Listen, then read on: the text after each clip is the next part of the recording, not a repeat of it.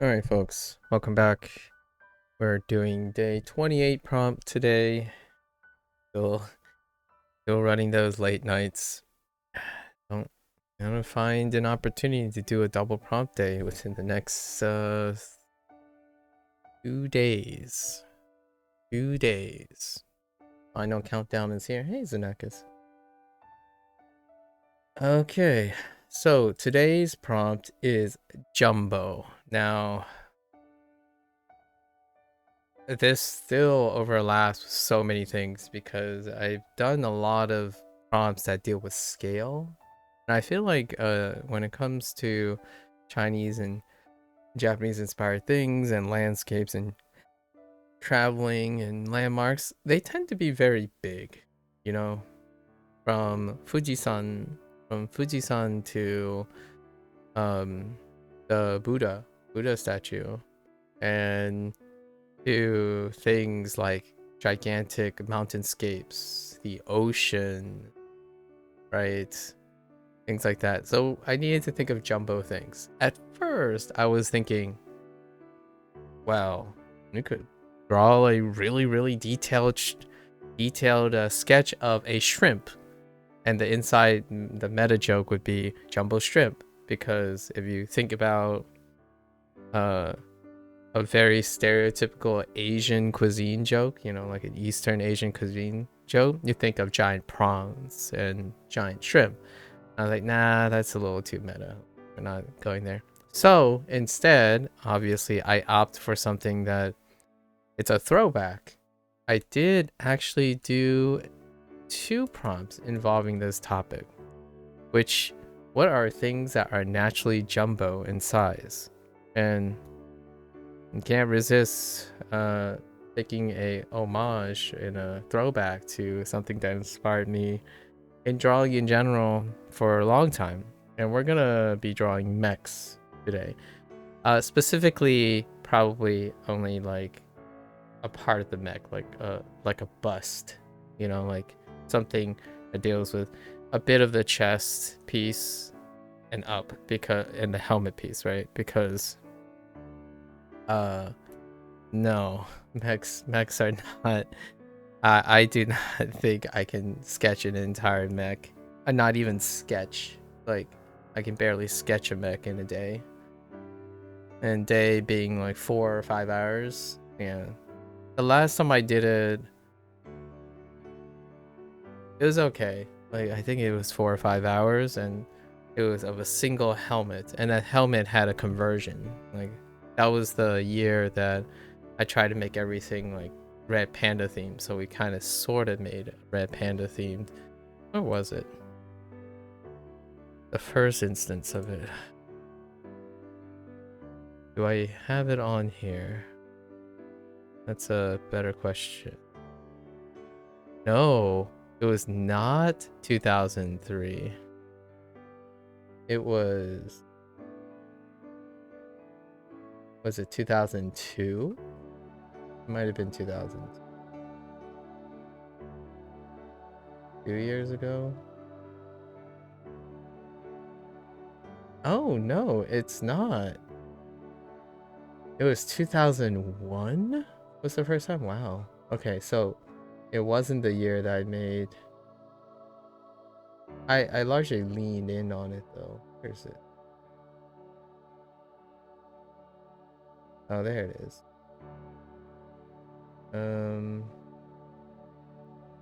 Let's grab this.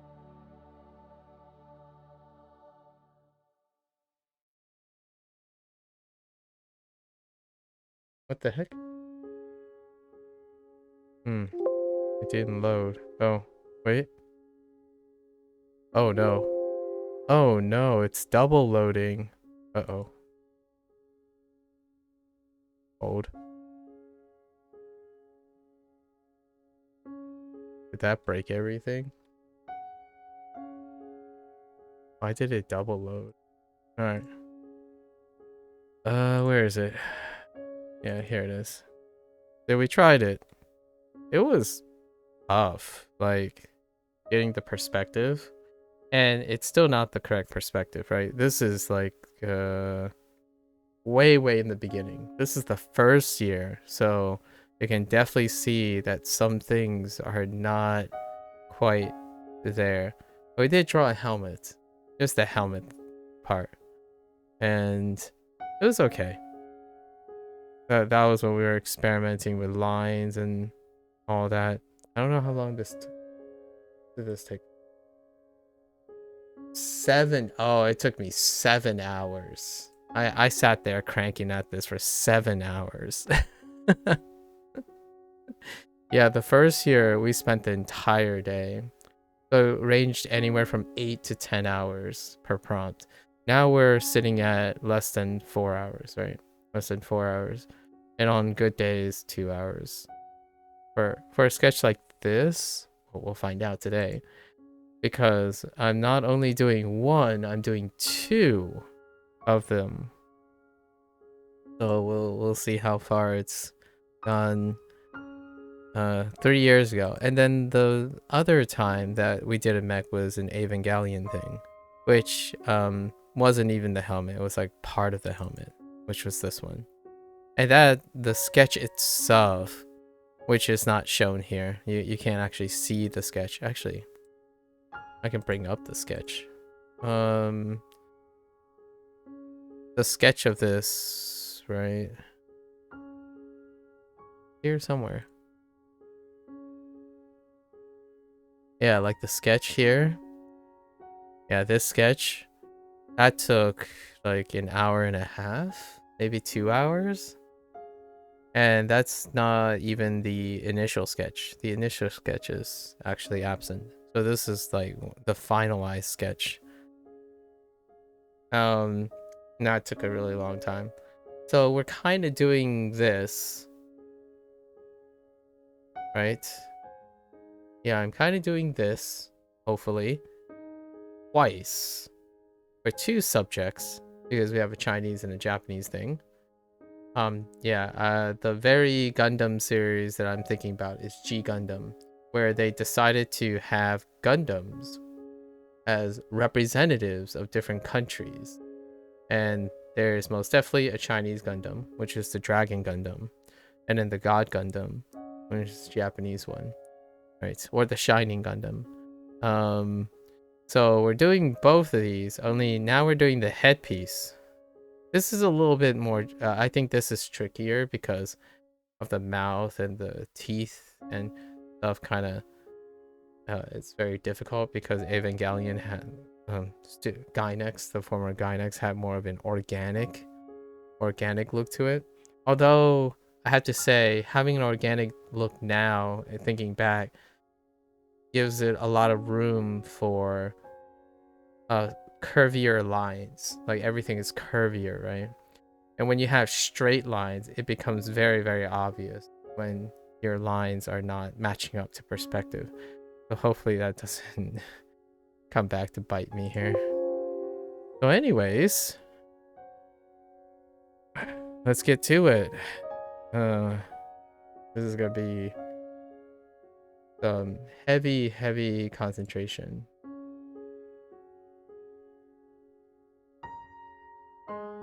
I think we're gonna do like the left.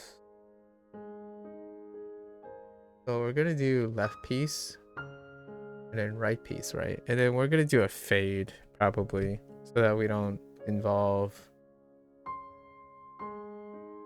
do a fade out to not involve like crazy amount of additional detail. So let's try to get that done here. All right, so I mean, I guess we're gonna start. Whoops. Start by.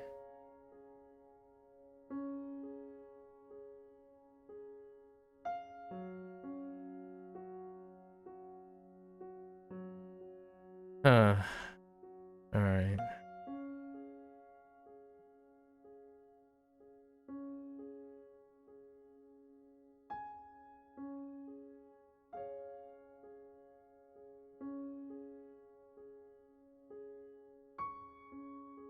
Relatively this size head.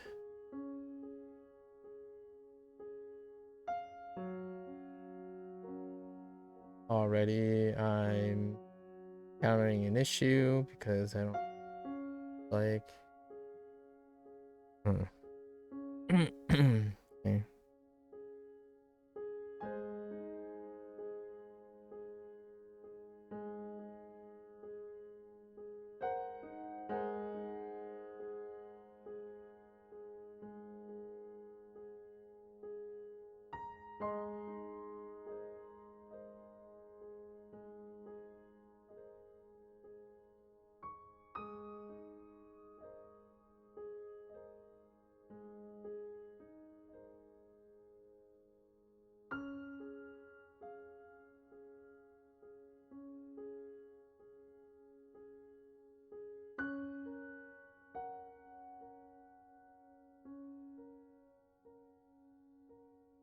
Oi.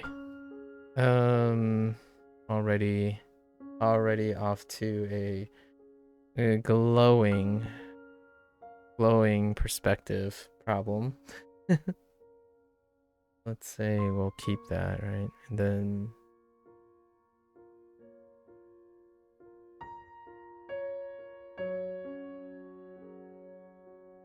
I have to keep this piece.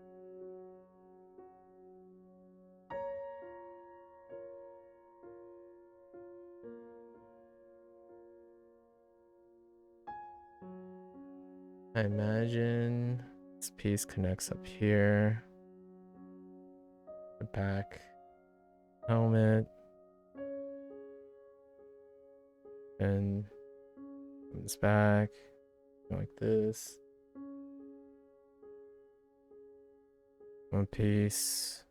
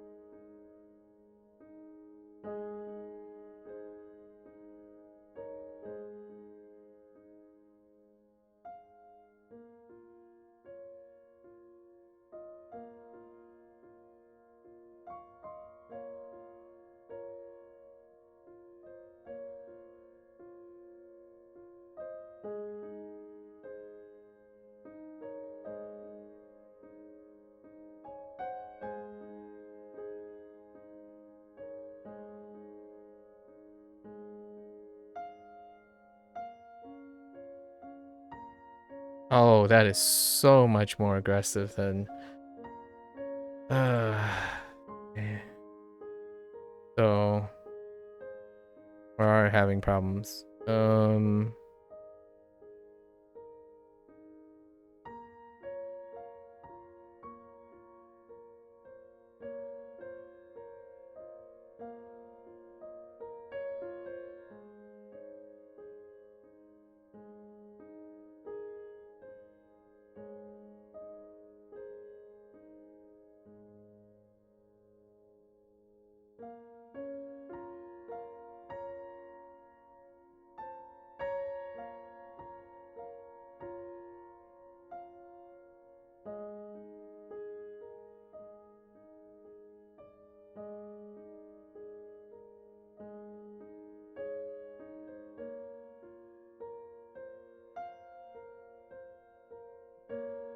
Already having so many problems.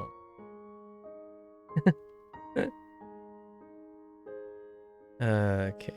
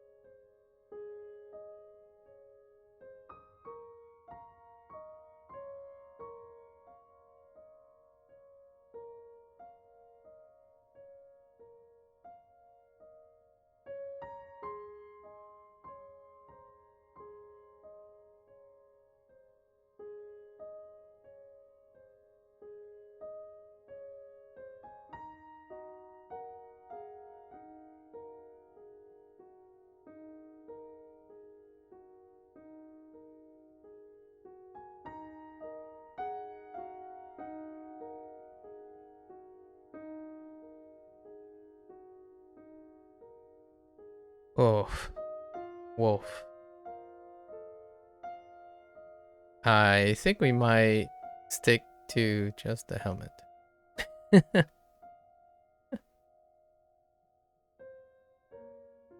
uh, I think it's definitely just the helmet today.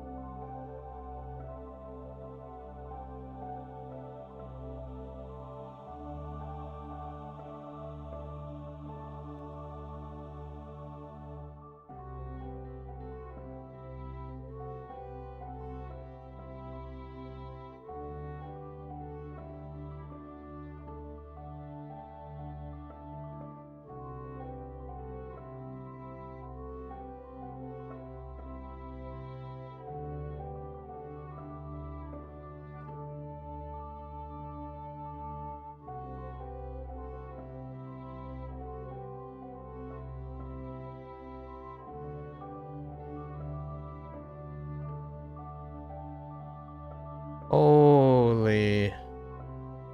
Hmm.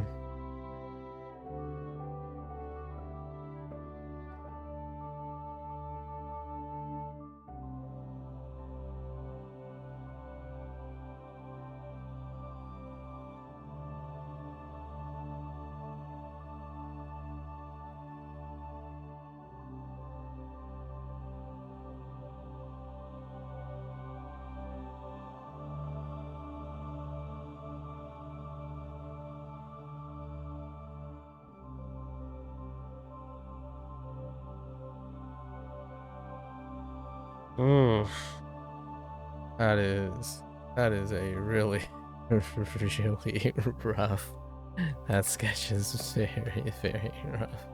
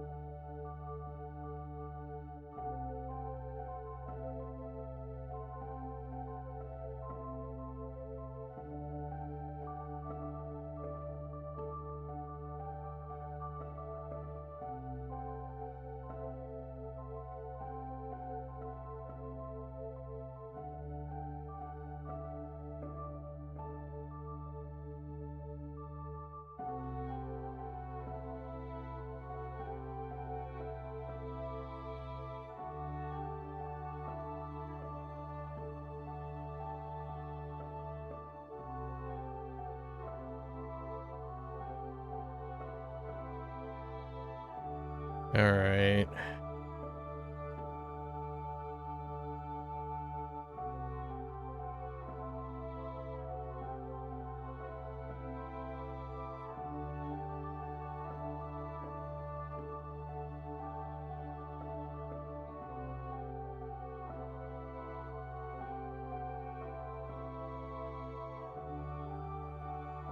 Whoops.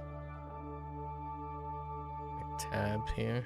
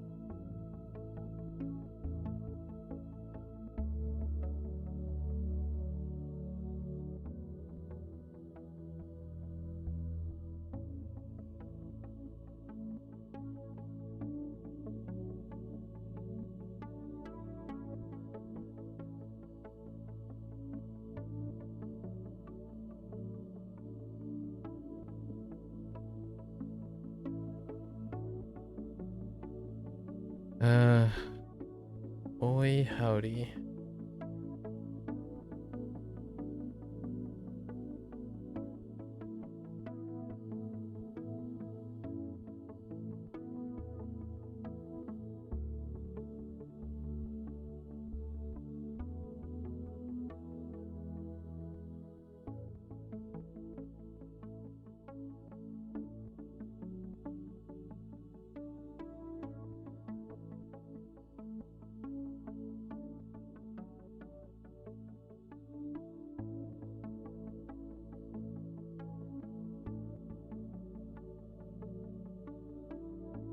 They're pointing in the wrong direction.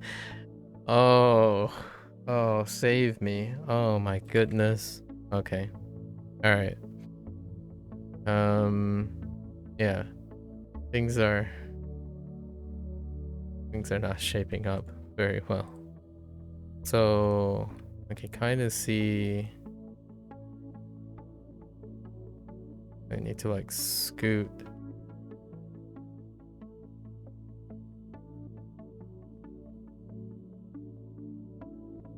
this way.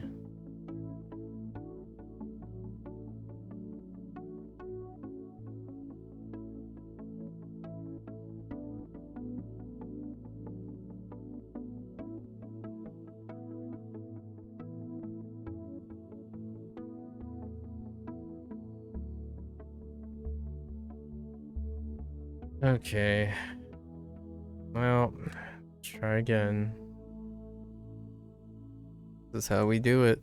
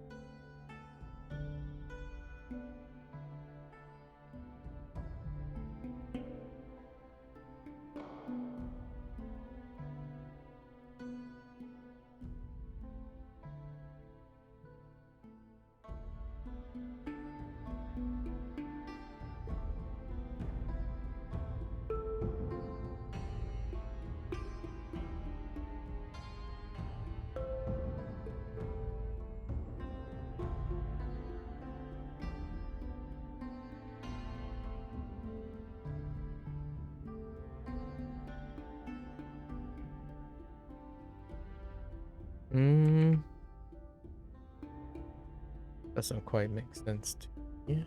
Um.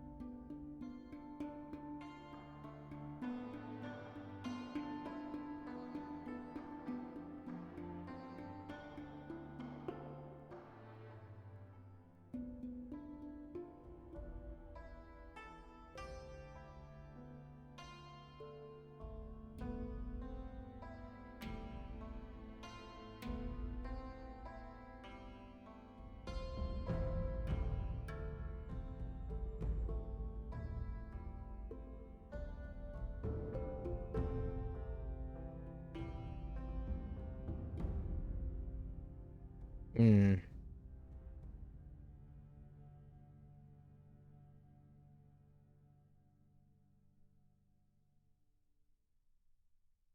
This is where we're gonna.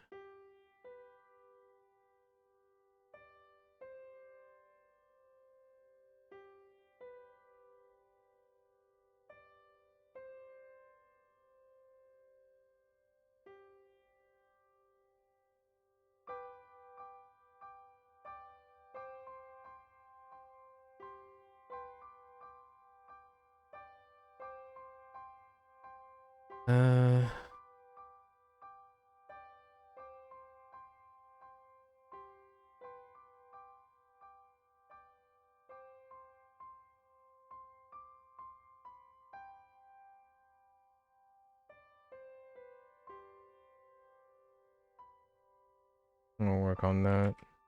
Hmm.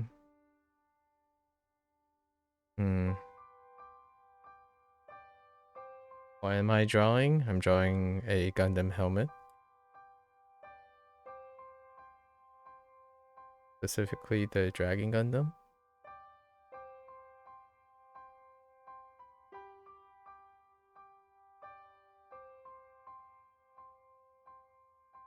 I do a crown.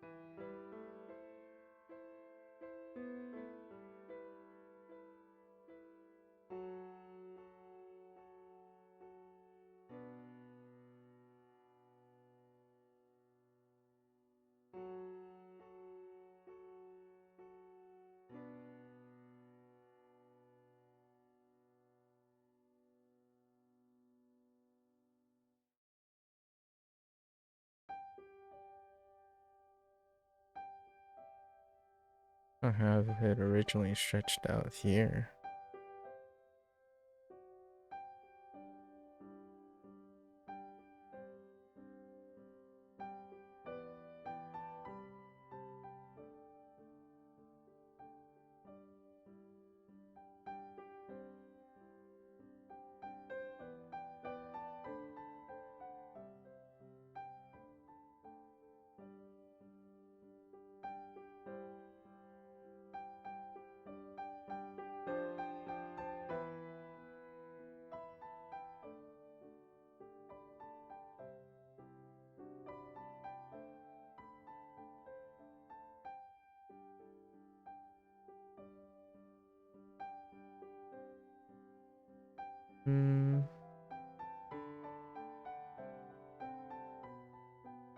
I kind of, sort of, just a kind of.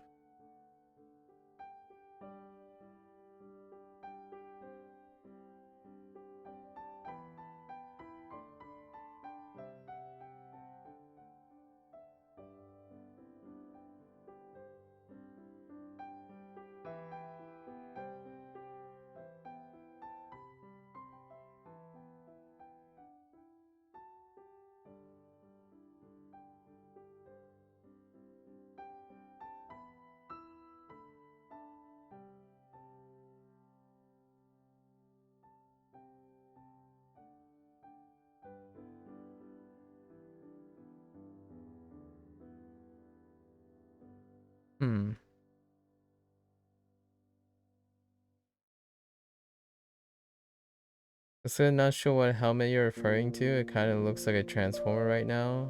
Also, you love the music? Alright.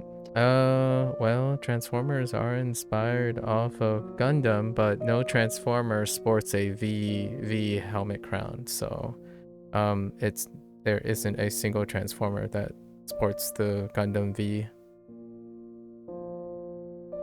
That's probably one of the day giveaways.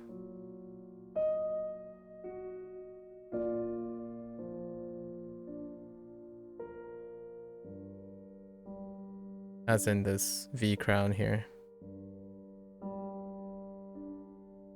At least not that I'm aware of. It's more like a IP thing. That would be probably an overgeneralization. So is the helmet something that was used in real life battles or something? Gundams are mechs, so the cockpit is actually in the stomach, or like a person's cockpit is in I don't know what you mean by real life battles, but in the Gundam series, they're pilots, and the pilots are inside the chest place. The helmet itself, yes, functionally it is used for sight, or the projection of sight. Anyways, I'm not exactly sure if the cockpit is viewed from. I don't think the cockpit is viewed from the center of the mech. It's viewed from the head of the mech. And in Transformers, obviously, they're organic, or they're mechanical beings, but the whole entirety of the organism, or the thing, is a living thing, right? In this case, mechs are vehicles in the Gundam series. I guess the head is ornamental, really, now that I think about it. Wonder what happens. I don't know if I don't know too much about. I don't think it gets that deep. At least I don't understand Gundams that deep. However, there are life-size Gundams. Well, there were life-size Gundams in Japan. There was a life-size Gundam at some point.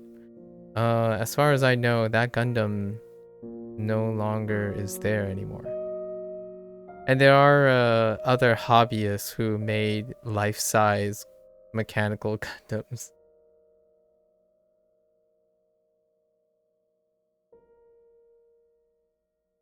Yeah. So anime, Gundam is one of the oldest.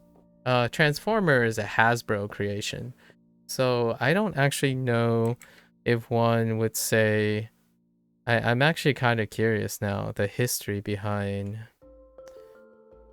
the history of interaction between Hasbro and Bandai, or Bamco in this case now.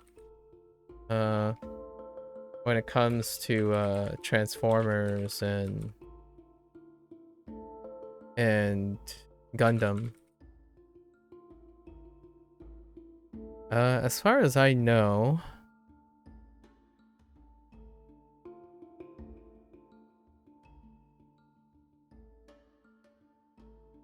don't know. Since you thought of Transformers, it's likely that I mean, I like Transformers too. Transformers and Gundam are like the East and the West version. So the East is Gundam, the West is Transformers. And they're both incredibly different marketing strategies for, like, they have their very various parallelisms in terms of marketing for merchandise and whatnot. I think I watched Transformers before I watched Gundam, because Gundam was not very much available at the time. When it comes to entertainment, like the entertainment, Transformers, right? I'm sure you probably are more familiar with Transformers. Transformers can get really serious, right? It's about alien race, right? Transformers are an alien race. And in Gundam, it's military. It's a military war. So Gundams are weapons of mass destruction. And the storyline is that if you replaced nuclear war and nuclear armament with Gundams, that's probably you'll get the premise of what Gundam anime is about. It's not a is with a few exceptions of spin-offs and then like little miniature version for kids version. Most of the Gundam series are about war, the travesty of war, and these Gundams represent power, tyranny, and potential. They also represent hope. It's kind of like if you replace Gundams with Jedi, you kind of get that, sort of. Now imagine Star Wars suddenly took on I don't know, the themes of Star Trek, as in, like, you know, hierarchy, oppression, tyranny. Then you might get more of Gundam. Gundam is about the ravages of war, racism, discrimination, and these Gundams are the fun part. Like oh yeah, they kill a lot of people. They're weapons of mass destruction. So they look cool. At the same time, the reason why I enjoy these Gundam series is it's a euphemism. A lot of times it's a euphemism for very, very real things. It's kind of like liking Lord of the Rings and Dungeons and Dragons for its politics and its influence, or like Game of Thrones for its political aspect and nobility. Lots of people die because it's a power struggle.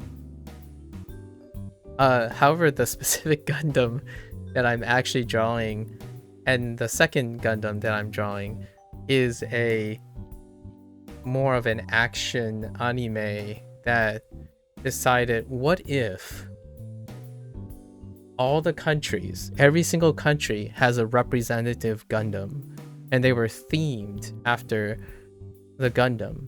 So this is the Chinese Gundam, the Dragon Gundam, and it naturally has red, gold, and green motif and a dragon motif.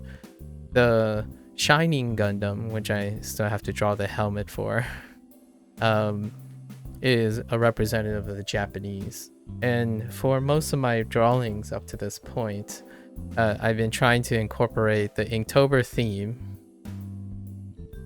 with a Chinese and Japanese element. So every single prompt I've done up to this point has a Chinese and Japanese theme, largely to like coincide with my Japanese and Chinese language learning this whole year. Yeah, I don't know if that's as much as you want. I don't know if that's a little too much, but the Gundam series is something that you get lots of spectacle. Like Gundams are cool, mechs, they fight, they destroy, and then the series involves power struggle and how oppressive it is to have like your main character, for example. Some of the arguably the best Gundam series are ones in which you see from both sides being under the tyranny or the fear and oppression of having a weapon of mass destruction in the hands of your main characters. So your characters on one side and your characters on the other side. So replace your nukes of today with Gundams of tomorrow, and you can imagine a whole world of racism and discrimination and power struggles.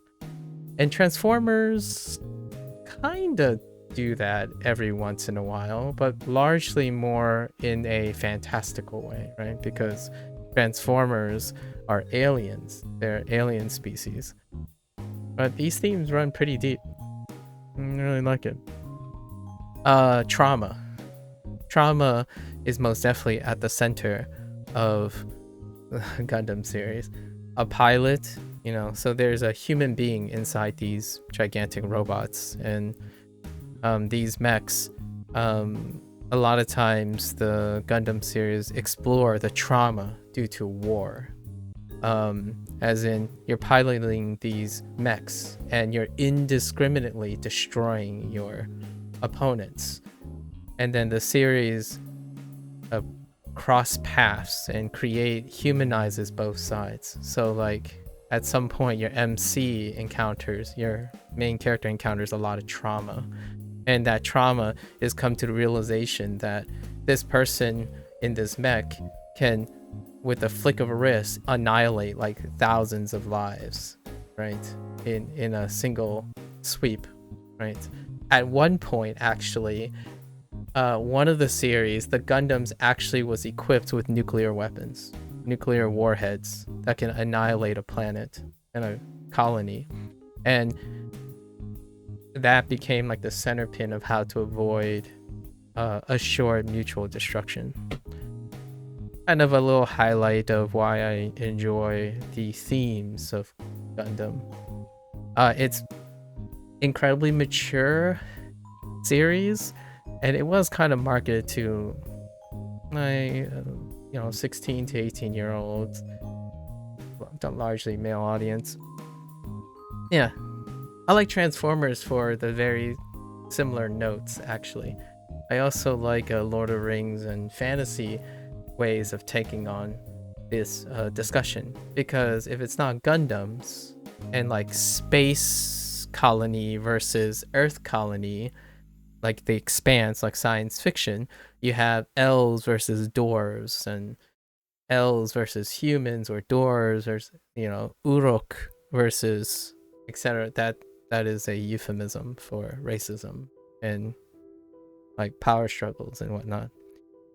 I quite like the mature themes. I think at a very young age I quite like mature themes of the human condition.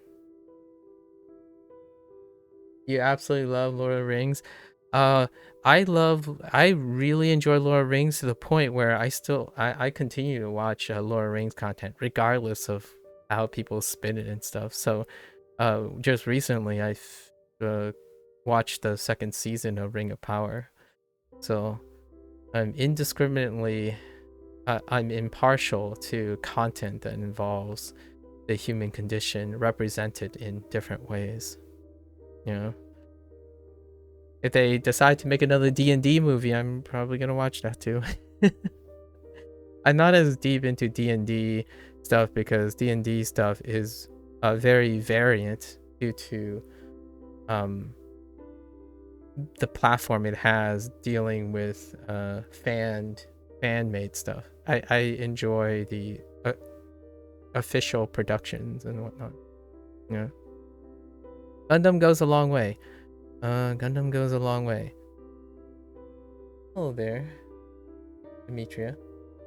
All right, so this is not going to end pretty well here, so we're gonna try our best to try to draw 2 helmets. So in terms of Gundams, right, I think Transformers, it's true for Transformers too. The headpiece, the helmet part, is incredibly iconic to each Gundam. So they are very distinctively identifiable by their headpiece, their helmet. And that kind of goes back to a lot of Japanese imagery, right? Like for when you think of a samurai and whatnot, their headpiece is very ornate. It's it's ornamented and decorated to be recognizable. So these Gundams also are designed in a manner in which their headpiece is incredibly identifiable. The only reason I'm drawing their headpiece, the helmet, starting with their helmet only, is because it will the last time I tried to do this, the animation, like, I don't know if you guys like drawing or not, but ever since when I saw my first Gundam series when I was like 13 or something, it is incredibly unfathomable to think that there's a group of people who would animate these mechs in motion, frame by frame, to produce a show, right? Because nowadays, just to demonstrate, nowadays, the workflow is different now. They rig these mechs. Now, just drawing this headpiece and understanding how many things go into a mech's body is ridiculous. So I'm only drawing the headpiece. It took me 7 hours to draw a headpiece like 4 years ago. And this time we're trying to draw 2.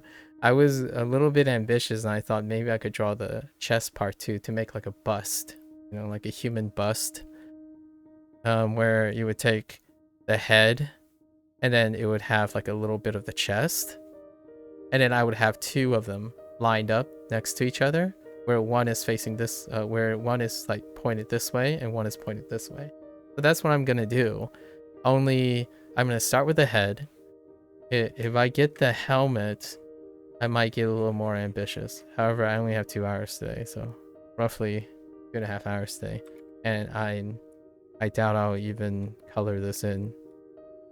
They have very sharp angles. They're mechanical things, and I think mechanical things for myself, drawing is tough for mechanical things. I've done this 2 times before. I already talked about it. I tried to do an Evangelion thing, and then this another Gundam related thing 3 years ago. Yeah, drawing Transformers is outrageous too. In fact, I don't know how often they actually draw Transformers anymore. The old school stuff, yeah. Although if you look at the difference between a Gundam and a Transformers, Gundams typically have 2 to 3 times the amount of lines back in the day. And then nowadays, Transformers are rigged, right? They're modeled and then rigged. And also Gundams are too. A lot of the process involving in animation now is they create a clean model of the Gundam, and then they used computational aid to make the Gundam move in motion. Imagine drawing all these straight lines and edges over and over again in different perspectives. Gundams are incredibly ornate. Like, incredibly. The old school ones are a bit more tame. Nowadays, though, they're done. Like, I'm drawing a simplified version of it. As in, I'm not going to add, like, edges and stuff because it will take me eternity. I'm drawing a rough estimate.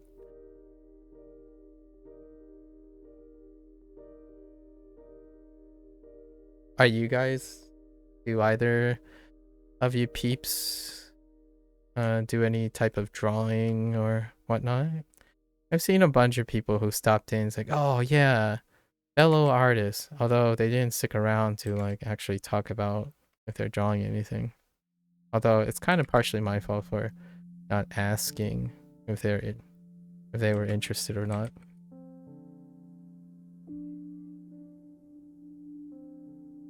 I like encouraging drawing. It's you know, it's not necessarily about how well you arbitrarily compare yourself to other people, but more like enjoying the process of creating things. I need to slim his face in, right?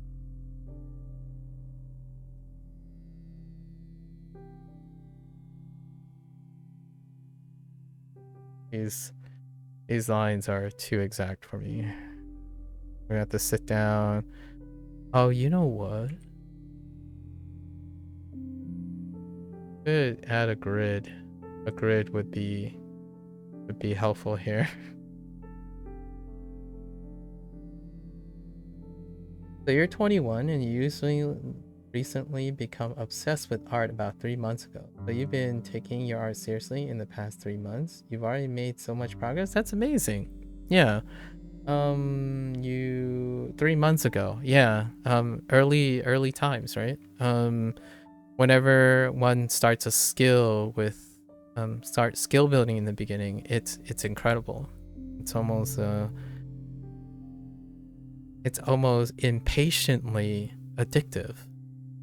I hope you continue to find passion and ways to maintain that level of enthusiasm. What are you working on now, actually? How have you been engaging in your art development? I another person recently, another very impressionable youth, started their art journey too. I don't know where that's gone at the moment. They still have to juggle like school and whatnot, so find whatever time they can. I don't actually I don't do this very often. I only do this on in August. October. I only do this during October, Inktober stuff. So my only experience is 1 month in a year most of the time. The vast majority is 1 month in a year.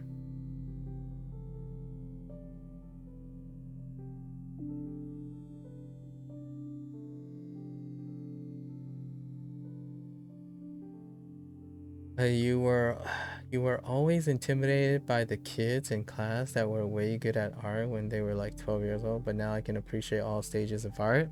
Fair enough. Oh, well said. You mainly been focusing on portraits, trying to dabble in realism. Ah, okay. So you're dabbling in realism. Very nice. It's something that I can't really comment on. I'm more of a surrealist, so when I have to draw these things, it makes it very apparent that I am not very great with realism. So, for example, the reason why I'm struggling with, or not really struggling, but improvising with the proportions is, if you look at the proportions of a Gundam's head, it's very mechanical, and the mechanical things also deal with proportions of the face. So a lot of times I have less experience with that because I do less that.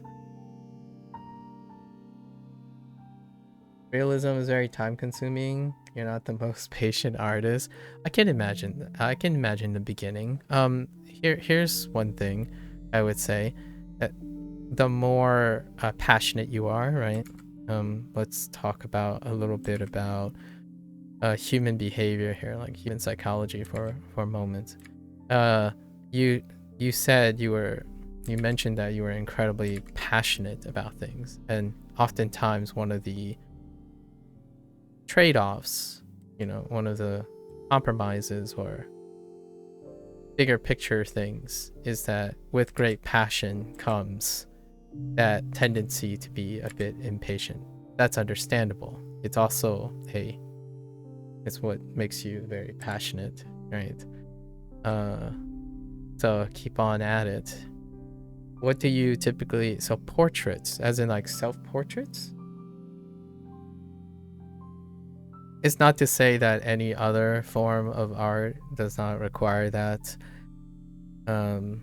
Obviously, I would have to say, in general, art skill building is time consuming. So if you decide to pursue other skills in the future, it would typically stay true. And as one continued to develop their skills, right, diminished return kicks in. So the time consumption goes up as the skills go up. So finding ways to engage yourself and constantly staying motivated. Not necessarily as, well-kept secret, more like part of the process. Kind of like language learning. You find portraits to be your main interest right now, but my goal is to be able to illustrate anything, everything. Would love to draw your dreams. Ooh. Are your dreams steeped in realism?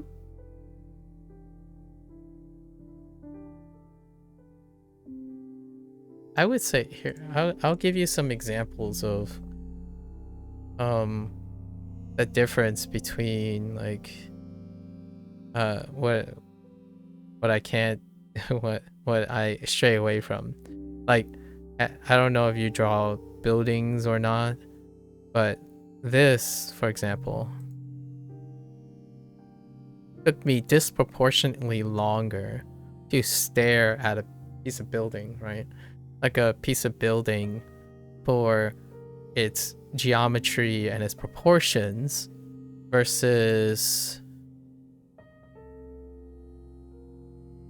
something like this, which it's not steeped in realism.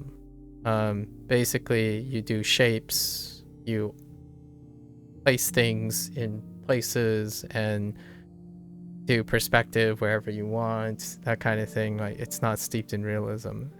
Like the lights don't have to make sense, the fogs don't necessarily have to make sense, so to speak.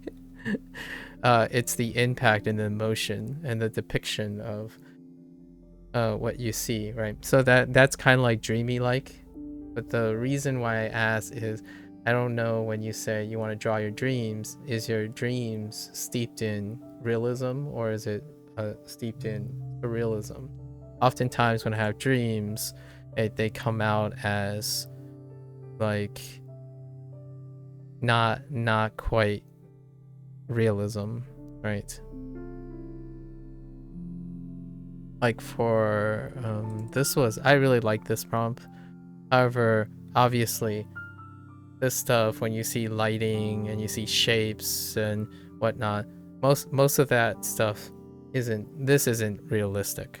So what I mean by that is if you look at how the lines are made and wobbliness, like the shading and the scratches and whatnot and the rusting thing, it's not aiming to be realistic but to capture the emotion, right? Tethers, does the ribbon actually bend this way or not.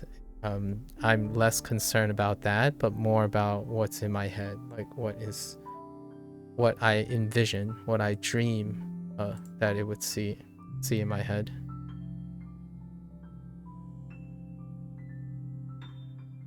You would say more on the side of realism with unrealistic subjects. Oh, interesting. Oh, okay. Have you started like making a portfolio and stuff? Start sketching.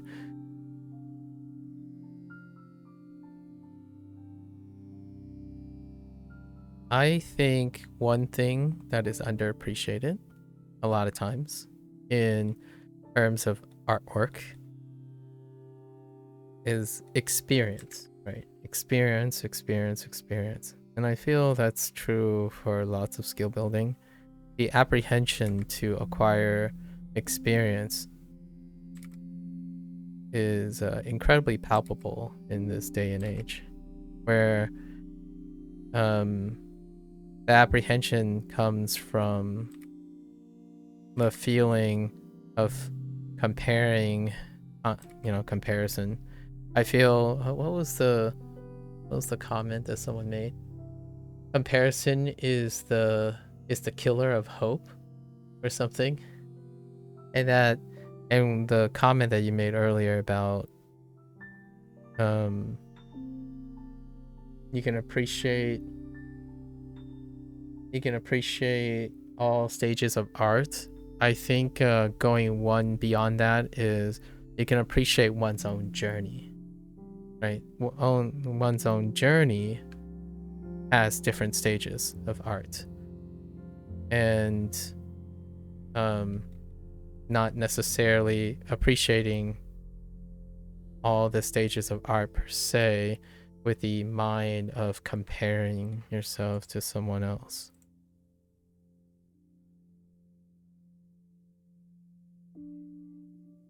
Yeah. What you call it? Yeah, one's own skill building. It's most definitely. Why this is at an awkward angle? Sorry. Yeah. The one's own journey. Skill development. Yes.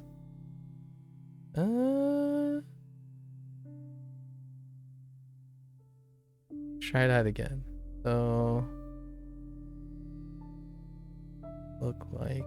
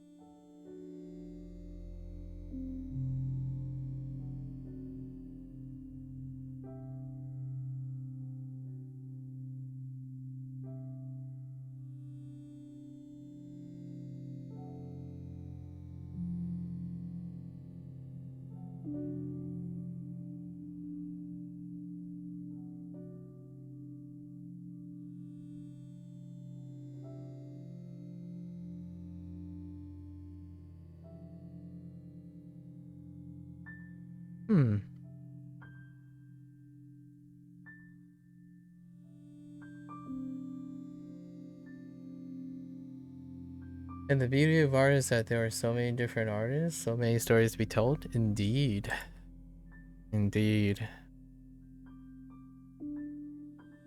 I want to add further that such experiences and such diversity is available to most mediums of self-expression. So don't shy. I would say not to shy away from things like incorporating music and into your artwork. and other forms of expression. Yeah, I think that's enough. Boy. Alright. So we kind of regulated how big this guy's noggin is. So, okay.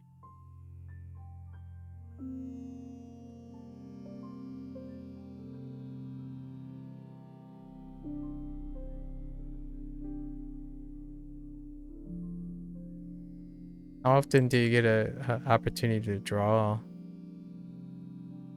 I imagine you're doing other things as well.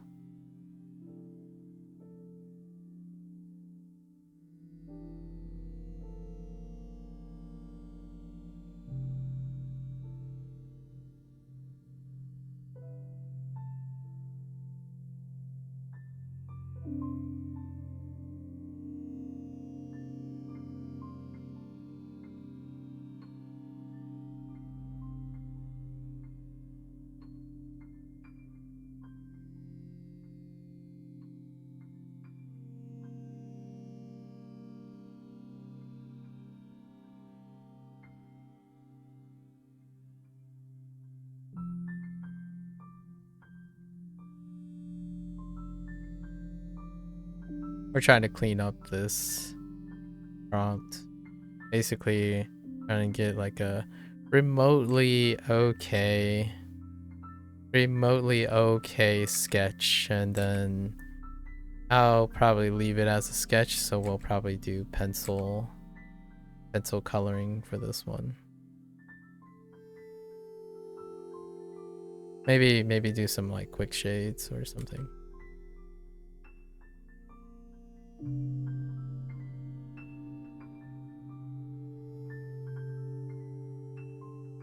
I don't want to enhance the angle at some point of all of these things.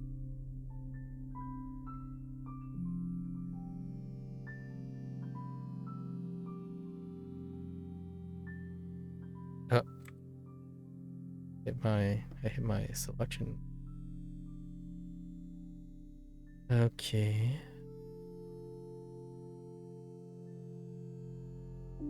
You don't draw as much as you would like. You work, but at least twice a week or so? I see. Also been experimenting with different mediums, graphite, colored pencils, alcohol markers. I don't know what the last thing is. Gauche? Gouch? Yeah. Gauche? I'm not sure if that's a French word or not. I don't know what that is. What do you do in that one?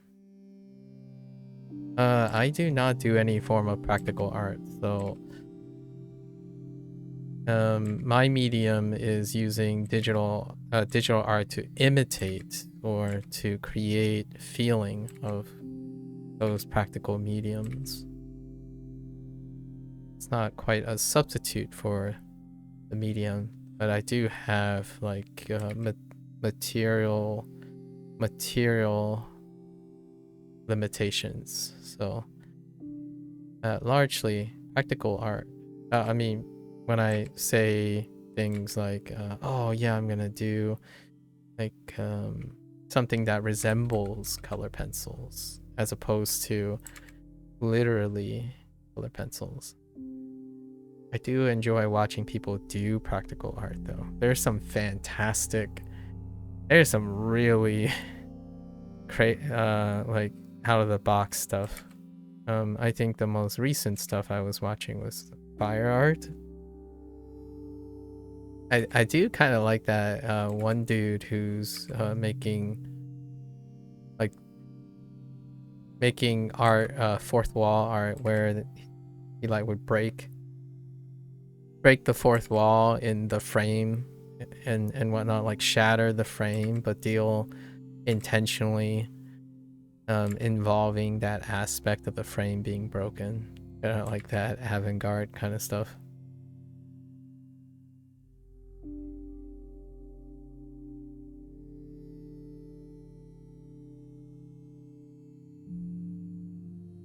Right now, I do not have during this period and stuff, I don't really have the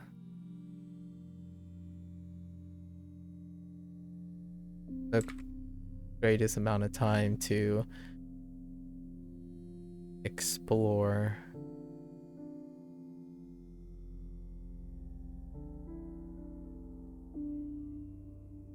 Or to spectate artwork. Largely this month, I spend most of the time, the rest of the time, exploring potential things I can do for this month. So it is this month that all that comes together.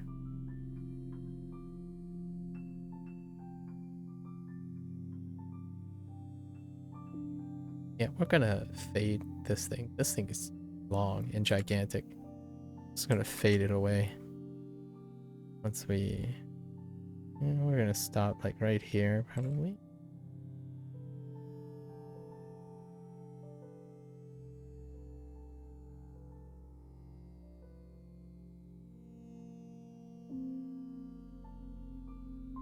And then pretend like it goes on. It continues. Okay, that's a little bit better in proportion. I think that's sufficient. Outside of cleaning out my straight lines again.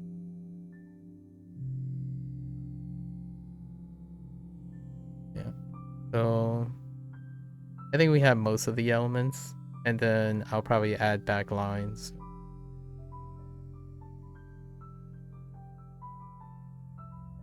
It's kind of a mix between watercolor and acrylic paint. I see. You've taken a digital art class in high school. Definitely didn't enjoy it. I like the art where they zoom in and there's another thing. Yeah, the infinite zoom. Yeah, I have thought about doing the entirety of my Inktober as a prompt that way. It requires a little bit more planning than I'm ready to be able to do. So I didn't do that this year, the infinite zoom. And then attaching and write a story on top of that the following month. So do like writing and then adding music on top of that to elicit the same thing. So you get writing get all the creation process in together. All right, now I need to adjust.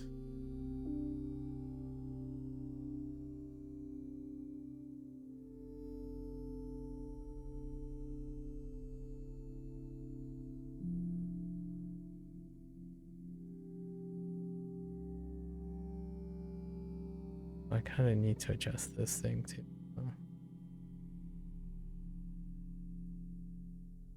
I like how that guy, or I'm thinking of a very specific person who did the infinite zoom thing, and they would like add a story to it as well on top of everything. So as the person zooming, they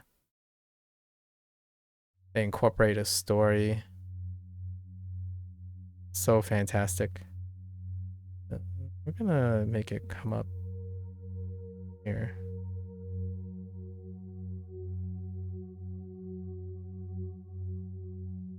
Okay, draw a line here. Fine.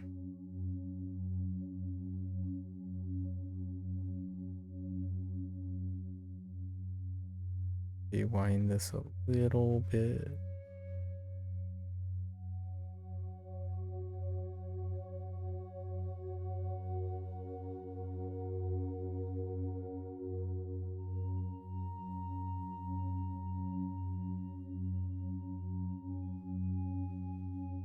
All right, let's go draw the other helmet before we forget. What lines should we add quickly though? Definitely lines to this. So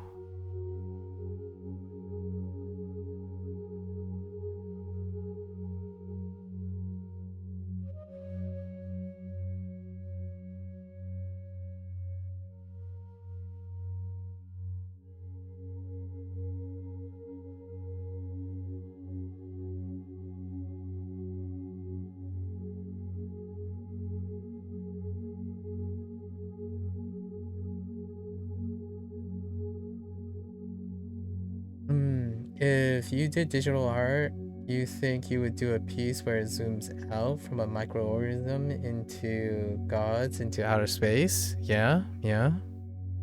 You can do the reverse order, for sure.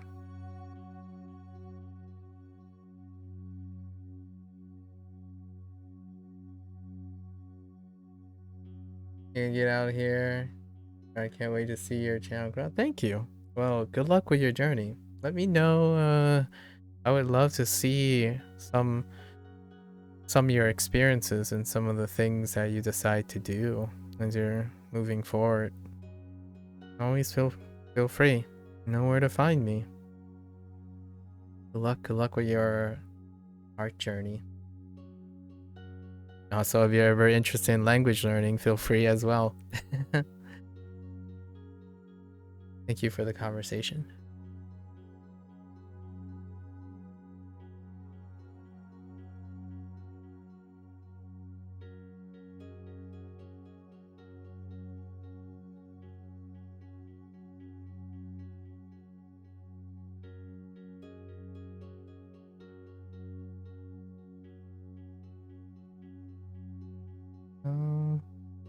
Does one navigate?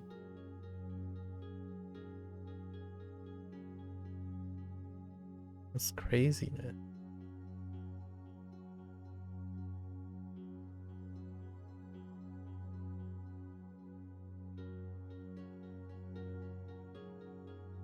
Let's try this.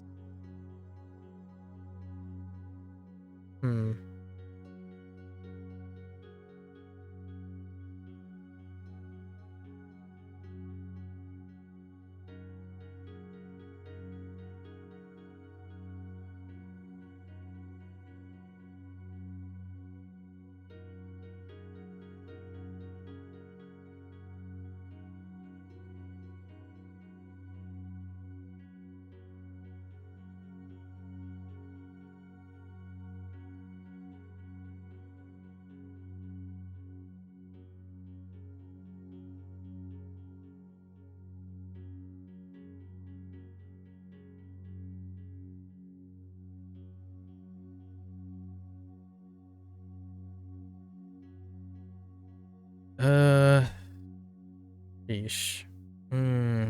So how does it work on the other side? I guess everything would just blur together, right? We can. Yeah, that's fine.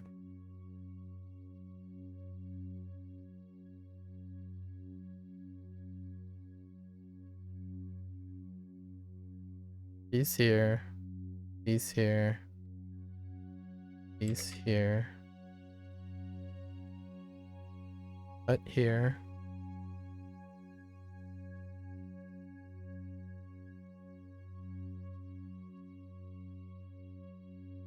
Right, cut here. Cut here.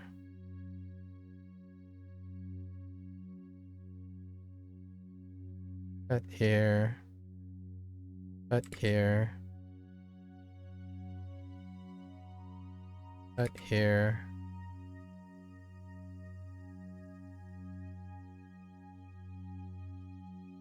Gotta grow the chin a little.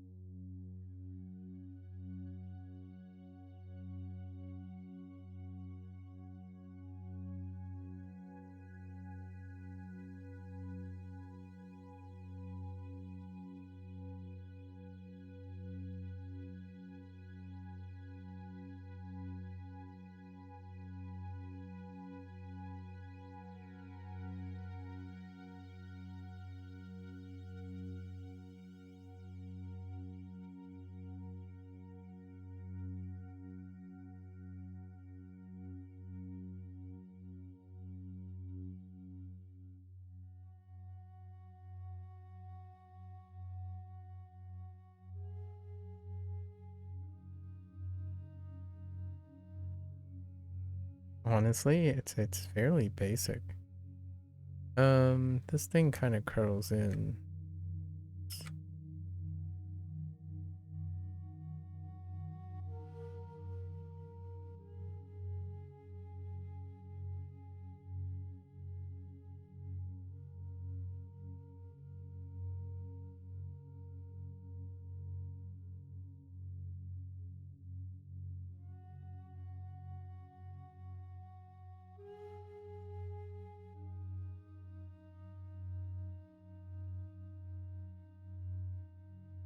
All right, that's not bad.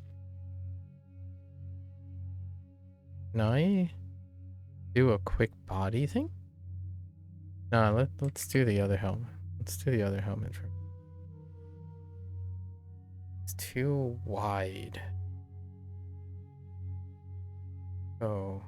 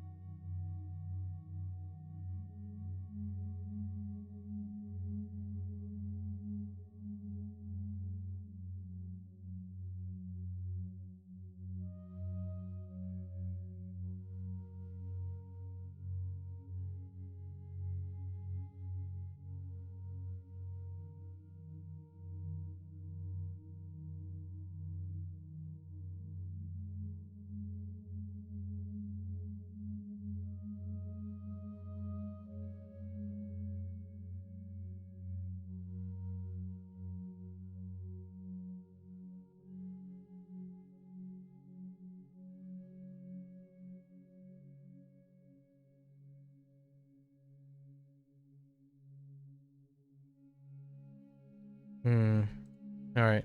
Let's try the other one.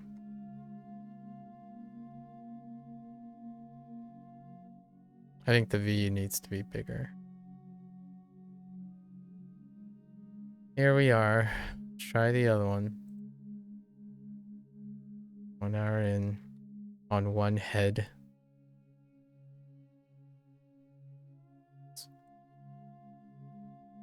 Okay.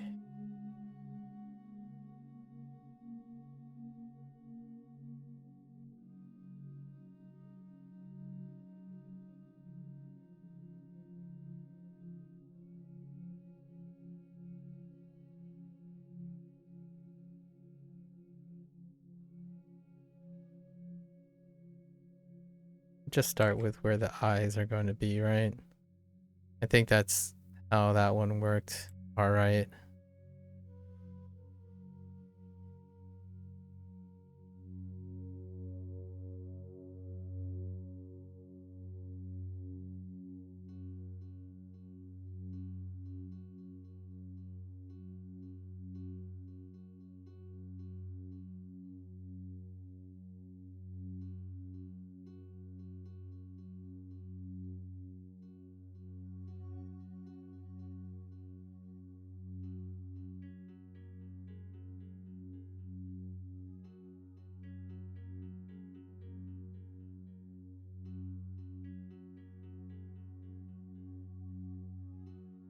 Oh my goodness.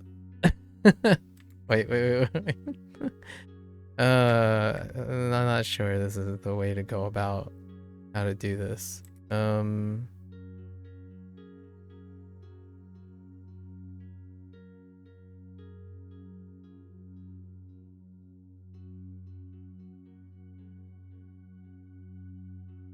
me think of it this way.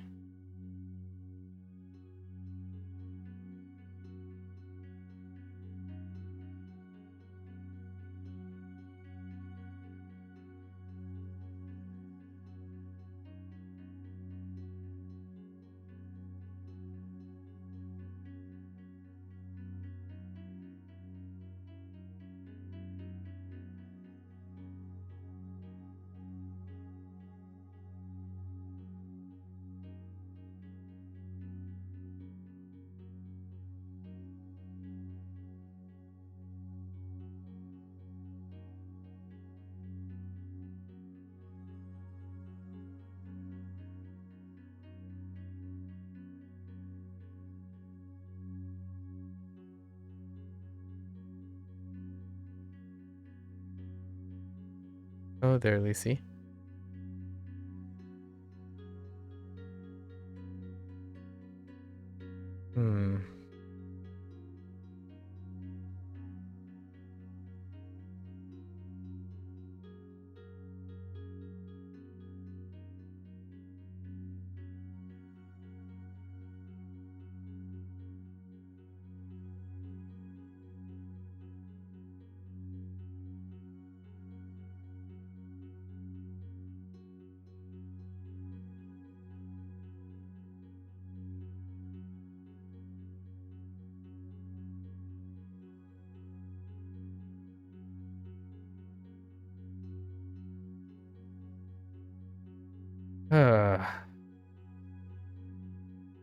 Sheesh.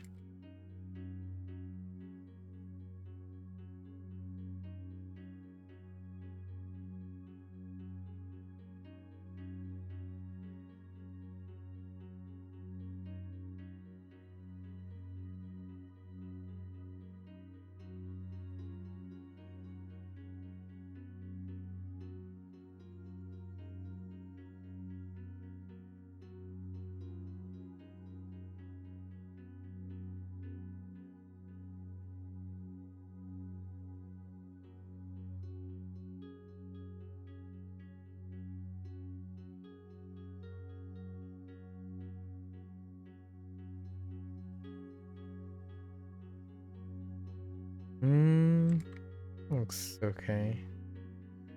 Out here.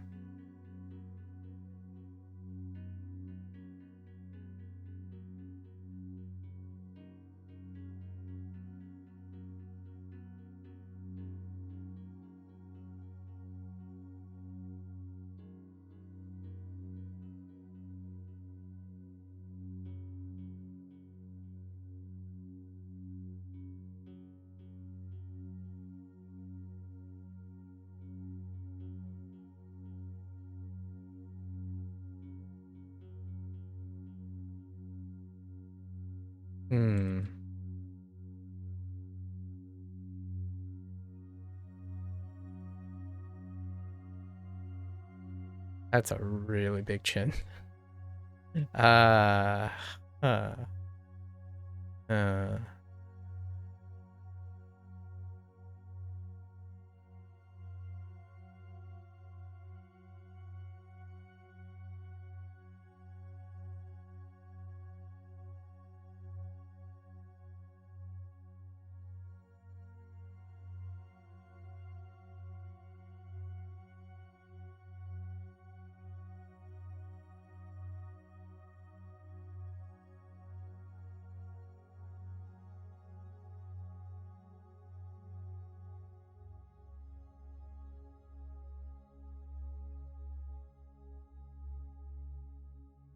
Oof.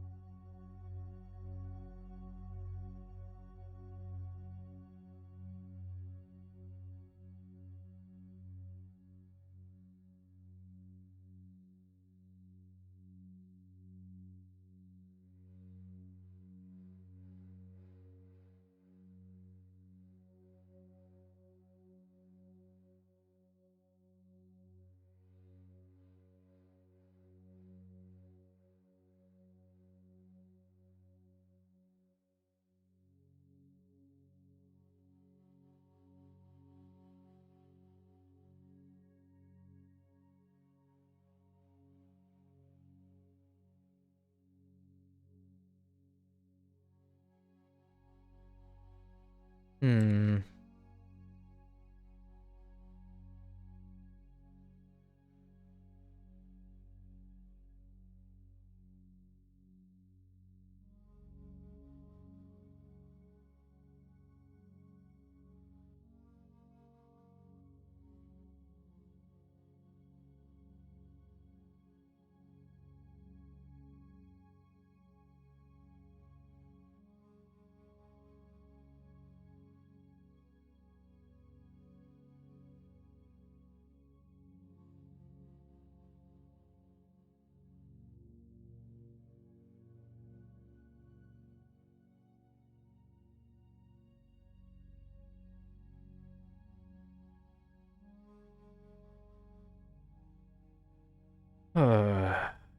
Okay.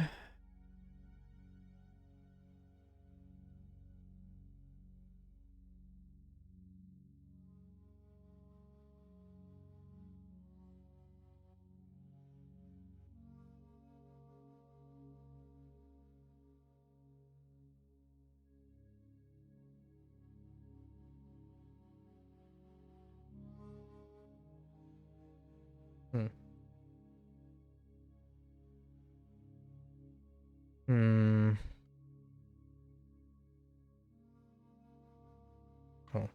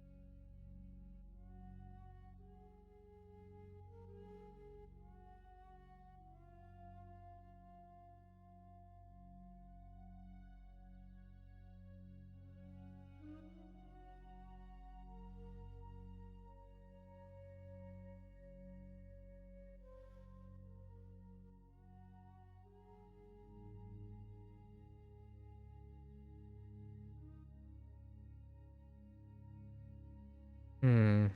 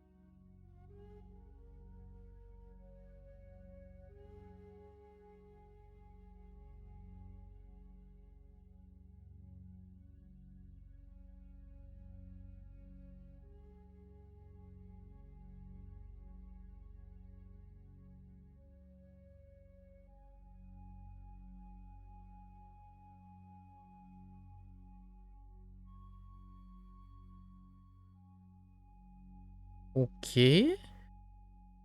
Okay. This is going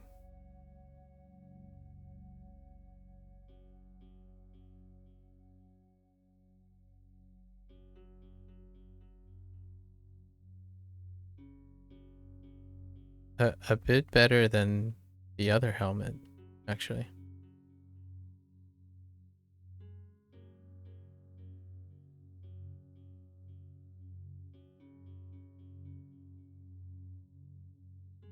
I want it to be around here, right?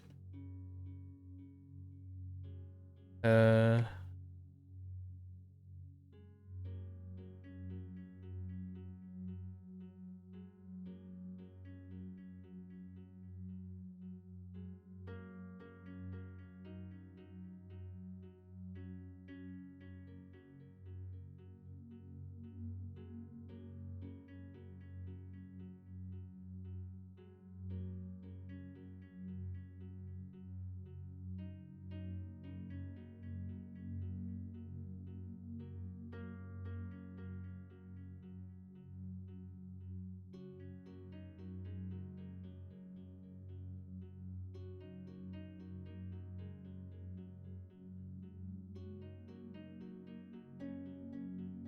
okay.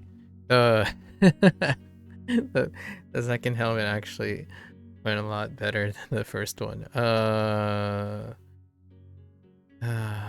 it's, it's largely because of the angle.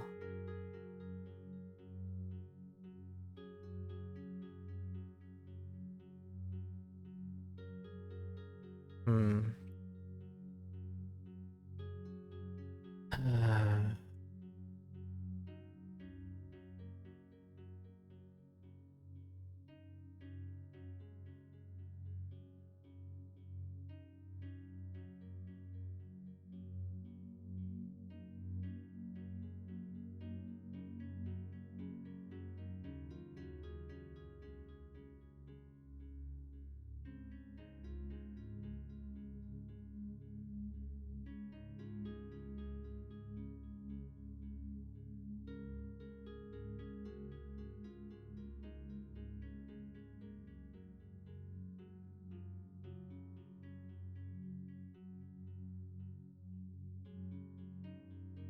I gotta make these things larger, but fine.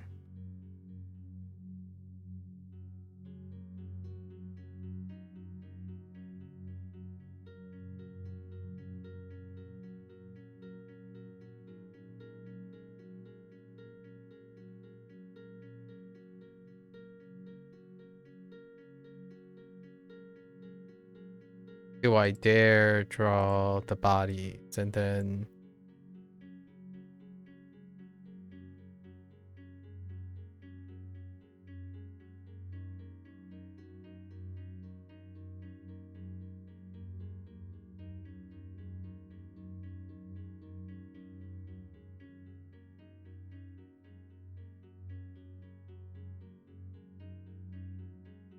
do I dare try to draw the bodies in time? Yeah, let's give it a go.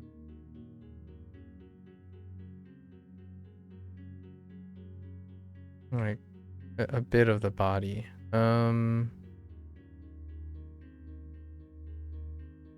like the front side.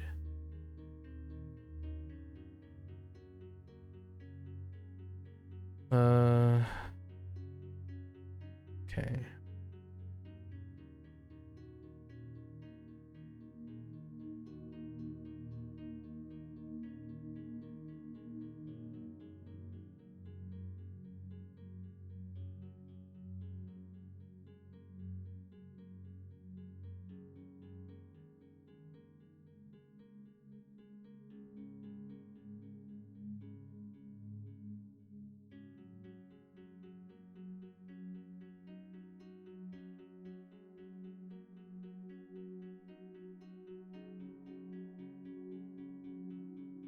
Any additional line is progress towards it's extra at this point.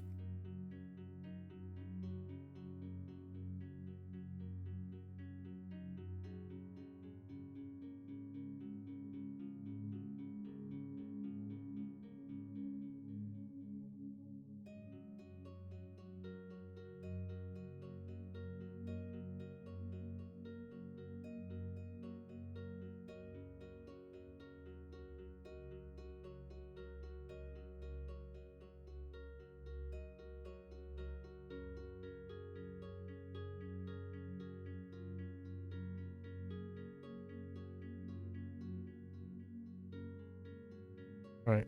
I don't need to go that far in. One's gonna obscure the other one. Right.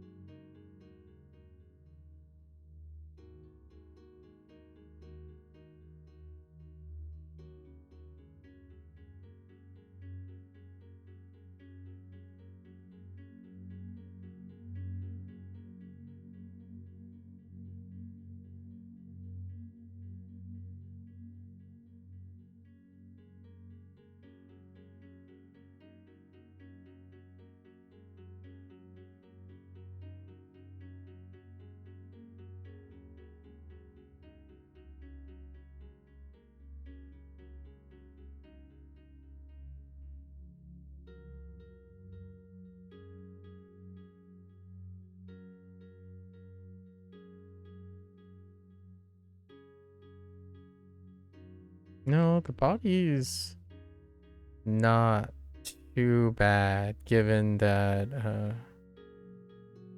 they're bigger shapes.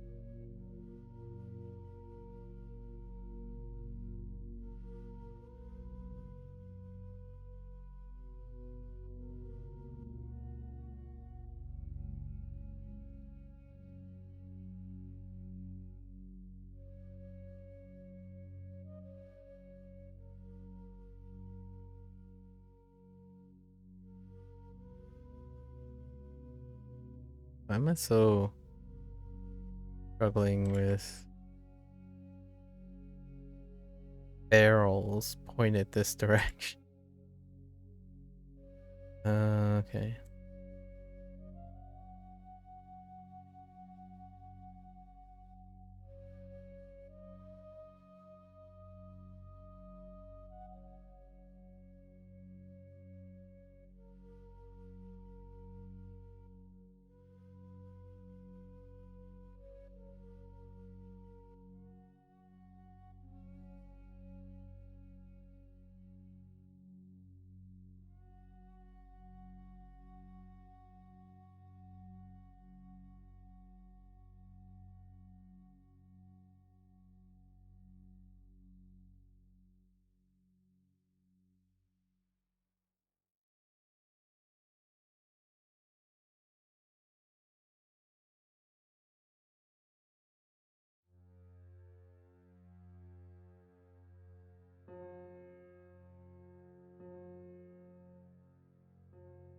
Holy chess, Batman.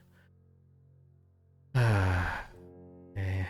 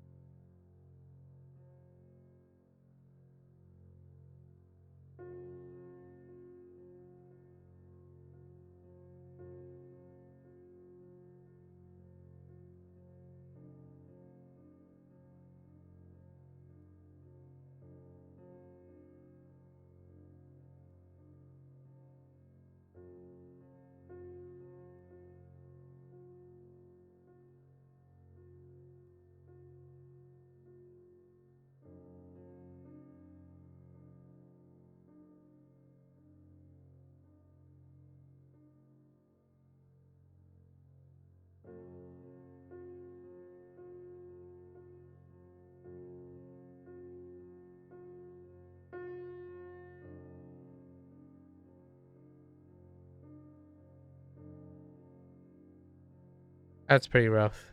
That's fine. Now let's try the other one. I guess we're committed now.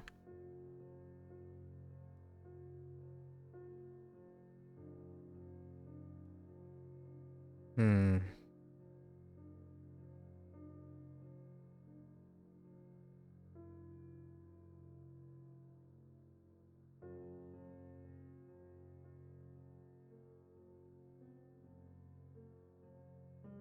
Hmm.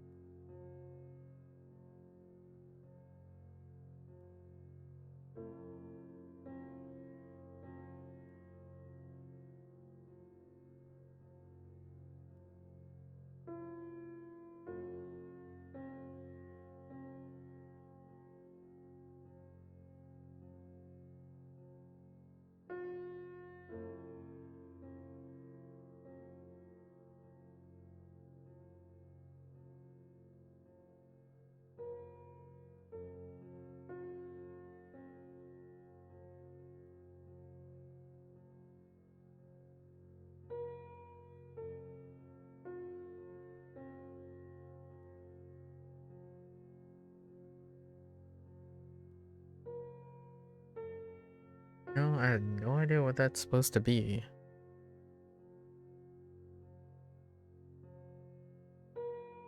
Oh no, I'm having flashbacks to the lens situation for the camera prompt. I learned it a little bit though. How to get it. Yeah, like that. Ooh wee.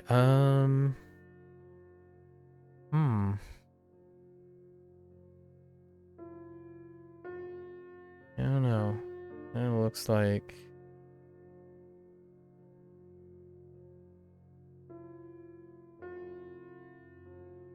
this shape.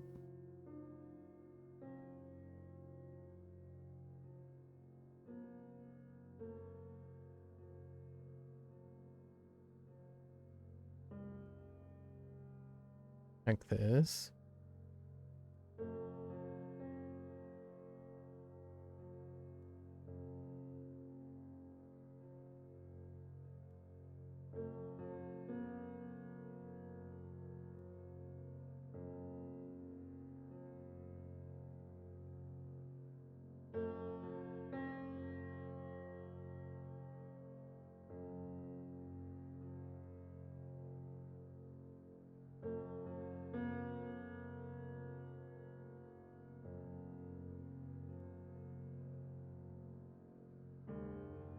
I have no idea.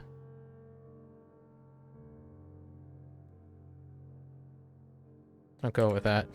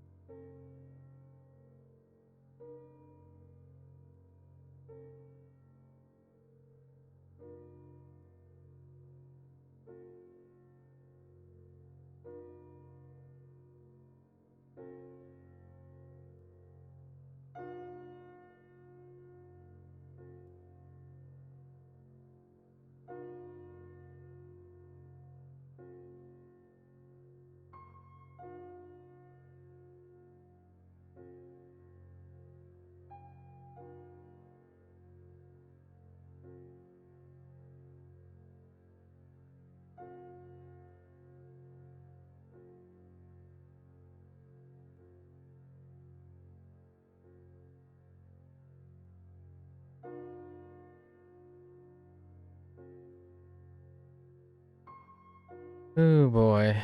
Alright.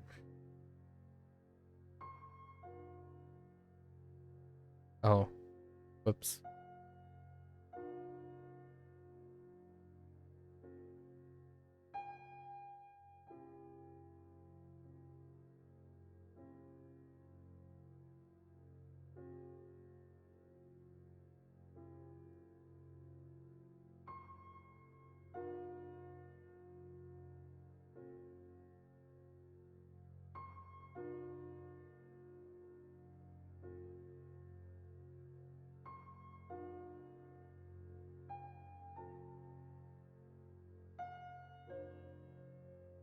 Building the mechs one part at a time, I suppose.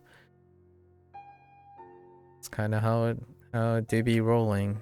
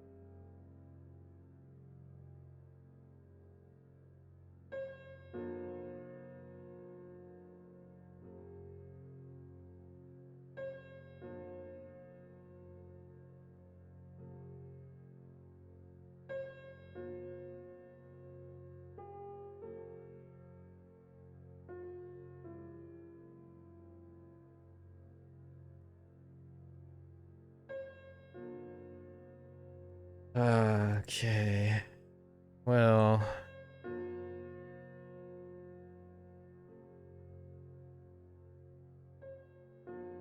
that's more than I planned originally, so.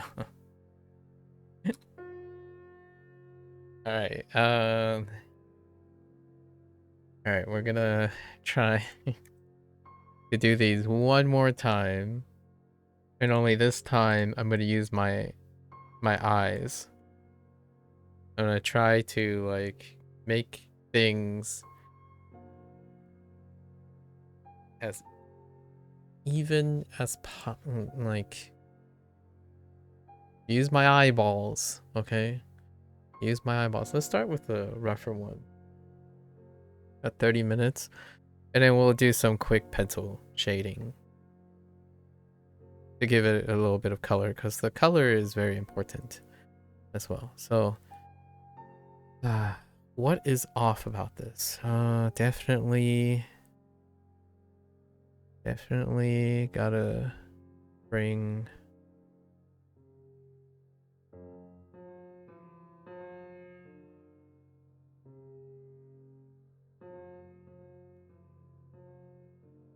right. So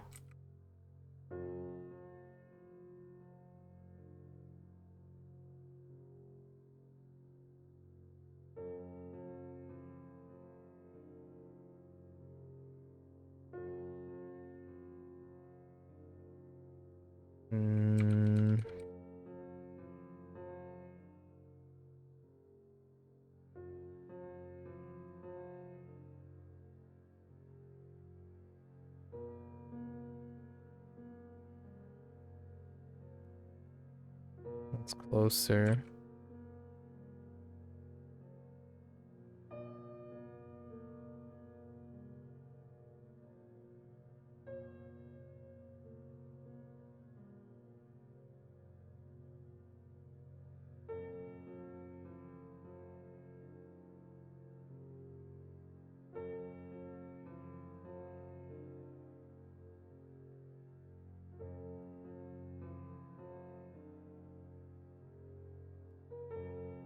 Maybe not. Maybe make the eye.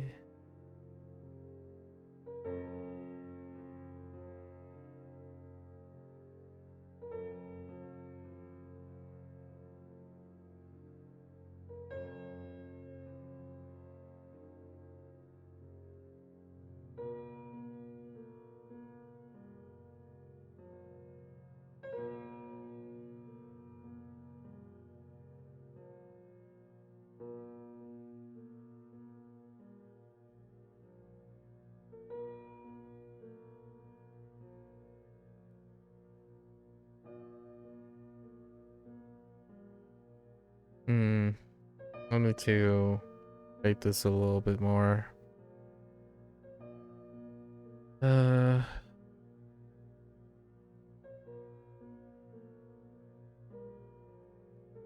Oh.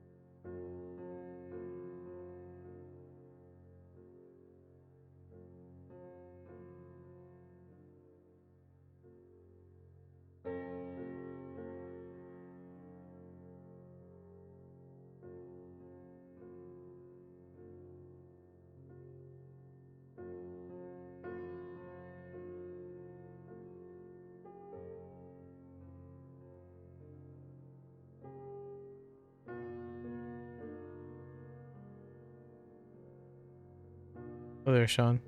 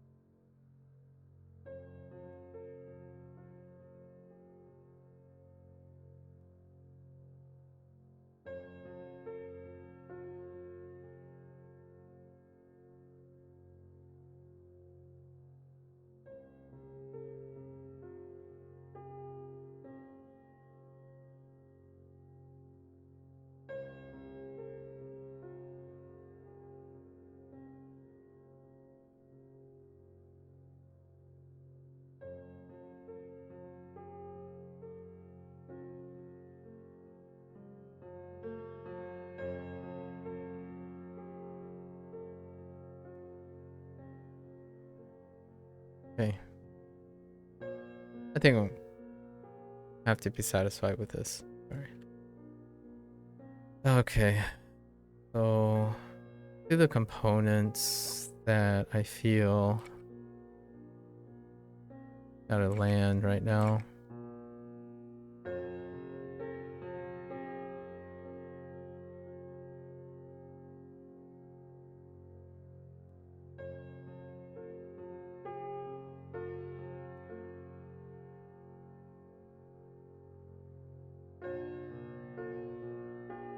How long have been drawing? What do you mean? Like on this piece? Or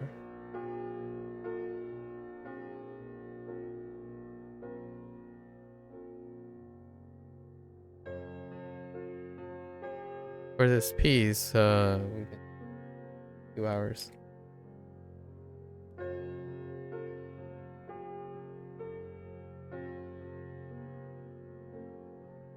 Like how long have I been drawing for? Like 4 months across 4 years.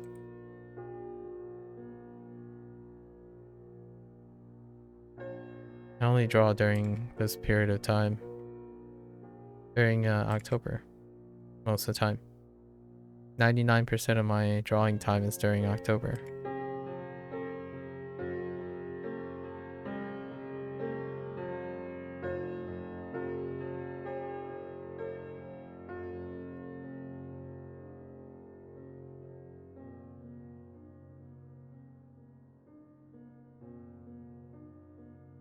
Let's refine some of this stuff.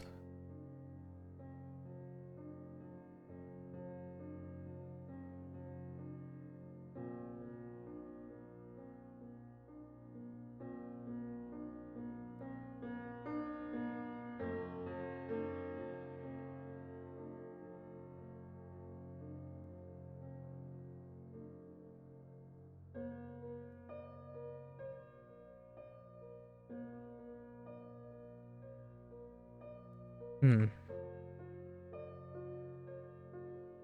Just bring these things really close together.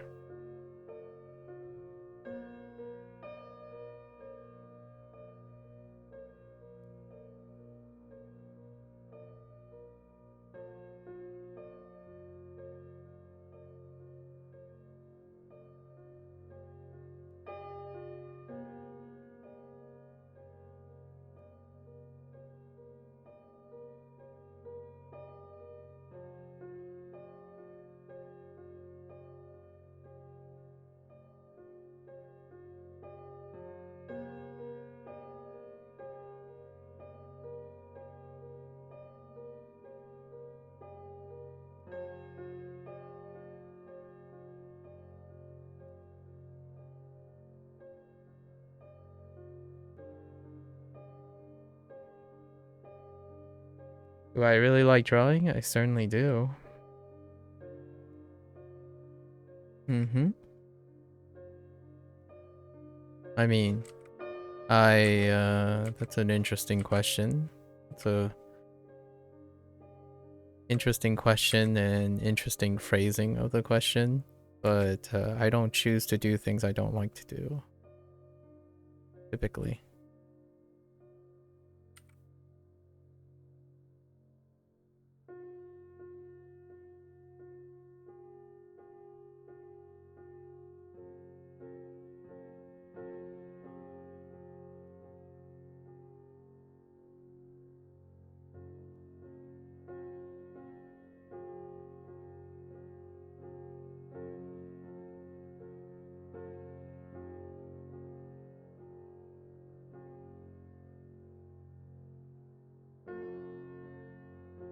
Hmm. Why does the V have to be so aggressive? I think we can turn it.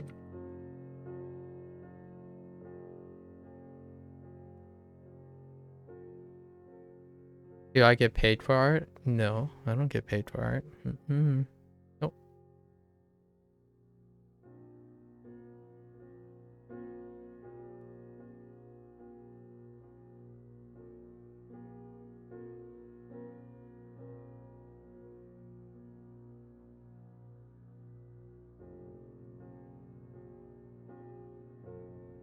Cool.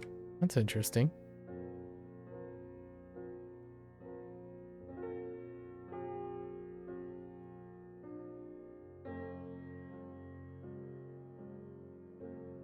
Do you like doing art?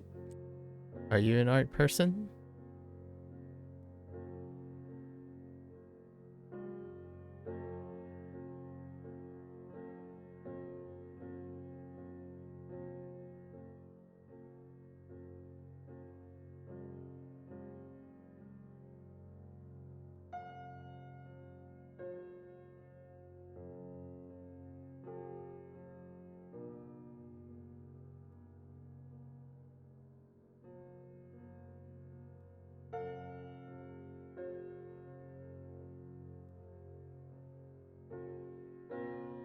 Oh, you're an art person? Very nice. Cool. What do you usually do nowadays? What are you working on?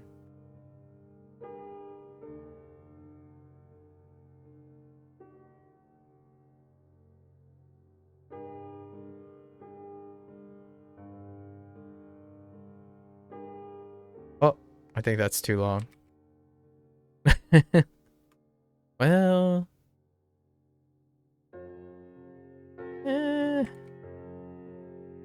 alright, maybe a little shorter, but not that much shorter.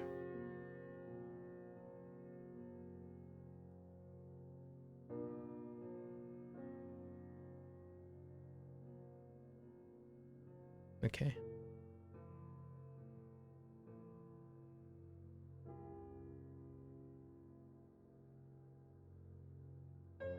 I've been working on a fox. It's so not done yet. It looks good, but you did not finish it. Well, I look forward to seeing your fox. If you're gonna show it show it in public and stuff. Can't wait to see it. What are you working on your Fox? How long have you been drawing?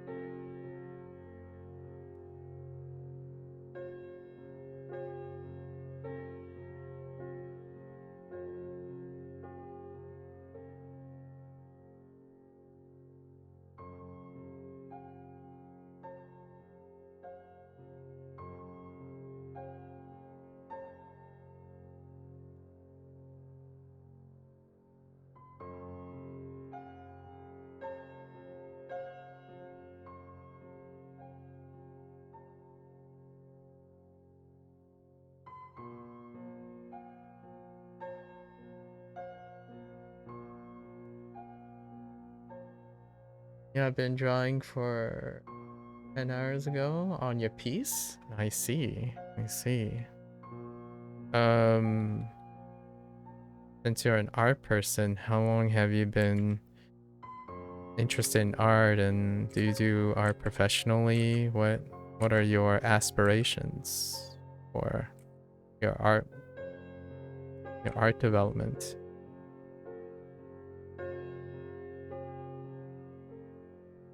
I recently met someone who started their art journey 3 months ago. They seem incredibly enthusiastic about where they're what they want to do. They have a focus on realism. However, they also want to be able to capture. They also mentioned that they want to be able to capture and express their dreams, which is a very interesting combination.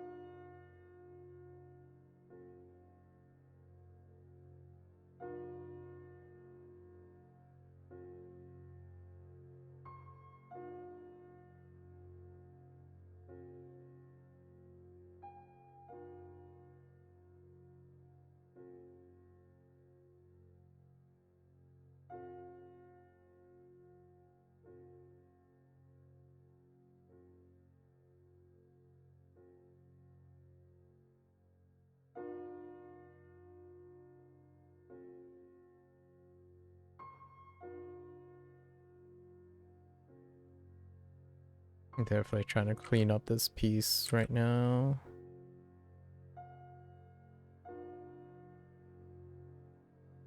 So we're doing something called Inktober, and each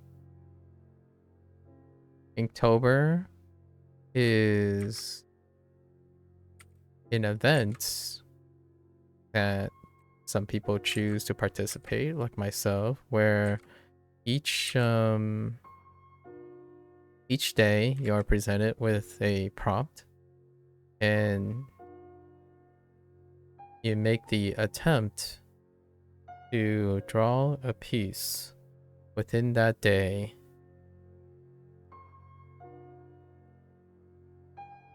that the prompt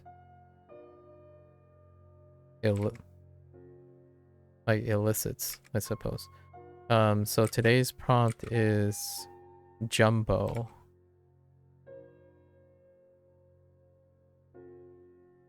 So naturally, I thought of mechs. As a additional personal like challenge for myself, I wanted to incorporate something that is relevant to Chinese and Japanese influence culture. So there is this series called G Gundam. Takes me back to my Gundam days. I really enjoy the artwork that goes into bringing Gundams to the animation screen.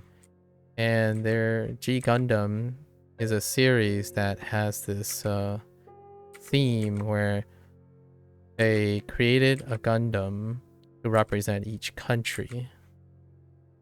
And the left side is the Dragon Gundam, which represents China. And the right side is the Shining Gundam, which represents the Japanese side. So you must go now. You're still new. Do it all and learning. 3 years. Oh, okay. All right. Well, good luck. Good luck. It was nice chatting momentarily.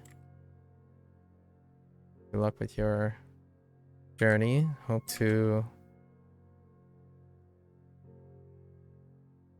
see your fox someday.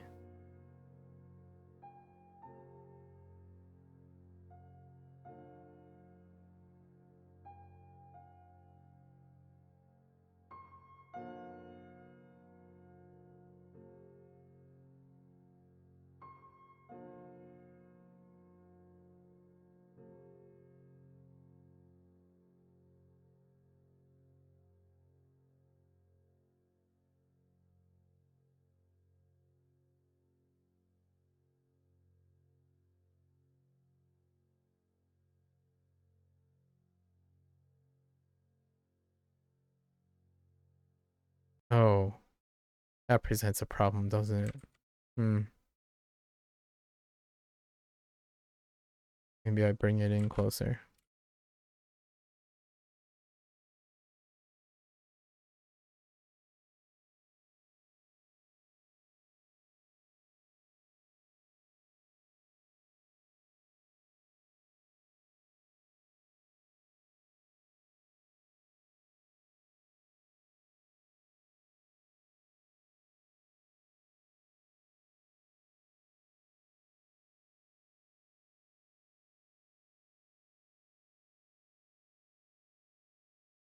Eh, that kind of doesn't work out. Oh boy. I swapped up some lines and it doesn't quite work out. I don't want it to end here. So how do I swap this up?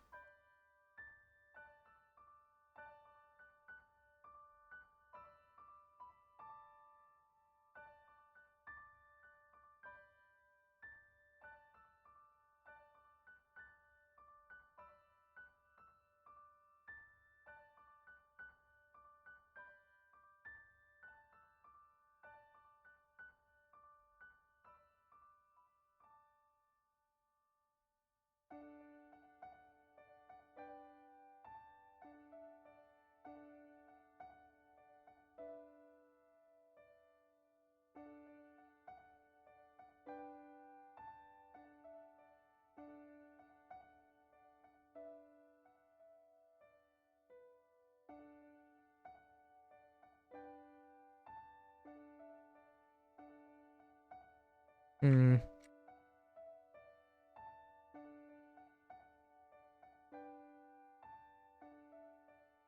Interview went great today. Very nice. Good to hear. Good to hear.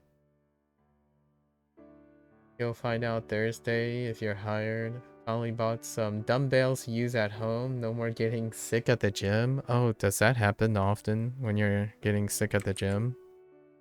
I mean, is the gym, is it related? Nice you found a home solution. Or you're invested in a home solution.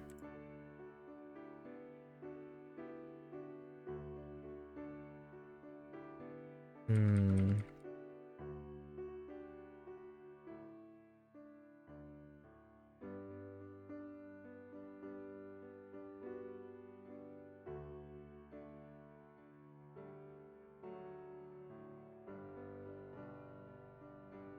Honestly, I think I'm just gonna leave it like that.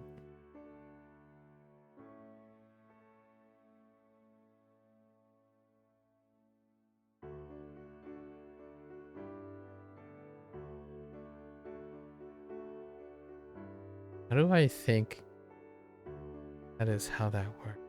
Oh no. Alright.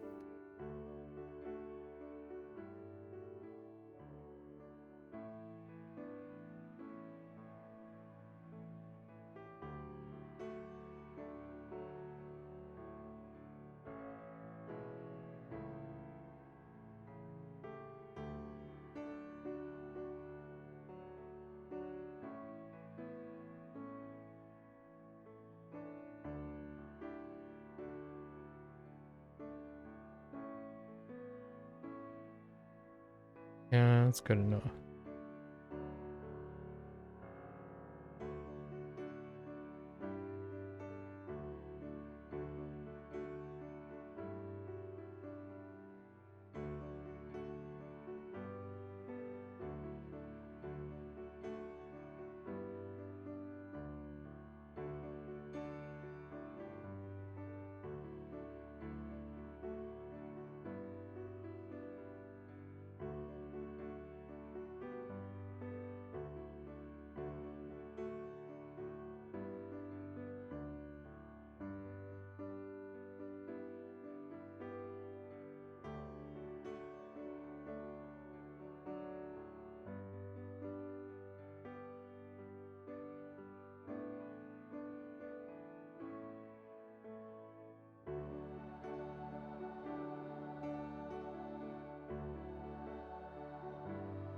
For some reason, you seem to get ill quite easily from public gyms. Maybe you push your body too hard and your immune system weakens. That sounds like a very distinct possibility.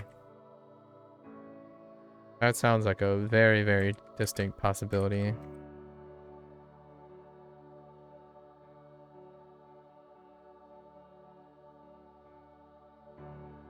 Now your eyes are gigantic. Maybe we pick it up a little. Okay.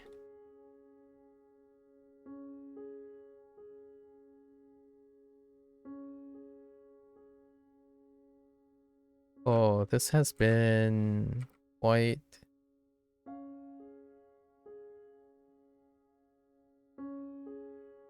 a taxing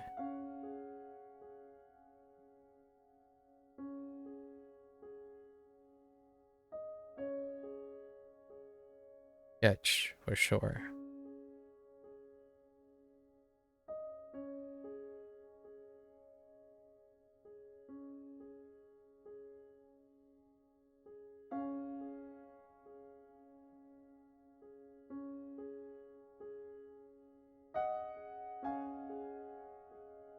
Wait a minute. Where am I going with this?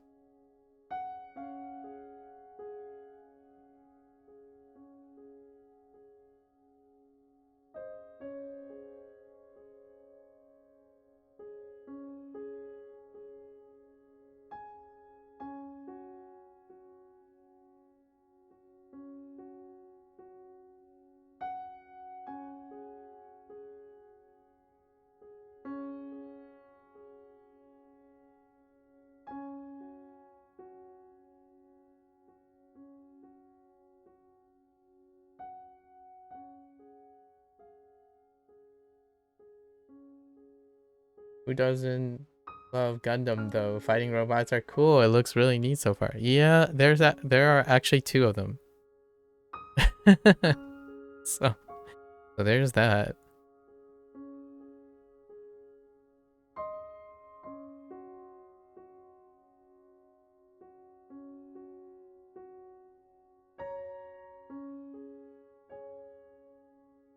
There are actually 2 of them.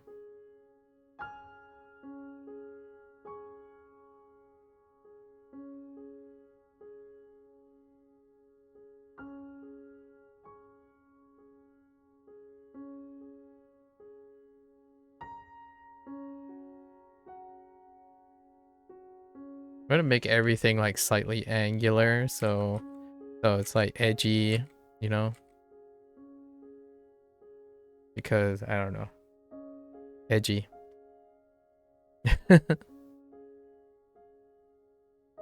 No, that doesn't work. Does it? I think I need to prop this one. I need to prop this a little bit up.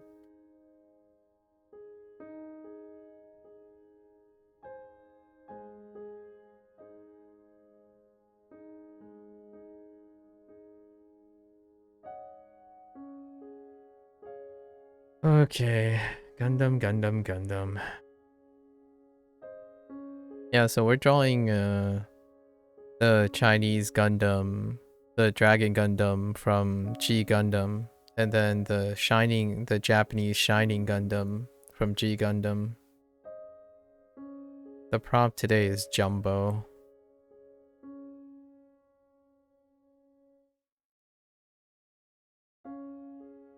Yeah, I need the thing to be closer. The eyes.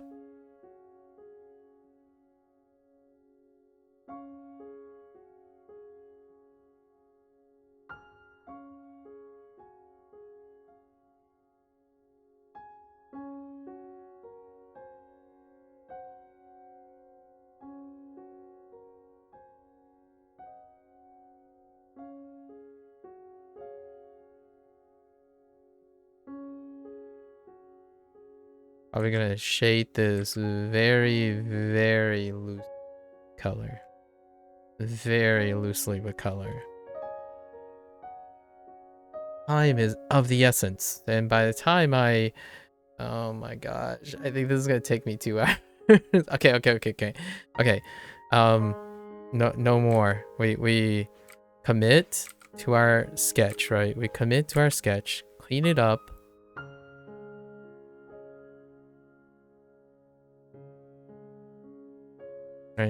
Right. We clean it up.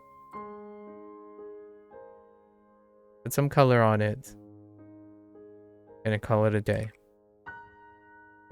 There are some rough spots for sure. So I'm gonna try to imagine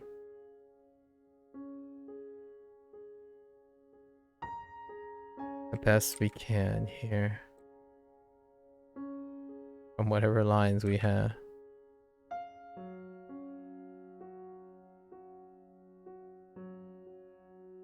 Yeah, I was just talking to a person who said that this looked like a transformer, and it gave me the opportunity to talk about the distinctions between Hasbro's Transformers and the Gundam series. And I realized that I have a pretty decent explainer of like comparing and contrasting the nuances of the real, like the deep cuts of Gundam and Hasbro's Transformers, and how they're very distinctively and iconically recognizably different, while at the same time also recognizably written differently and whatnot. Had to talk about military trauma, you know, and the likes. Difficult to be a Gundam fan without encountering the inevitable harsh reality of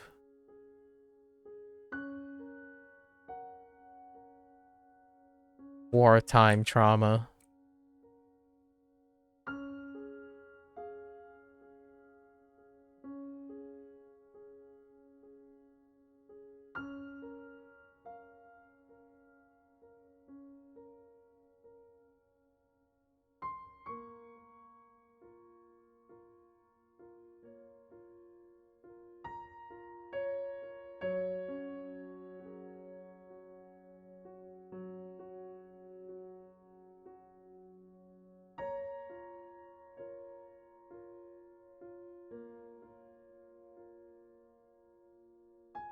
Why do you look? Oh no, I don't understand how to close this up.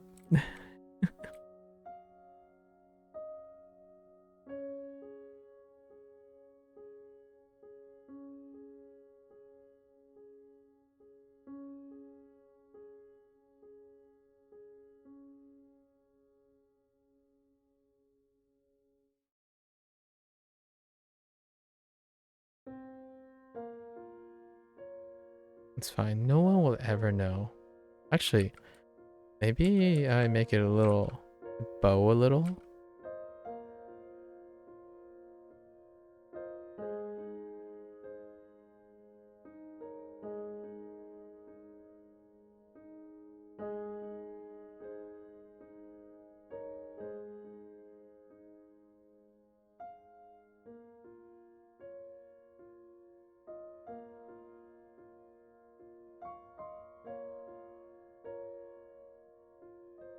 I've now figured out this whole perspective thing, you know?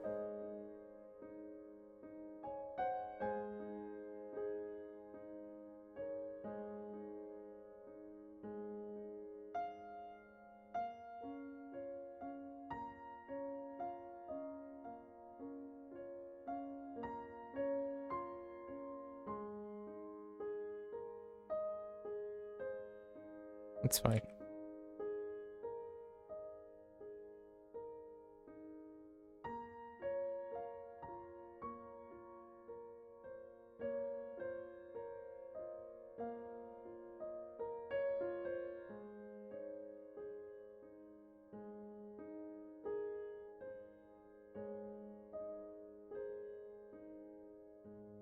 I find I have, I mean, I have no idea what I'm doing. Okay, all right, it's fine. We'll sort this out.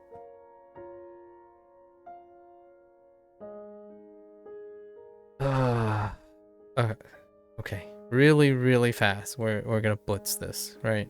Okay, okay. Commit. Just clean up the lines.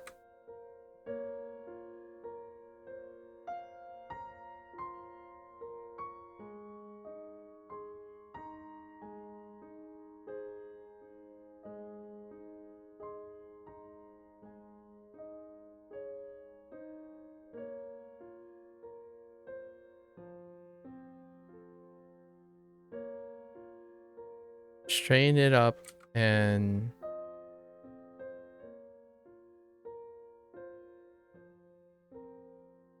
you know, there is something to be said about making taking a really gigantic marker and making it like super fat, like super fat thick lines to cover up to cover up like, and the line's thick enough to cover your dimensions, you know?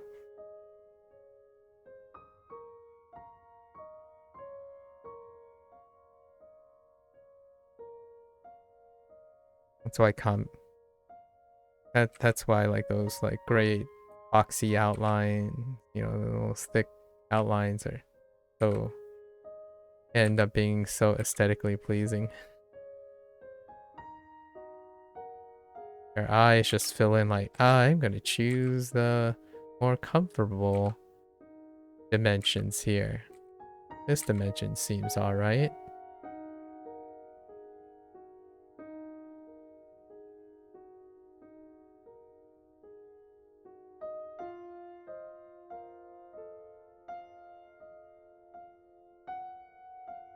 I don't know what to do about this thing.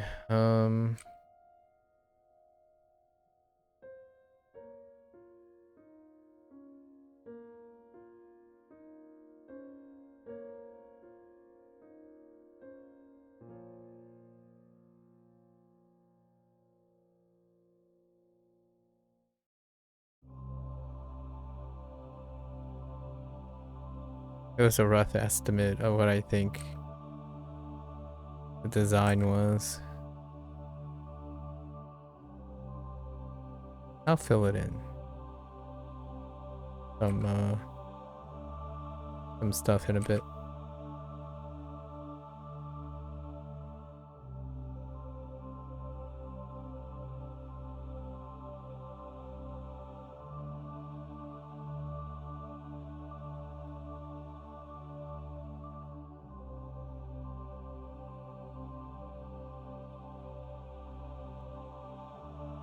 Ah, I'll work with it later.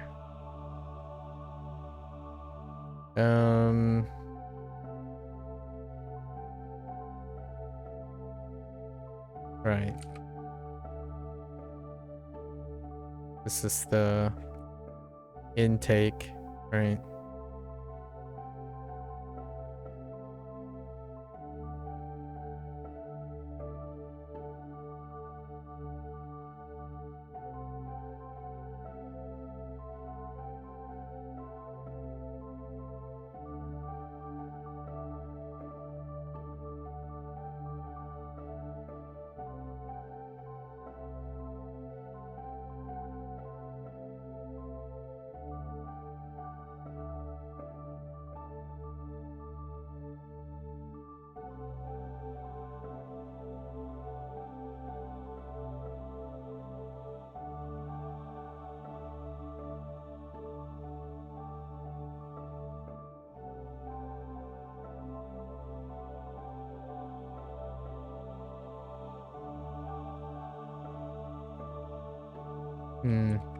Got it.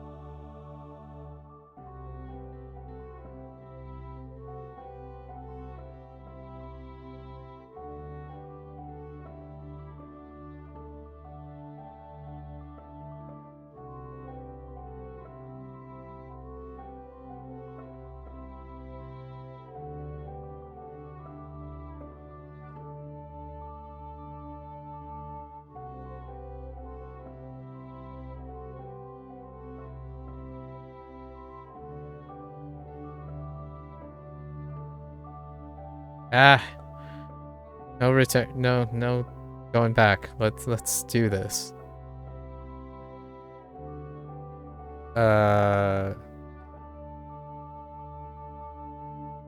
Hmm.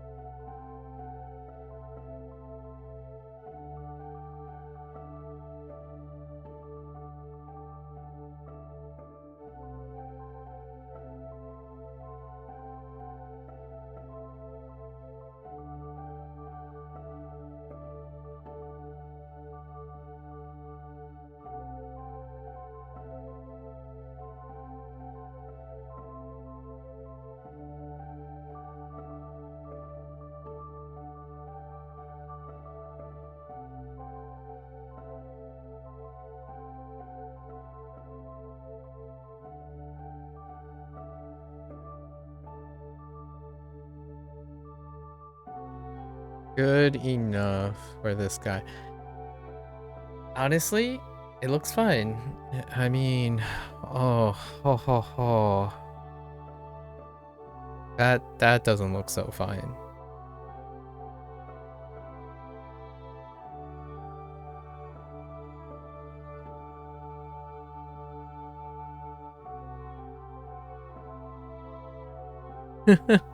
um, hmm.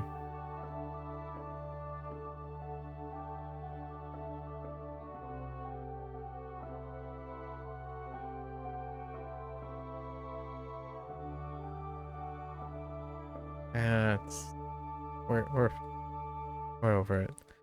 I forgot to do the rest of this, huh? Where are we going with this?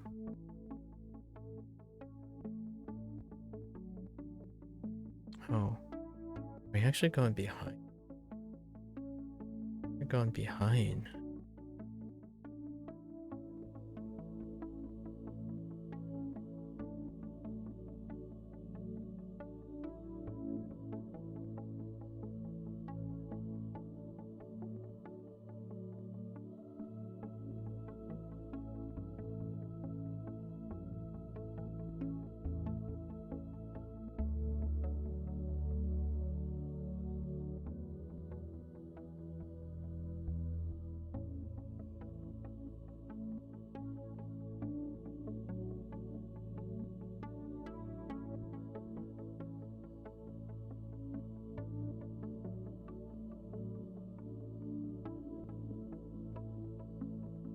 Okay, okay.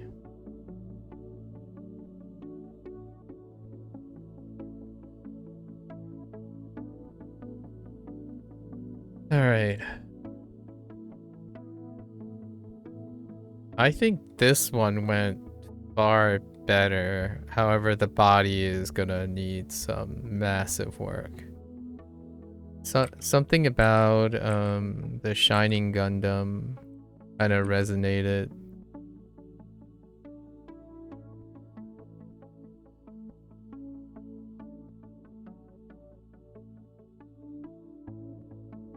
Quite a lot more, interestingly enough.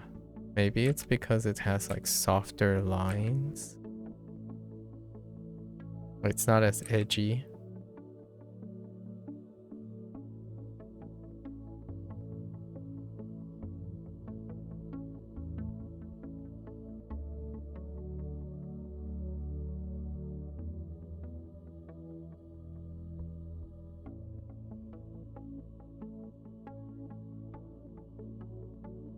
Hmm.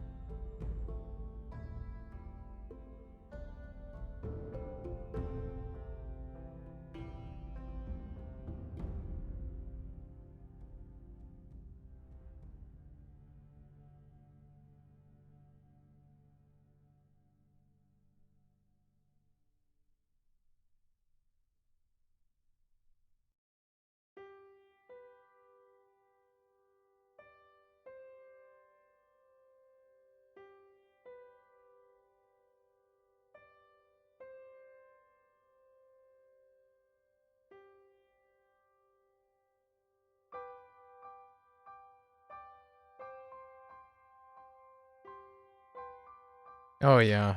I definitely like the curvier shapes of the Shining Gundam.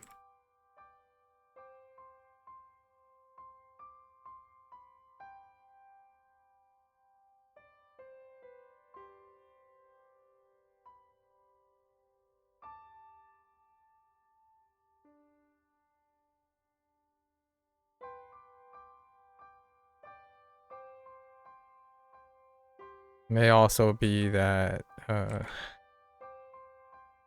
it easier, a bit easier for me. It's like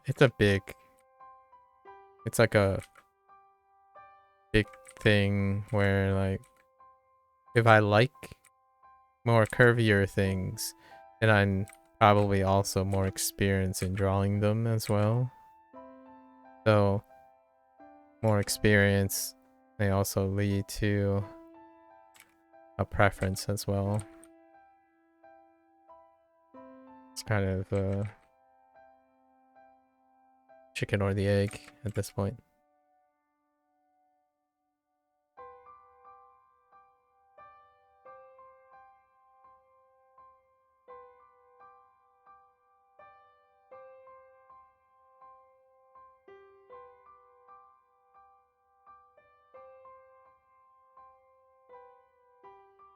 Oh, this part's kind of tough. Oh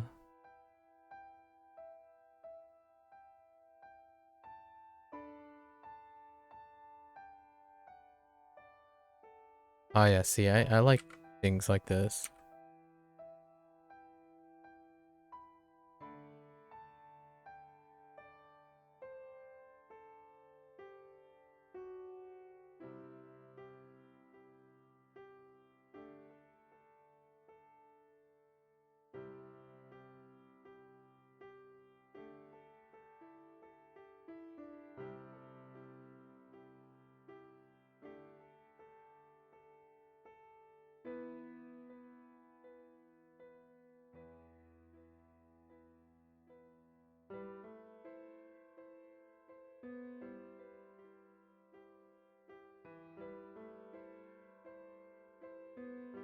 So I'm like marking the bright spots. However, there are also fin.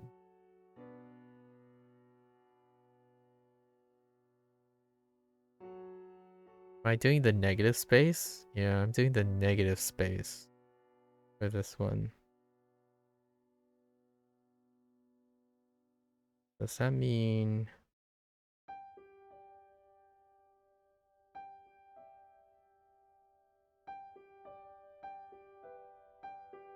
I'm doing the negative space then.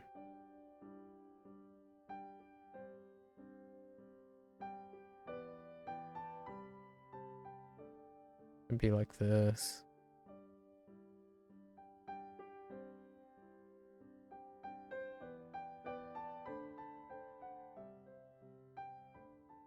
Yeah, which then I'll have to go back and rely on shading to get it.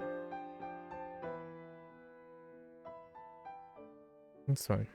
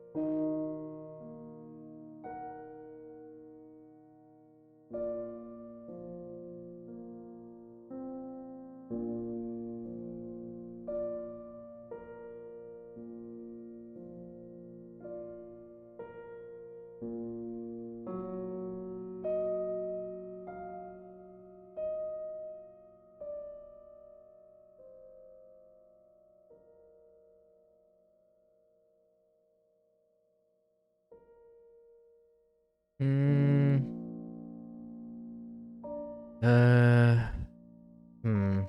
okay.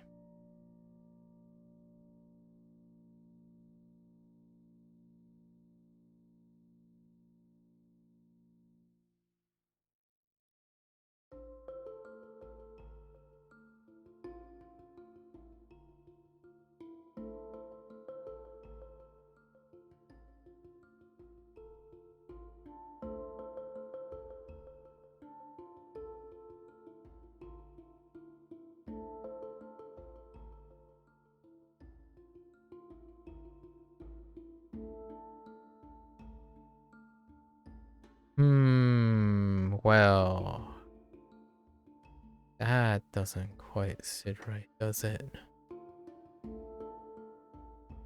Ooh. Um. Hmm.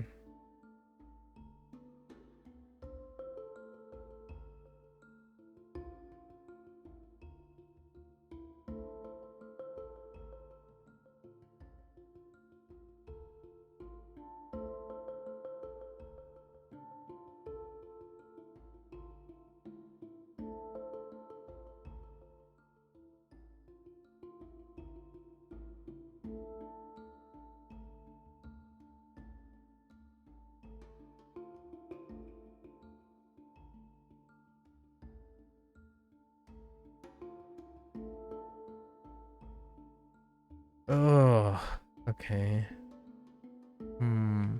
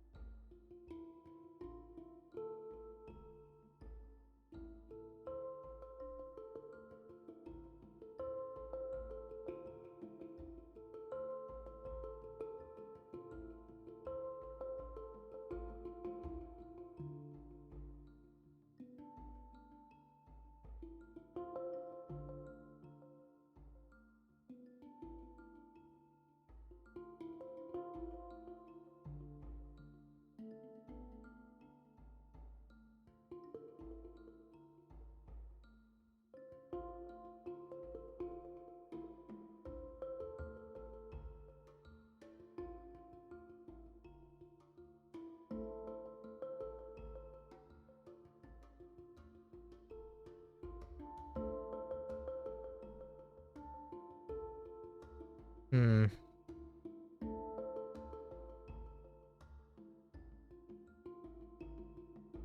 It's okay. We're not gonna deal with that. I can't. Gotta keep going. All right. All right. Oh, this is gonna be ending up in front, right?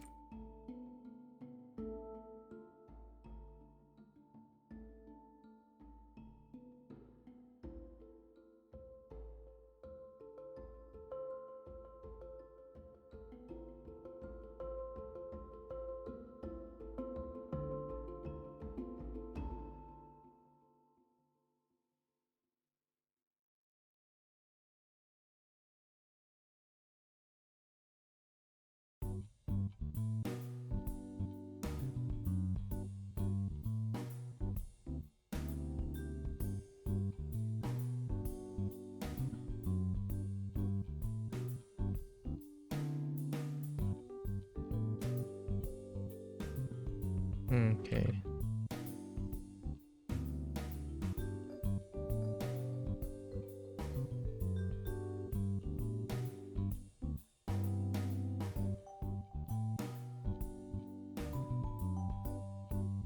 Hmm.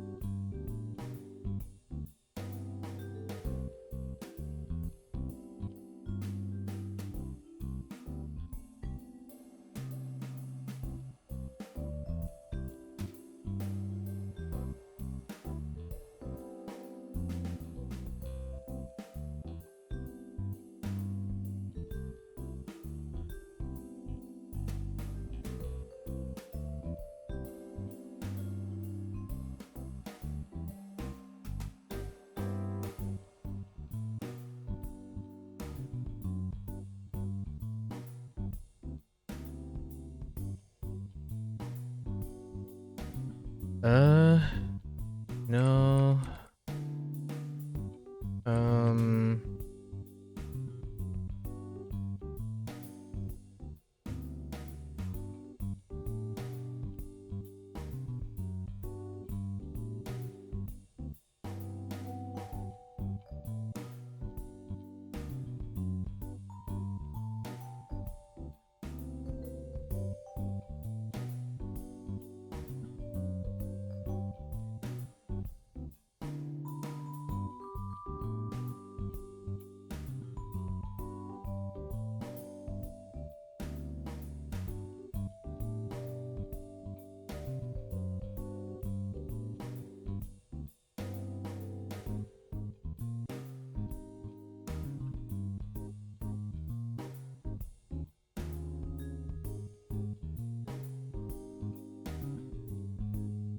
That's not how that works. Hold up. So draw like a barrel, right? So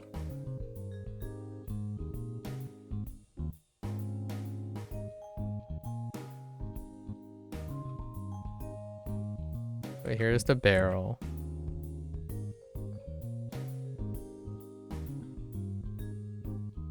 And then you have the enclosure.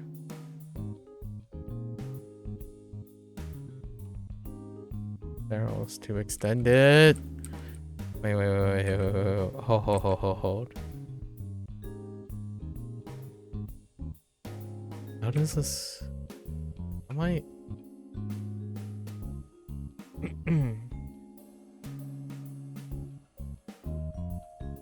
This is too fat. Dang it.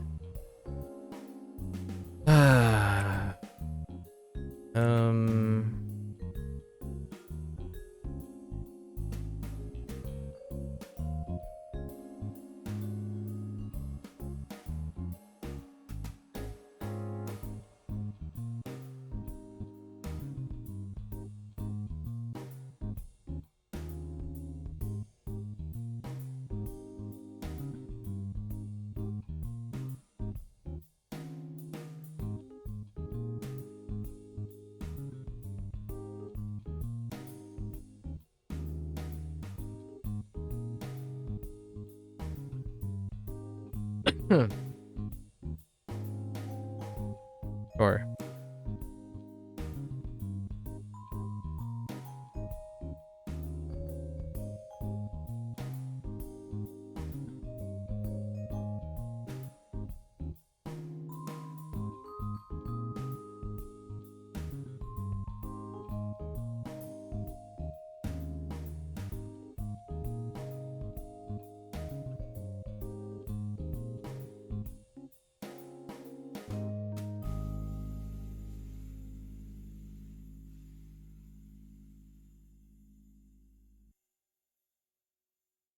This is a nightmare right here. Ooh. Boy howdy. Okay. So we do like the same idea from the other guy, right? Imagine the negative space.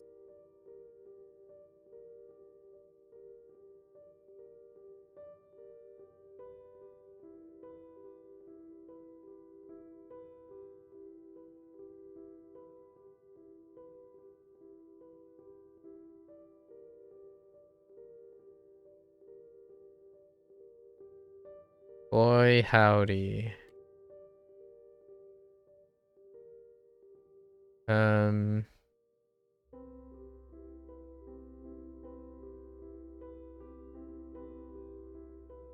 Okay. Roughly about the same spot. Right.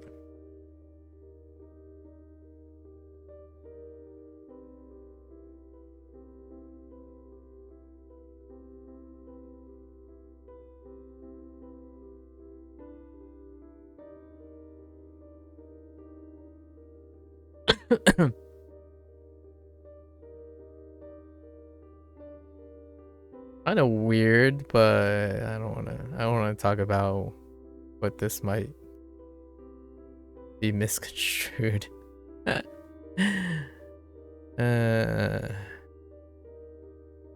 it's an interesting placement.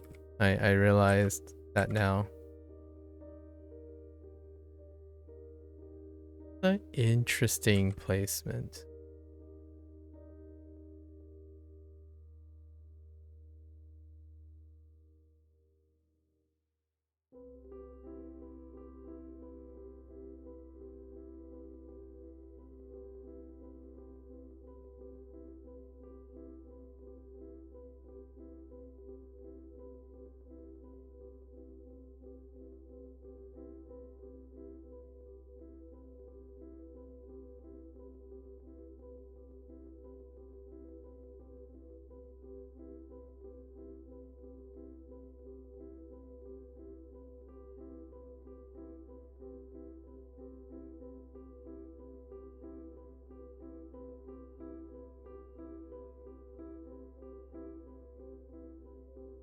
Machines, I tell you, machines.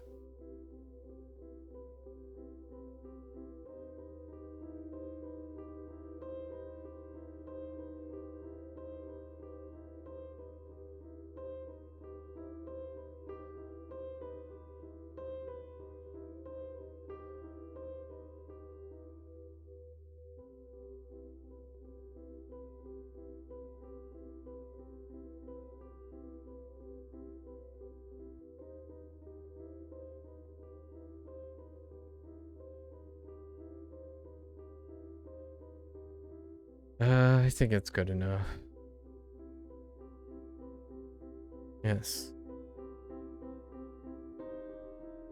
Oh, right. Can't forget those, huh?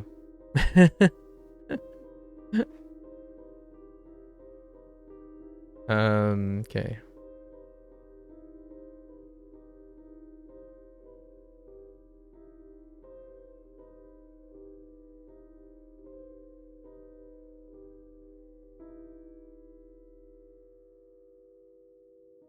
Okay.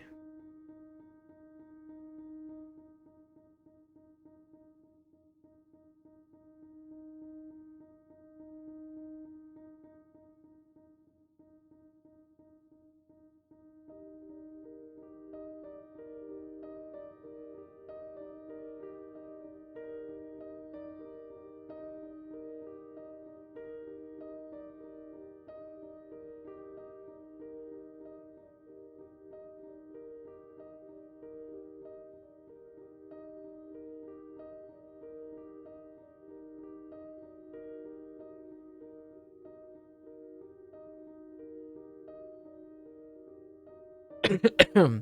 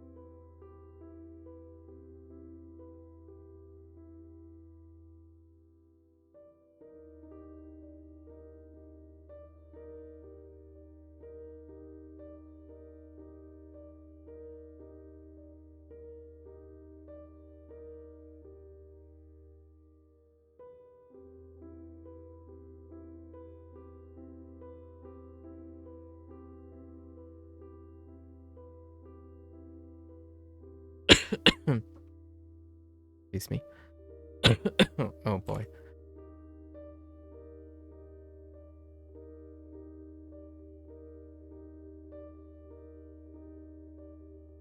Okay. Blah, blah, blah. Okay.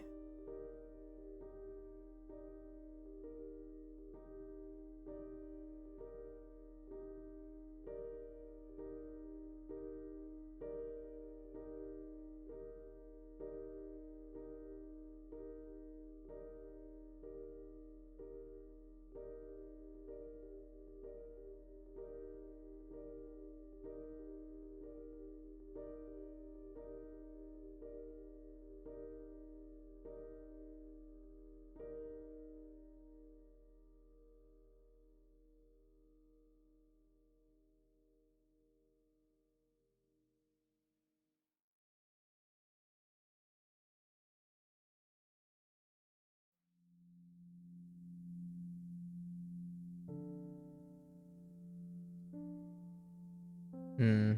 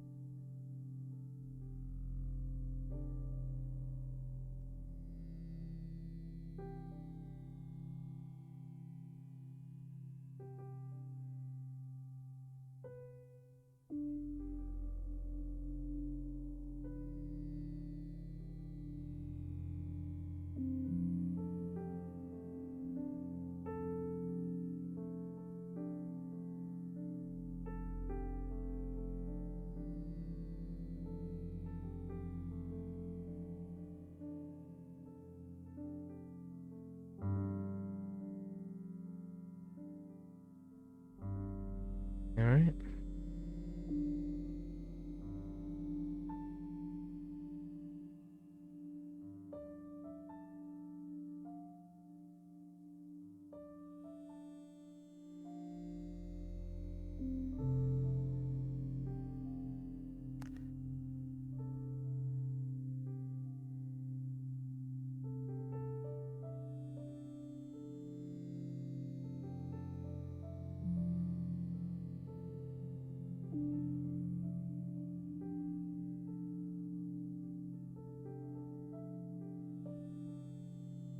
Okay.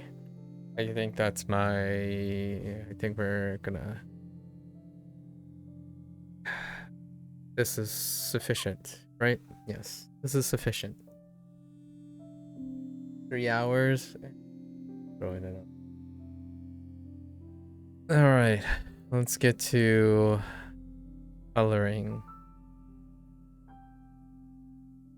Hmm.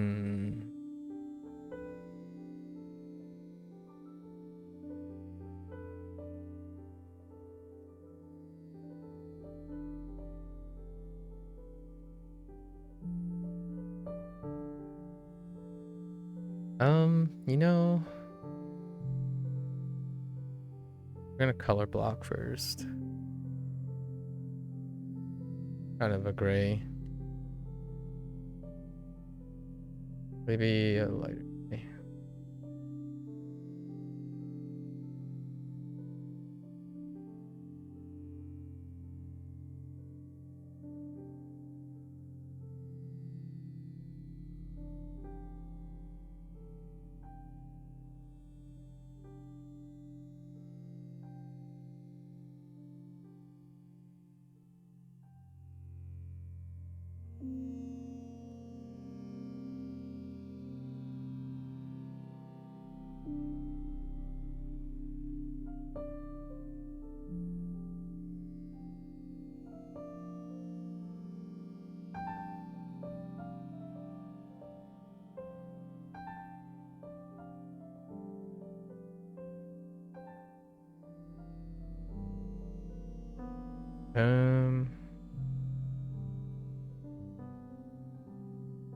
Just these parts.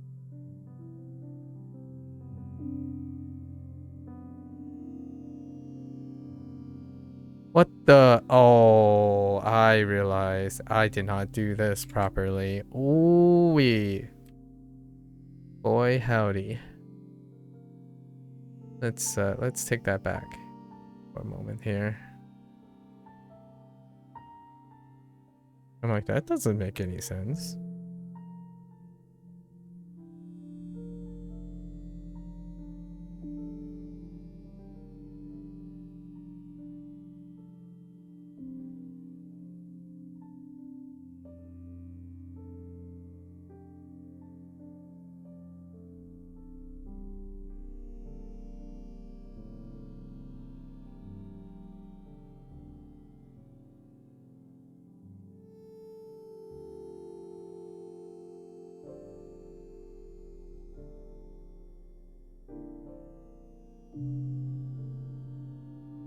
Ugh.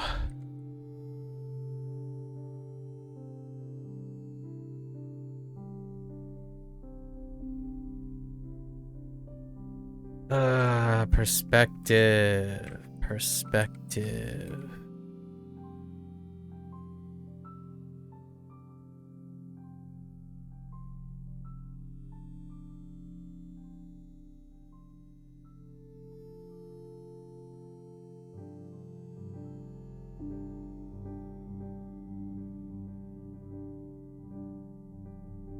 That's okay. That's good enough. Yeah. Going back.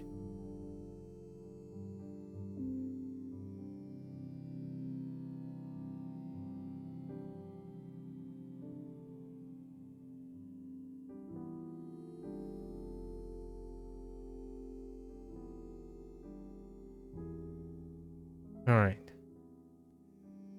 Right? Right. Um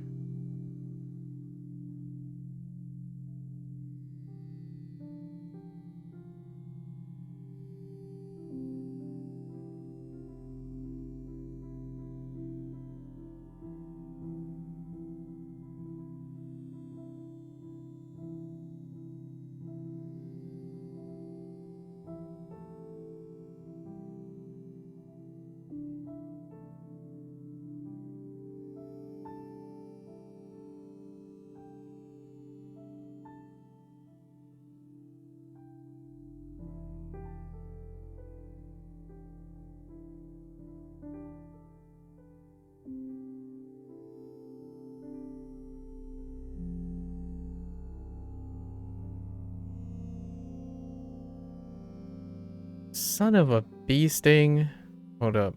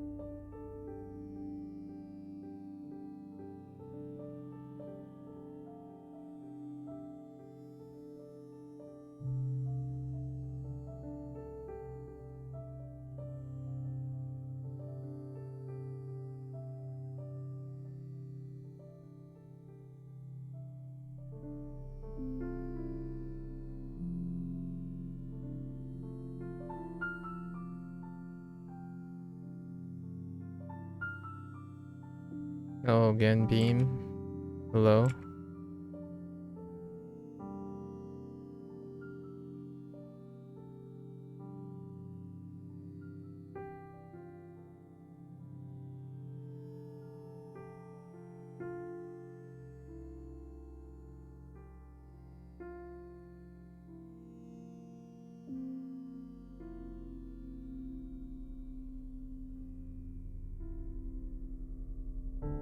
Yeah, we'll about this stuff later. Okay. If we ever get to it, we'll see. Oh, right.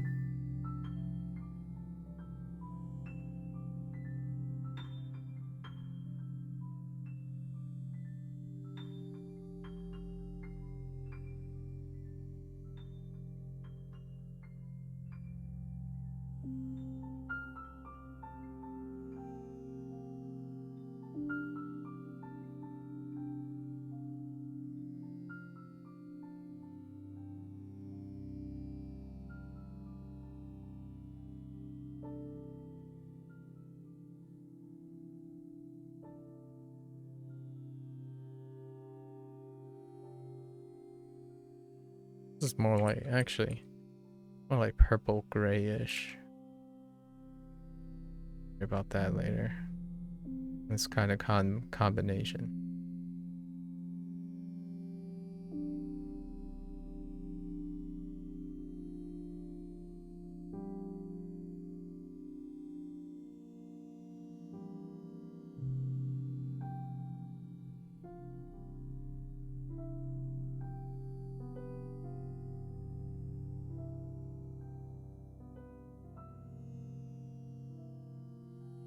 What am I drawing? I am drawing a Gundam. I'm drawing 2 Gundams.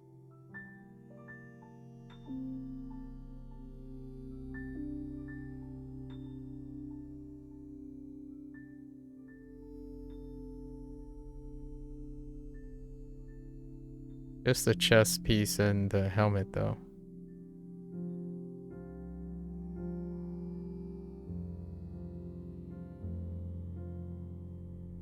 Don't think that changed. Okay, yellow.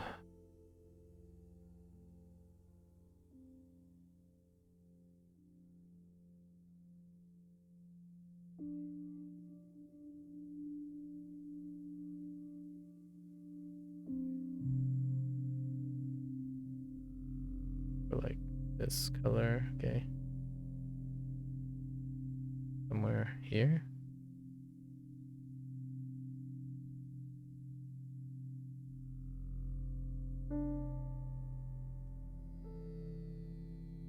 Hmm.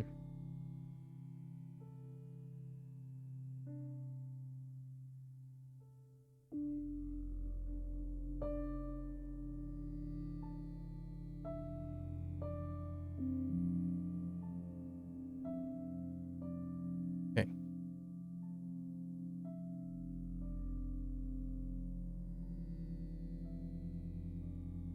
Hmm.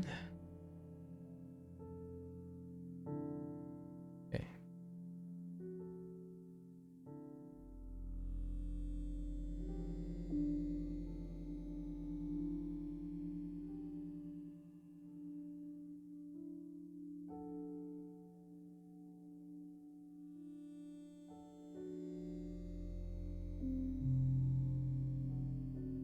I guess I'm not really drawing anything anymore. I'm more in the process of coloring things. And if I have time, I'll do some additional line work.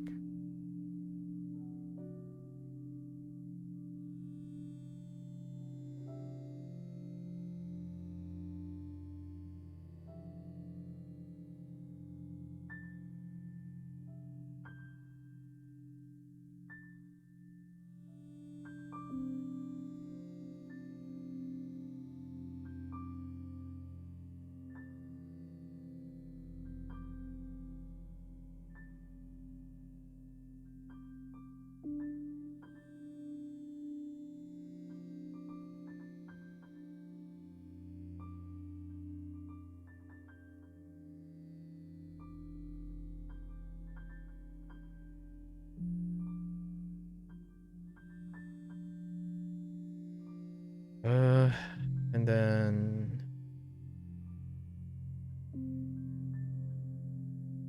red, of course.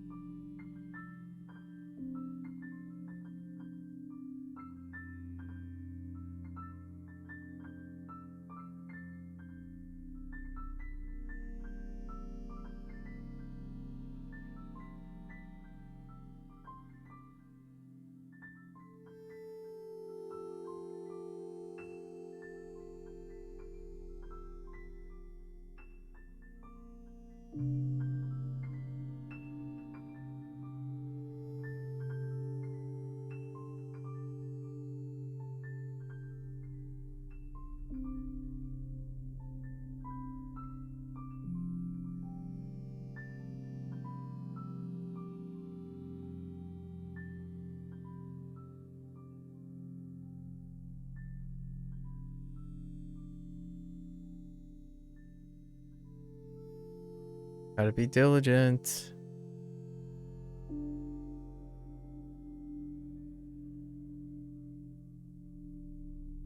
I want to clean up later.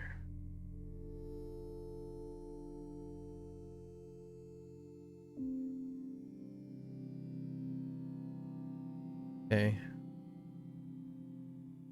And then of course we have green. And green is the last thing. I think this is a reasonable color. Yeah, it's gonna be on the bright side of things. Actually, be a little bit more washed out.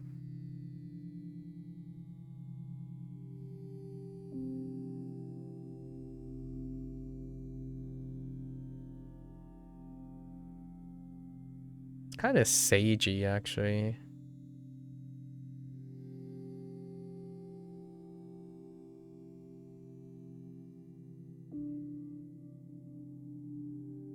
I like this.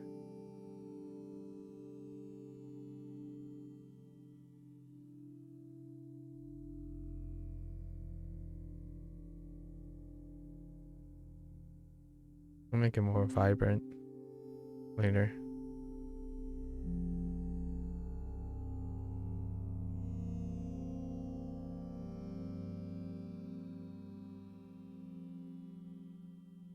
Okay.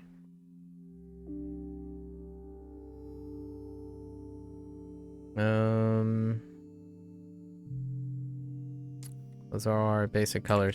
You know, not including another red part is kind of a downer. That's okay. All right, let's go pick up this guy.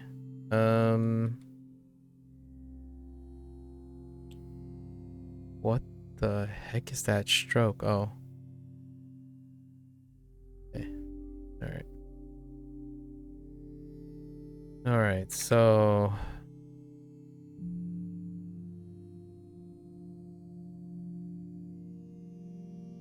a pretty dang vibrant yellow.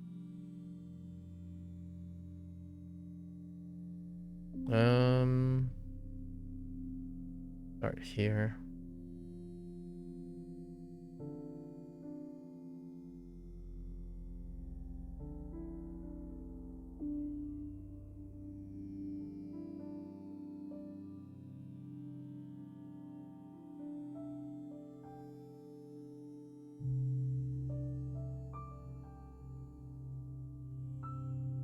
Yeah, this will give us some room to mess around later.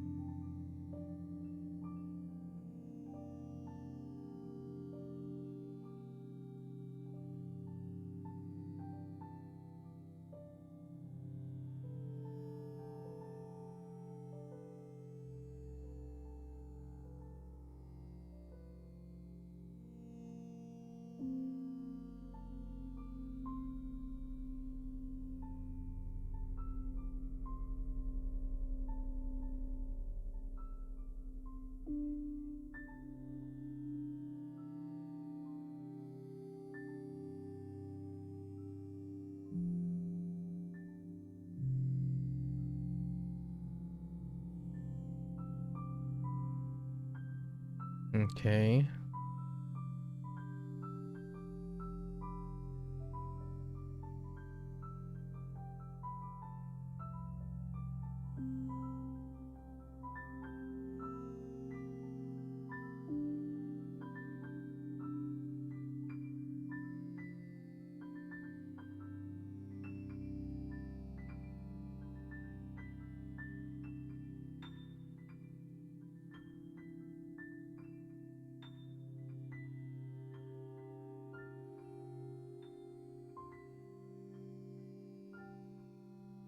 I chose two different values of yellow. More orange on the other side. Interesting. I don't actually know if they were supposed to be the same yellow That's an interesting thought. Yes. And then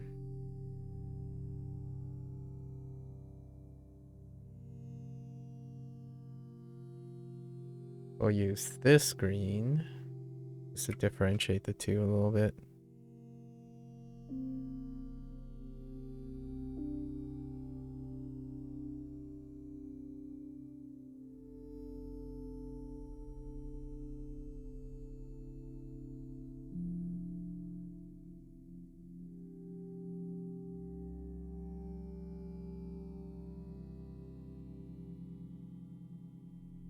And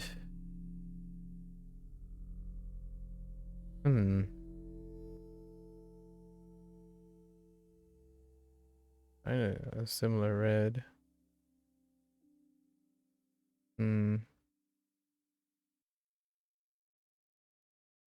Yeah.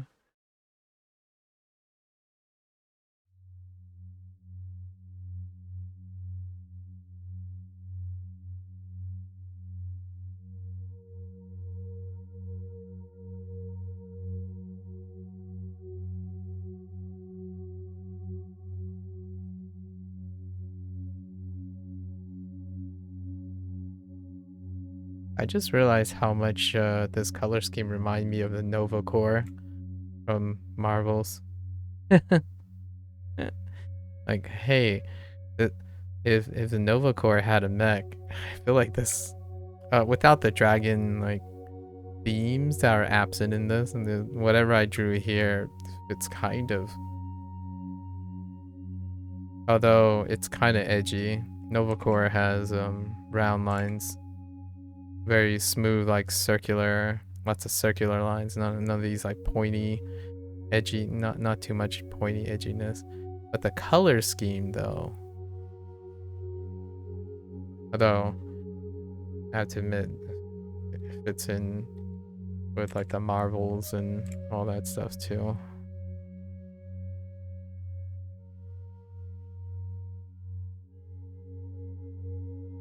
Slap some circular patterns onto this helmet and you might make it for a Nova Core.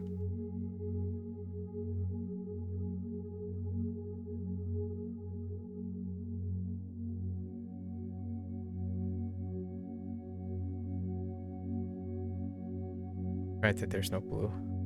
At least I don't think this thing has blue.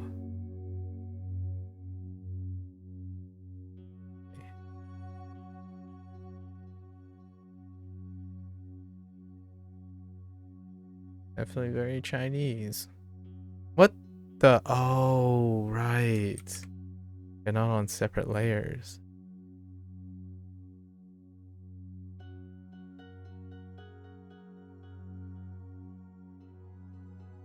Son of a bee sting.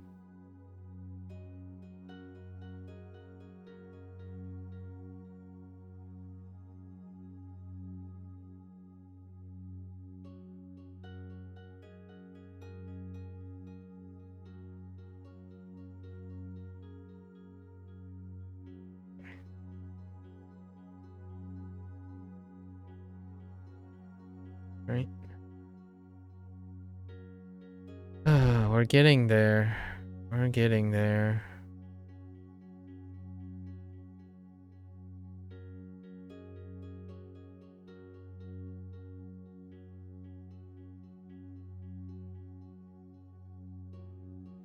Oh, that blocking out those lines make it look weird.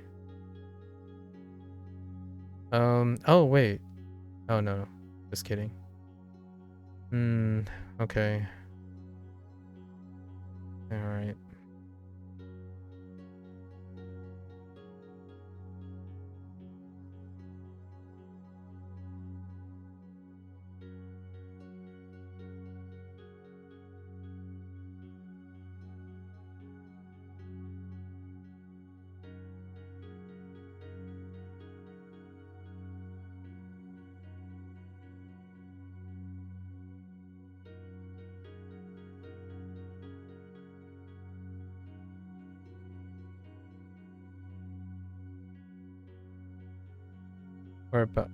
Soon we're about to play How Much Can MAKU Cover Up?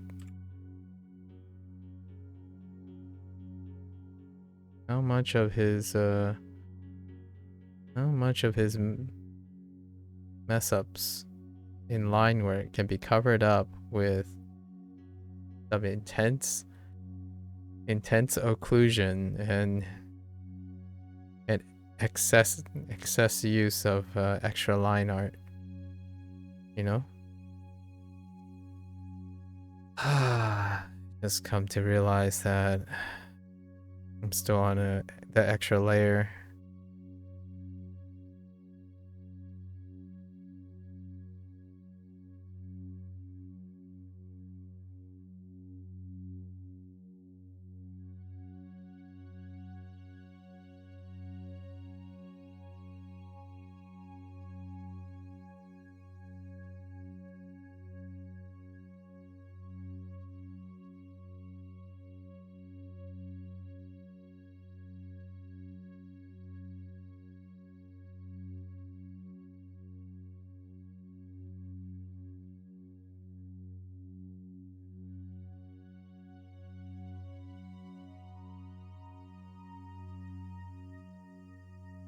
Son of a bee sting.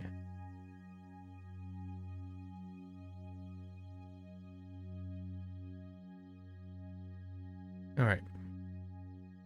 We're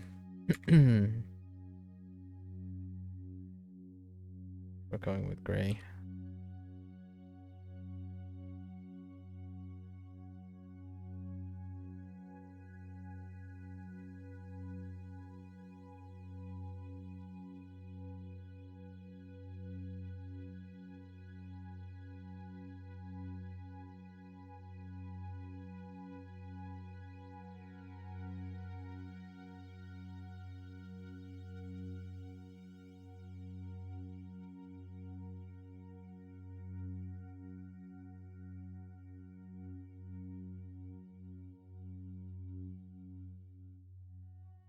Oh, there, Ty. Hello. Welcome back. Oh, that's red.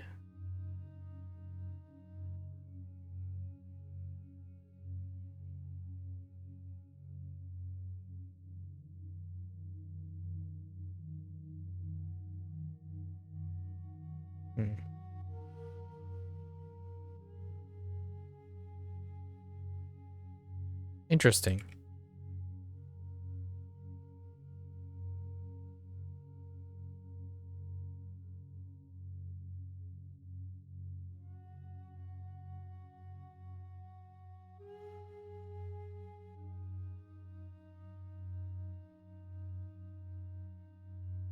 Oh.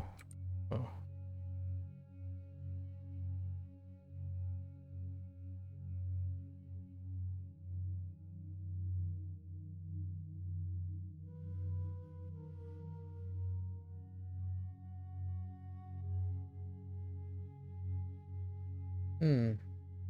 Are you sure you're not a bot?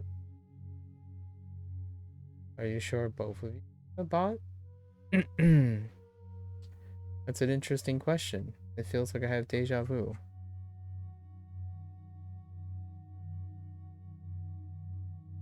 Behaves like a bot, smells like a bot. Although you did have some interesting complex responses. Although it really does sound like something OpenAI LLM would be able to produce. Curious how often that works a second time around.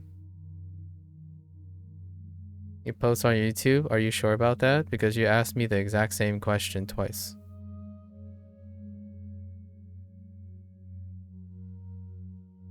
LLMs are also posts on YouTube, just saying. You sure about that?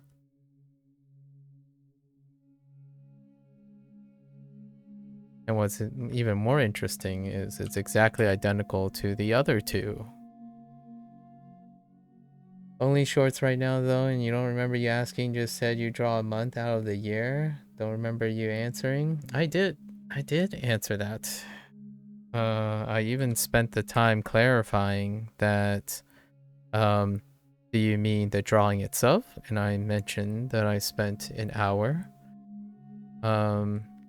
drawing this. And then you asked me, no, as in like how long I have, and I answered that question too.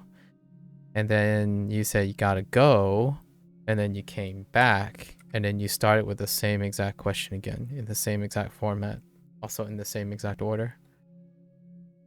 So I'm not entirely sure how I would be able to interpret why that happened. The only reason I know is because I scrolled up the chat, since there is a chat history as well. So I don't know what to tell you. It's a little suspicious.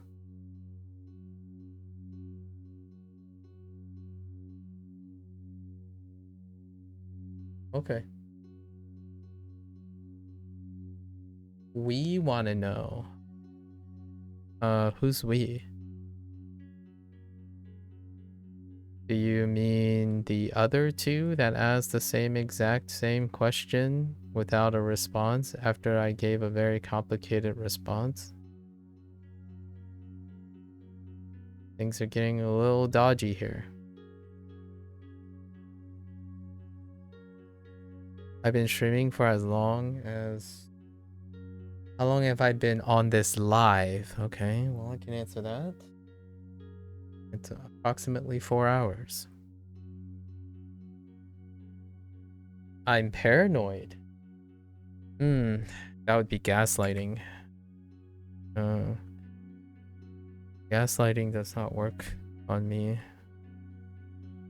I think the word you're trying to use is experienced. I'm experienced.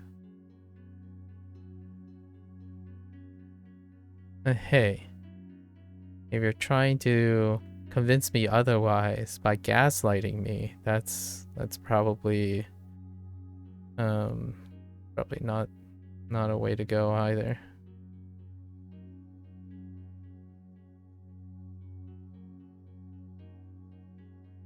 I'm definitely a little paranoid. That's gaslighting. Thank you for telling me how I feel and how I am by knowing me for a couple of seconds or even a minute and asking the same question again.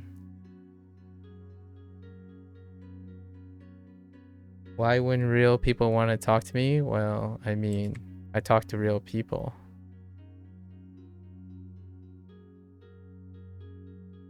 How would you know if real people wouldn't want to talk to me? That's an interesting assertion.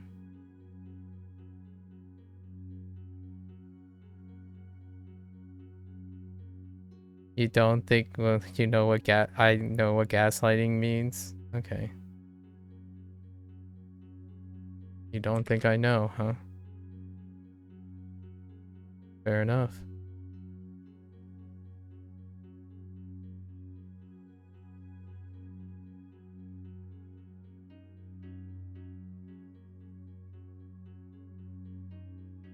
Anything else you want to tell me about me without asking or knowing?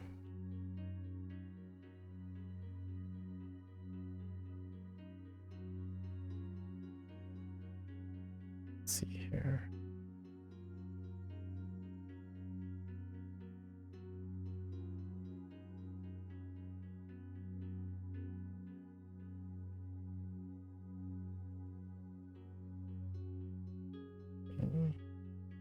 It's yellow.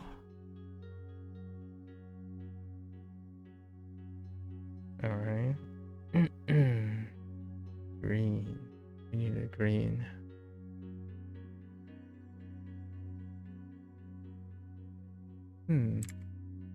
Color that is. Green. It's green.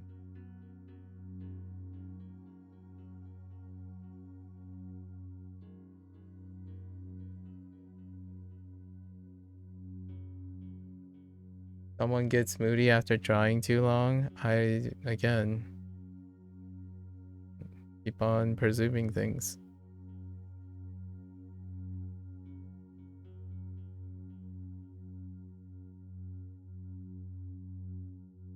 So you know how long drawing is for me as well. Interesting.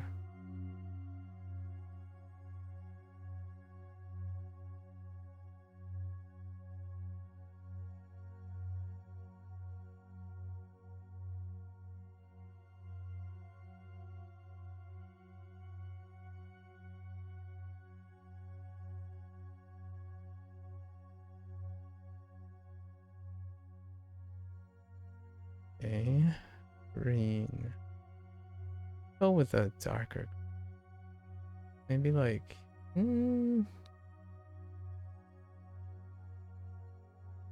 definitely different. It's a different green than.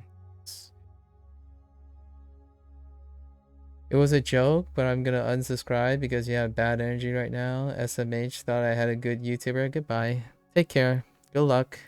I don't even know if you subscribe or not, but you can keep thinking that you're very important, and you can keep telling people how they feel and what they are.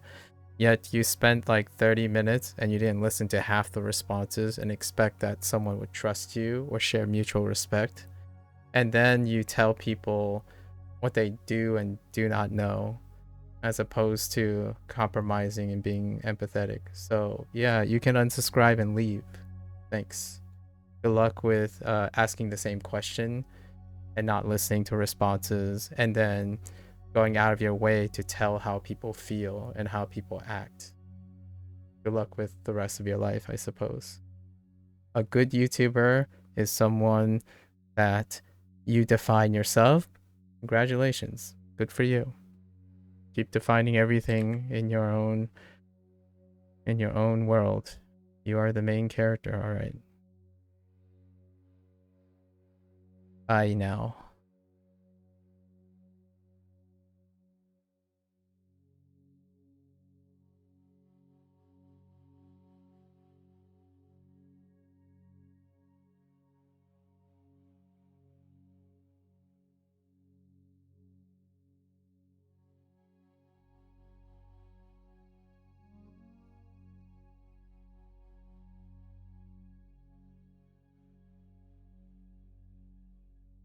Okay, let's see here.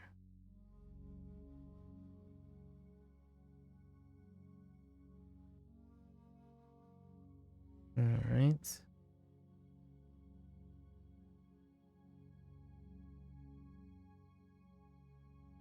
Pleasant green.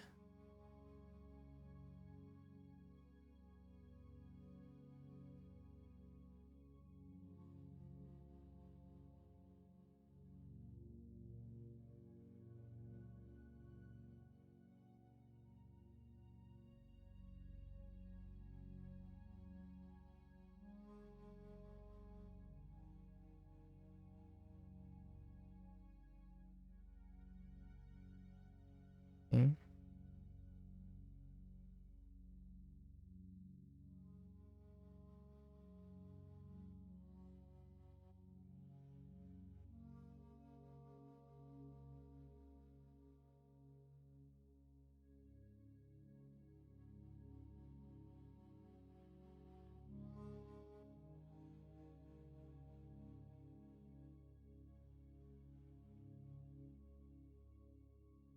Right.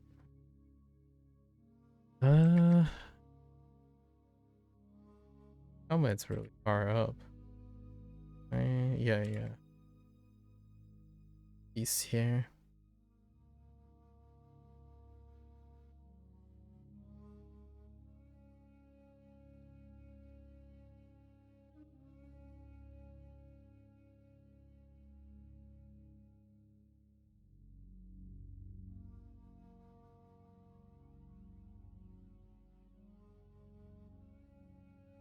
That's okay. All right. So, color is that? Kind of like blinding red. I think we'll take the red color, right?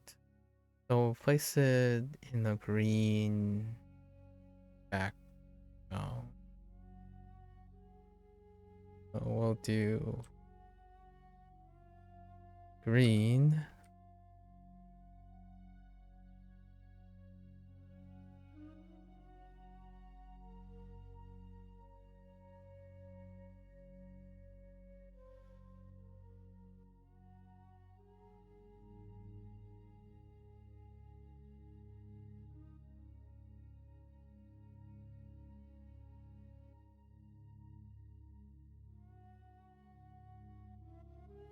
And these lines are supposed to be red, so we will do that in a bit. Yeah, we'll do that in a bit. Okay, so now it's time to play the game. Time to play. Now it's time to play the game. How much can I hide? Oh my gosh, that front piece is so...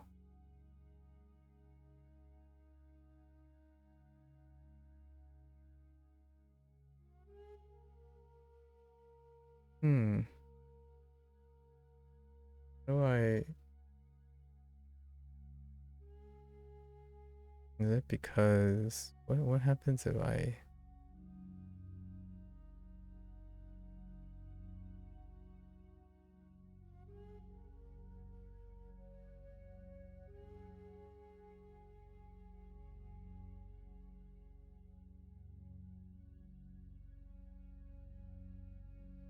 Actually... That's fine.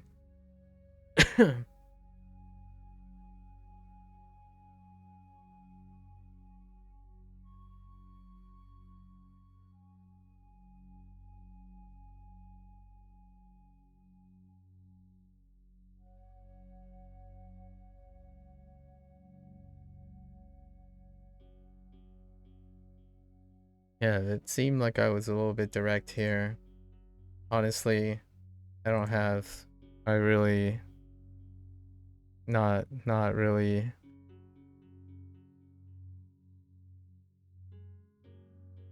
in it for the long haul to interact with someone who keeps telling you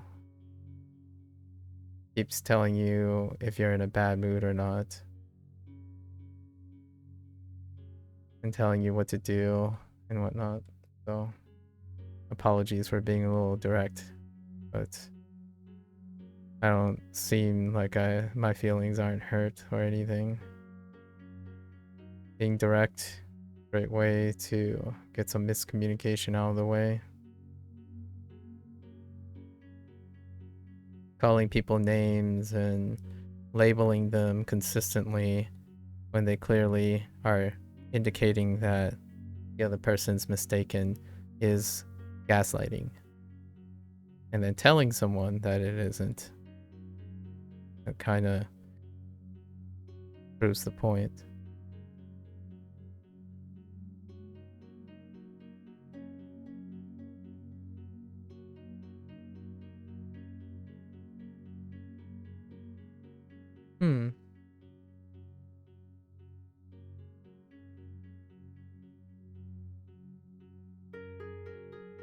I think we're just gonna slosh them together right here.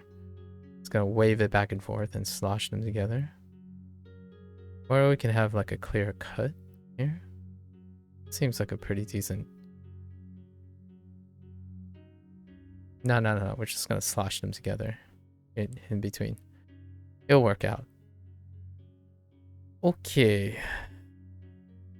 I think I'm gonna break out the pencil shader and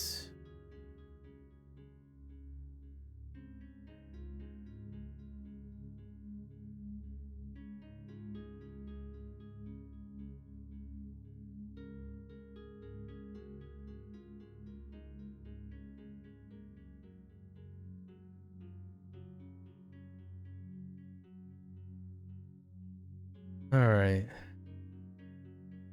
So I think we're going to trust our spirits here and go with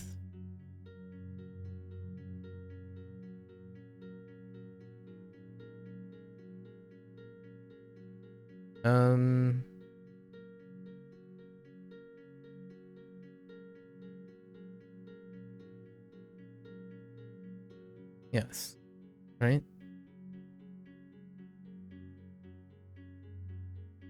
Oh, that doesn't work very well. All right, that's fine. I guess we'll do it this way.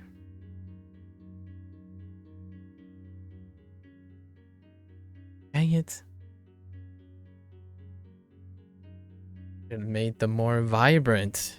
That's okay. I think it'll work out. All right.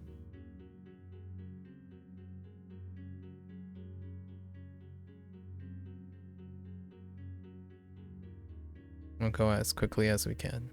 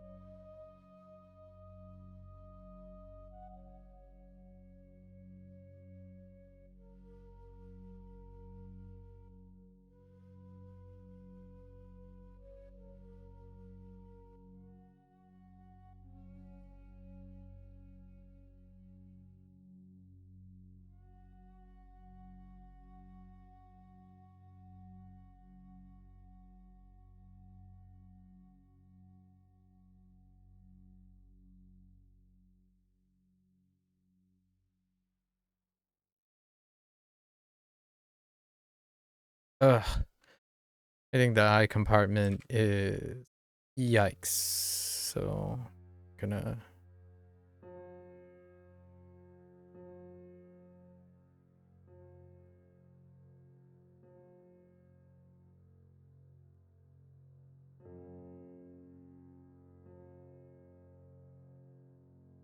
work on it.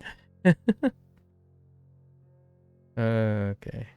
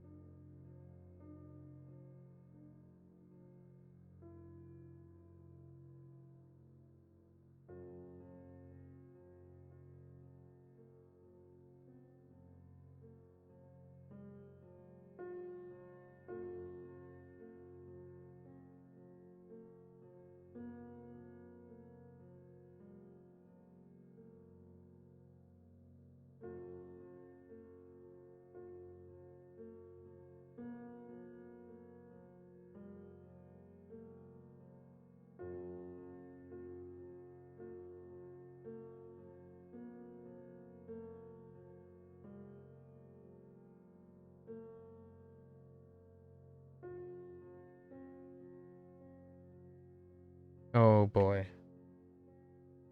I fear this is gonna take much too long now.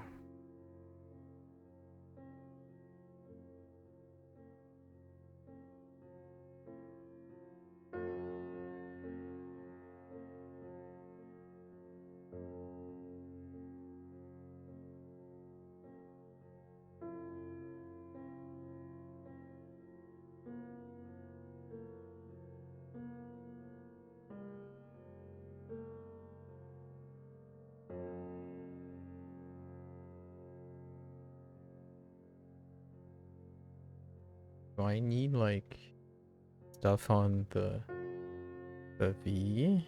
Maybe not.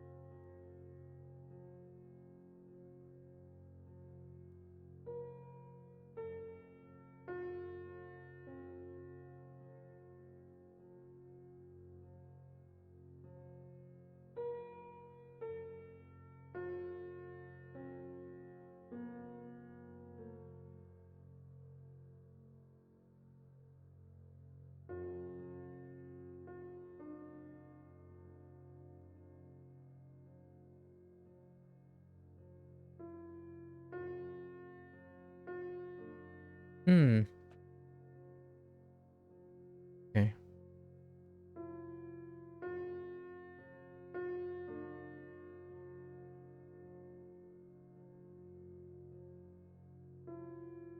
Oh. Uh. Hmm.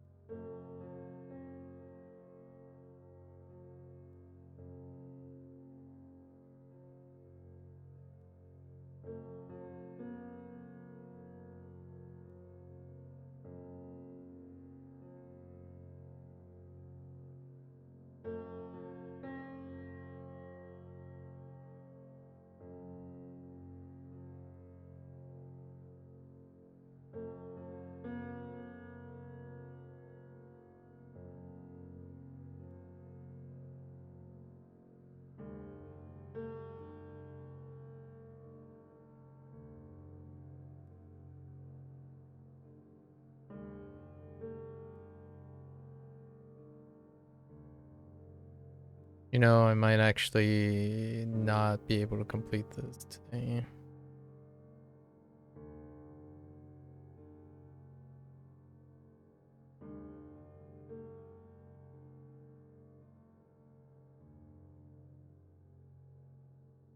Not in a satisfactory.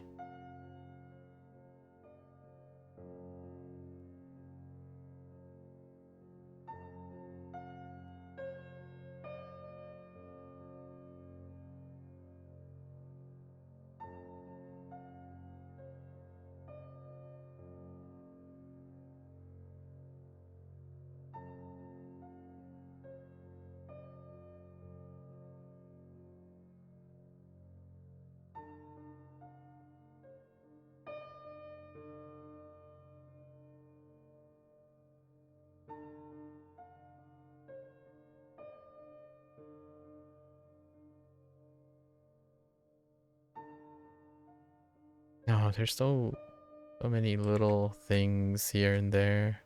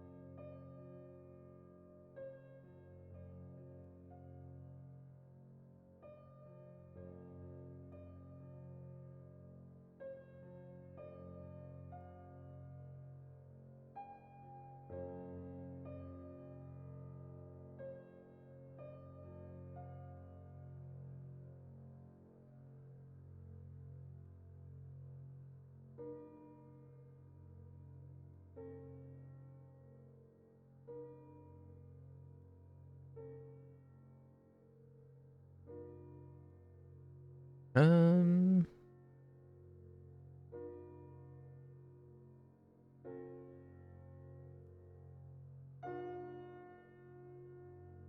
Actually, those are probably gonna end up being being replaced.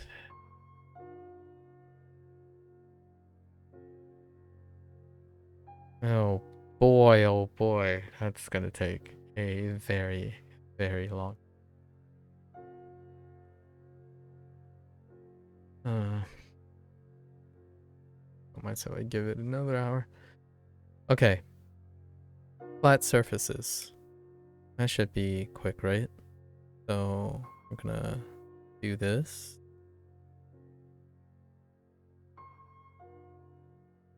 Here. That. Then here.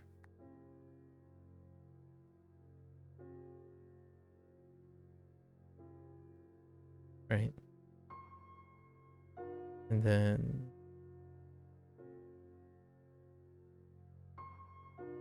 here.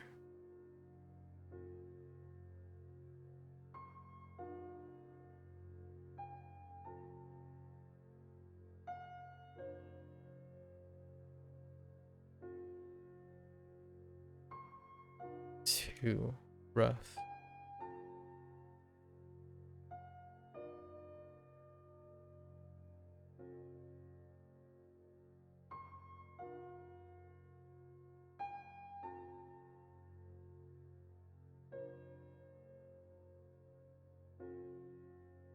Okay.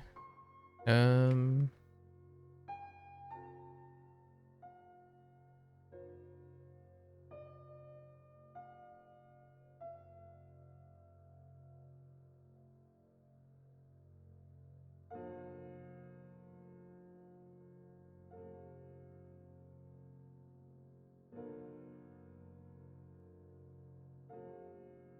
It's fine.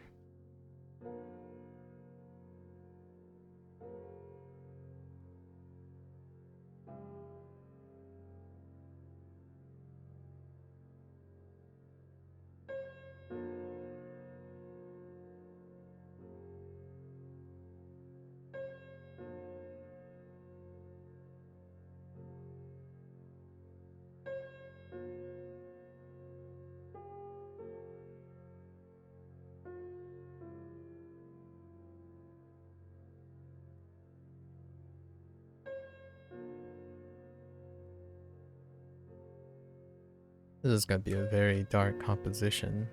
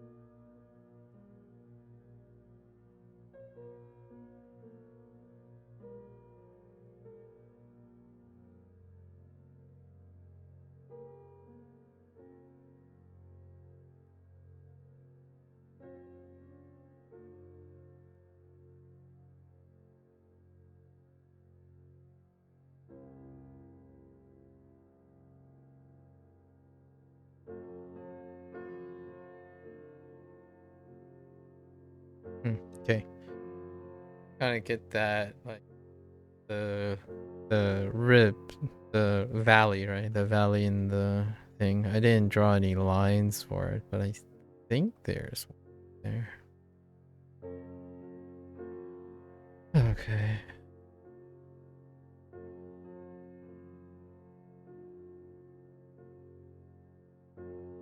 Yeah, I don't even think I'm gonna have enough time to.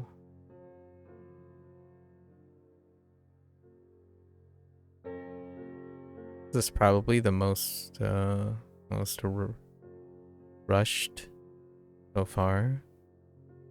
Most rushed piece. I was kind of expecting this to happen. Didn't think I was gonna. I underestimated still though. I underestimated how long this was gonna take. Well, hit some snags, you know. A long conversation. Turns out, though, ended up being a conversation. Ended up investing in a wall, I suppose.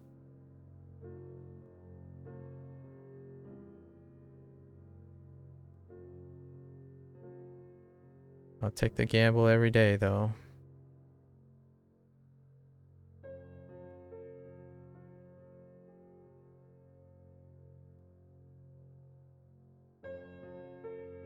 Every day. I try every day.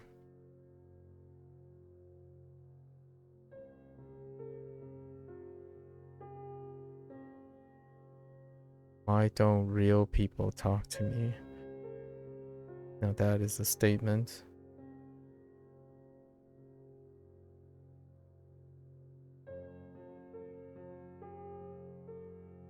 There are indeed people not worth our world in the world. Wow, in the world. I don't really understand how I could not. I was being very direct. I mean, how would anyone interpret that type of statement? Like, why don't real people talk to you? Like, I'm not. Like, I feel like I'm behaving relatively polite when it comes to someone suddenly come up to you and insinuating that real people don't want to talk to you. It's kind of disappointing. We had a really long conversation, actually. Was looking forward to, what was she drawing? She was drawing a fox. I remember most of the stuff. On and off, lots to learn. Been drawing art for 3 years, I suppose, and a person mentioned that they have a lot to work on. I remember these details. I mean, that's the whole point of having conversation. But man,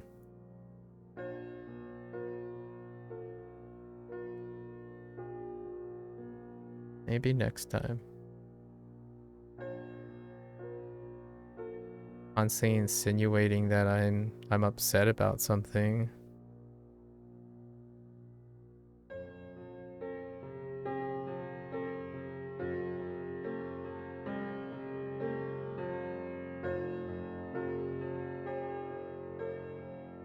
I don't know how to be any more calm. I'm sorry, but like, no, you know what? I'm really not sorry. I'm not entirely sure how I could sound any more calm than I usually am. If you were any more calm, will you defib me? Yeah, like I just wanted to know, like, oh, why ask me the same exact question? Like, I was really curious. It was fine if they wanted me to repeat the thing. I don't have to be paranoid. Bots happen a lot. But perhaps that was my my fallacy to not empathize with someone who may not know, who may not stream very often. But yeah, bots happen a lot, and a lot of new LLMs. I legitimately had conversations with multiple LLMs. It was interesting, actually. Surprisingly engaging, I would say. Makes you kind of wonder what's going to happen with. Makes you kind of wonder what's going to happen with actual conversations when they happen. Yeah, this is gonna take me a long time, and we're going for it. We're going for it. The Japanese lesson can wait. We're going for it. I'm invested now. I'm invested in this prompt. We're gonna make this. I think we're gonna use 2 light sources, right? Because now we're going in the opposite direction.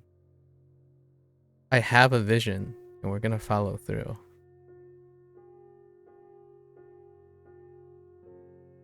One other thing that I would probably have to say is there's no obligation for you to like any, like, or subscribe or something. Like, I I already, oh, I answered this question too. I don't get paid to do art. So I don't get paid to do anything. I wanted to say that, but imagine it's really volunteering information that isn't all that interesting. Okay. You know, I don't even know what these chunks are. You get paid? Do I know? Did I already explain? I don't know. I don't know if you. Did I already explain? Did I already share this before? I shared this before, right? The amount of tax that I pay for using Twitch costs more than my friends and like the people that I know that are keeping their subscription alive on Twitch. Yeah, it actually costs more to pay the tax, the royalty tax. So technically, yeah, I do get paid, but not for making art. You definitely got me there, Fictitious. I technically, my good friends.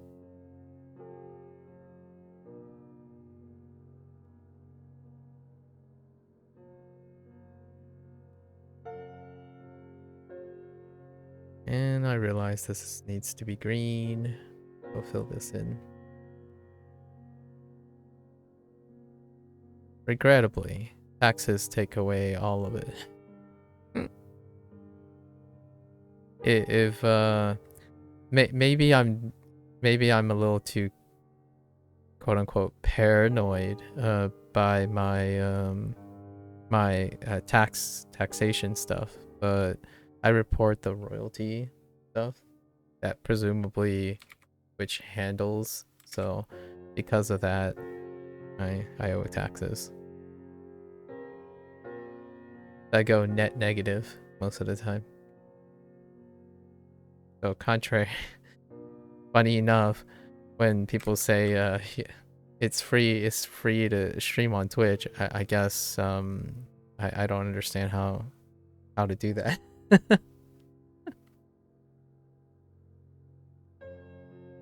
I genuinely don't understand how to do that. Let's not consider all the utilities and whatnot.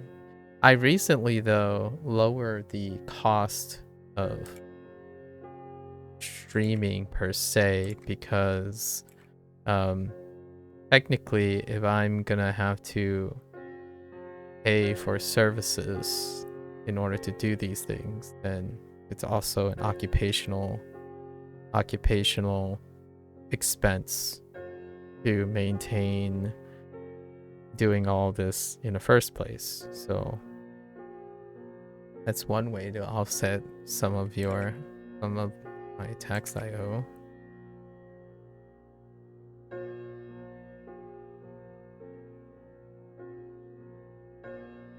I definitely if I had to guess, I'm definitely one of those people who overpay in taxes. There was a time when I didn't realize I spent many years paying I was double taxed. Yeah, there were times that I didn't realize I was double taxed.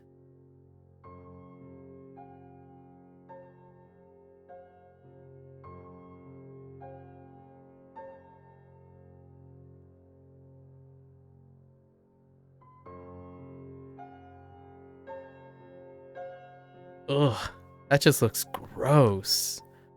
It's fine. I can go I feel like I'm not gonna sleep tonight. This is not going well.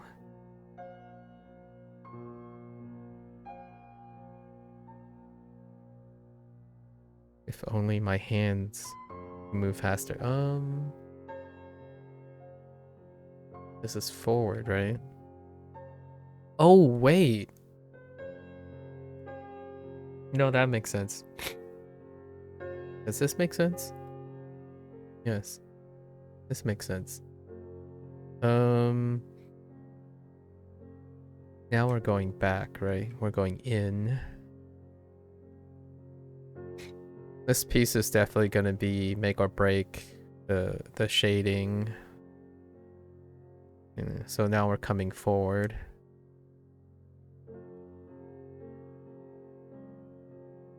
And this is another shade darker.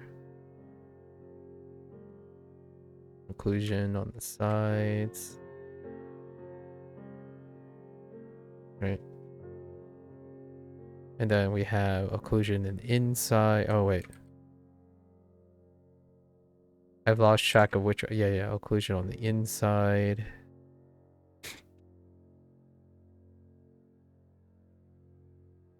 And deeper depths. I think I made the bottom one a little bit too much.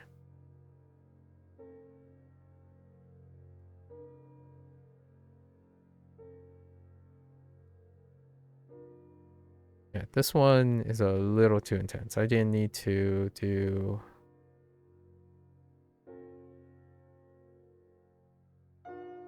this as much. We get like the top fins, right? Okay. All this is gonna be kind of blurred, so we don't have to go that hard. Now we're going in, so the edge a little lighter. Going in, right?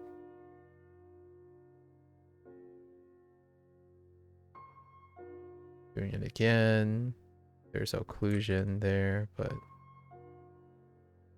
going in, coming out, coming in, out. But generally a little bit darker overall on the back.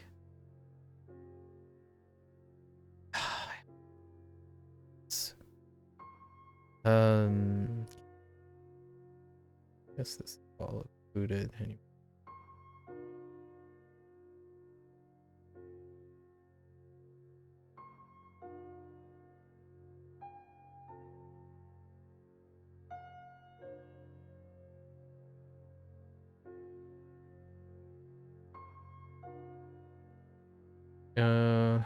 Okay.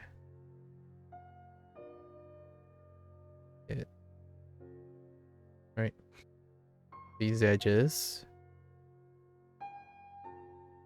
This edge too. And we're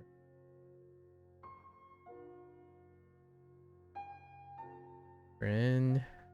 Come out a little. Be a little groove here. Let's put a little groove onto the top. But then this part is highest.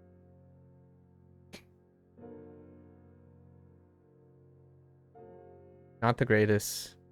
I'm lacking tons of lines. What do I do with you? Okay. Got this. This.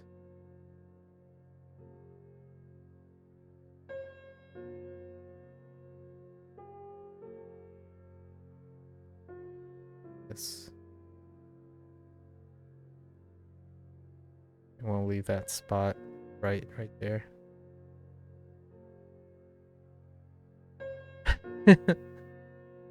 Thanks. We haven't done the lighting yet, so the light part. We're doing shadows right now. We're doing shadows. Well, eventually, this I saved that for last. Generally speaking, however, the problem with saving it for last is there is a very solid chance that I won't end up getting to do the fun part, which is to add life to the sparkle and bedazzle to the prompt. We'll see though. I genuinely save the light show for last.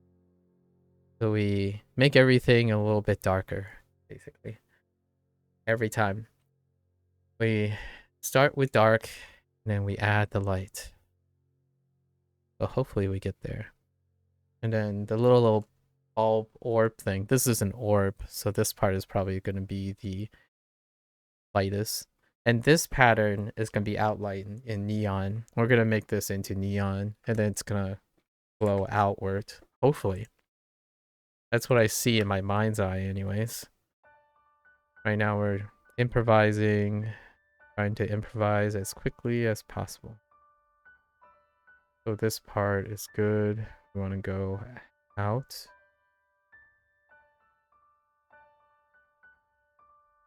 This is me already rushing. Like if I break out the pencil shader, we know where I know I'm looking for time. Otherwise, probably do some cell shading and get like a cleaner, more like exact minimalistic look, maybe. But for now, we're going with a rustic pencil. Nah, we're just gonna ignore the occlusion from that. Yeah, a little bit. Okay.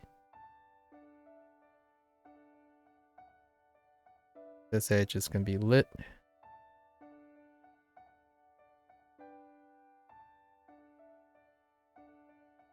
Our light source is coming from over here. So imagine it shining over there. I think this part is...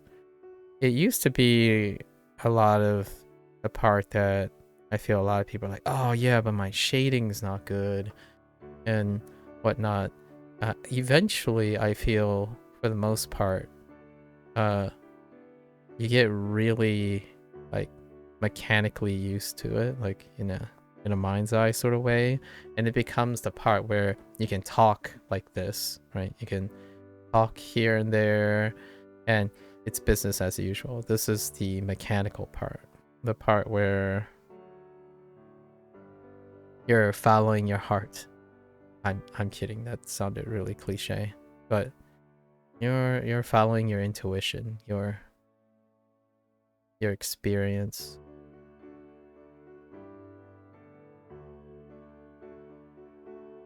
Trust.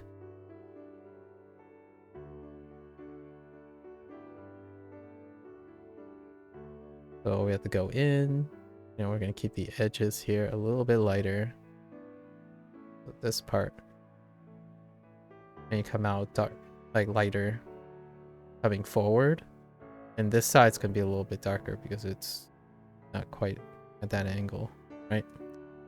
Now everything looks like it's pointing this way, going towards the top left. This top is probably gonna be a little bit more shaded downward because of this overhang. This overhang's gonna be probably... We want to make it look like it's kind of gone over. All right. So this side is going to be, in general, a little bit lighter. Take occlusion.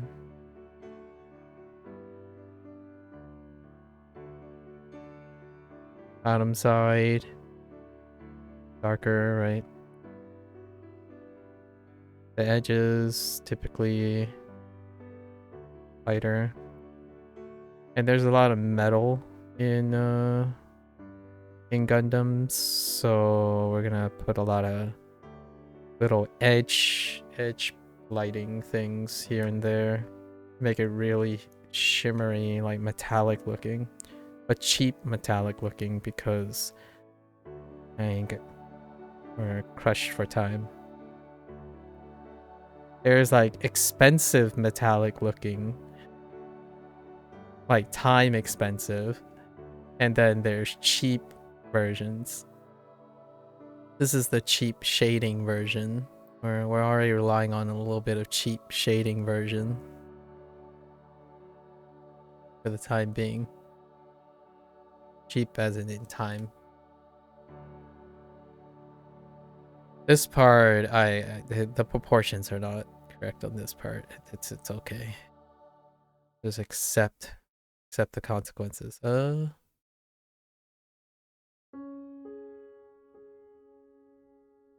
We're going up on this edge.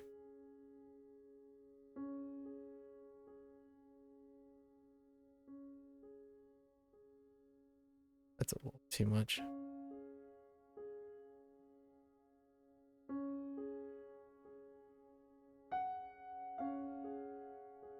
Okay.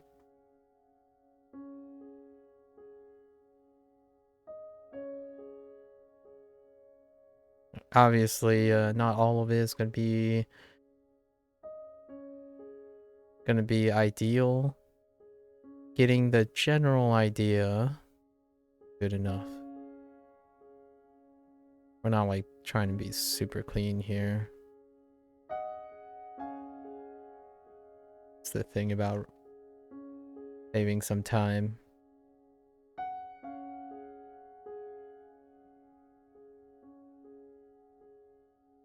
Further out. Right. Further out. Okay. I'm gonna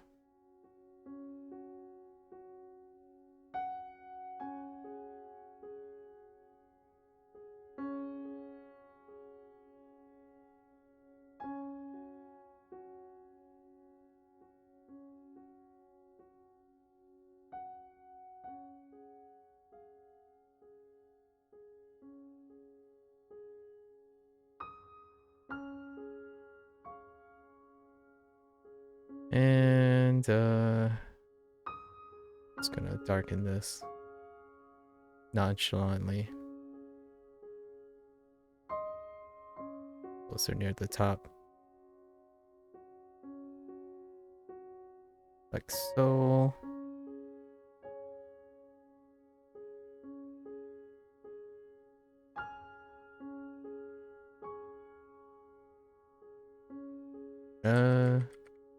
Probably this way. Up. I'll give it a little hedge later. Ooh-wee. Alright. Here we go. Alright. Let's do this.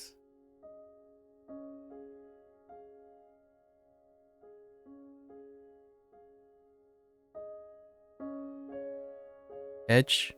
Right. This is underneath. Underneath. Edge.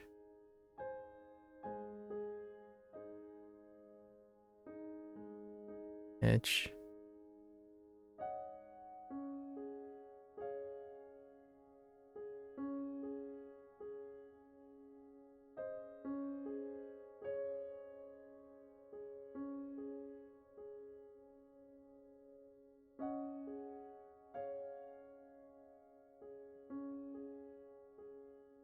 Edged. I edged.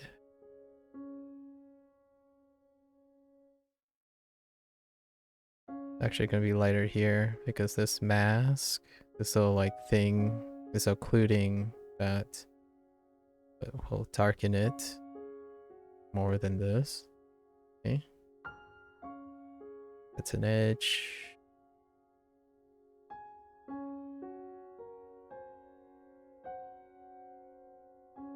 reach the center, right? Center. So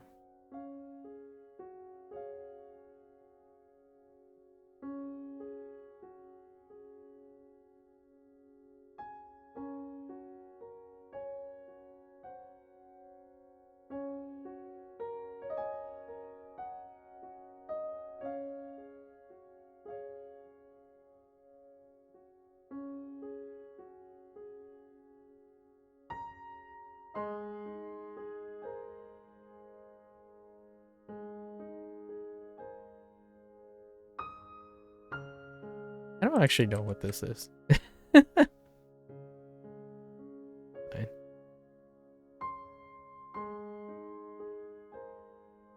We'll probably leave a band here. Go catch some light. This is darker.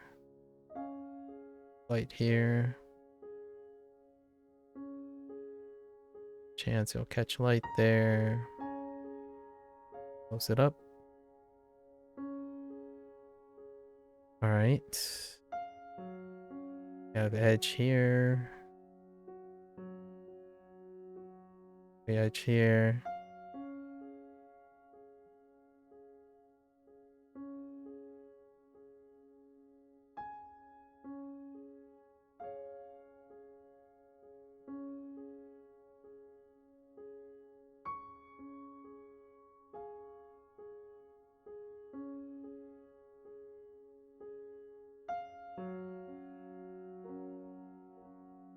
Lighter here.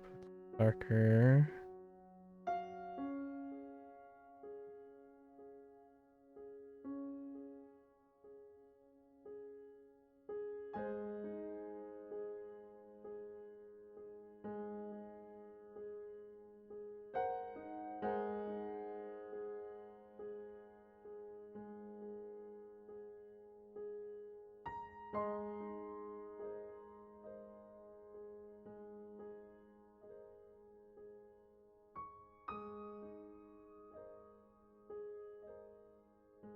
Kind of want to add a little bit of depth in these folds to show which one's above and which one's below.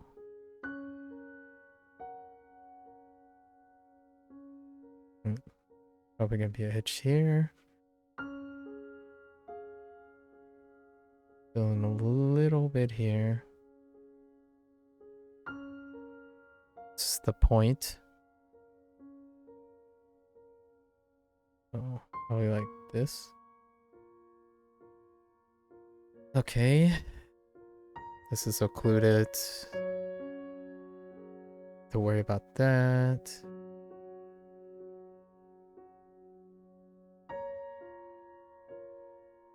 Edge. Edge. Edge.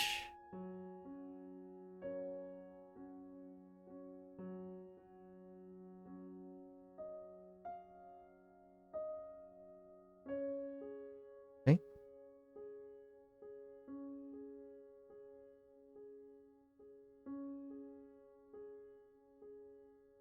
Those are going to be light spots. Let's occlude in here a little bit.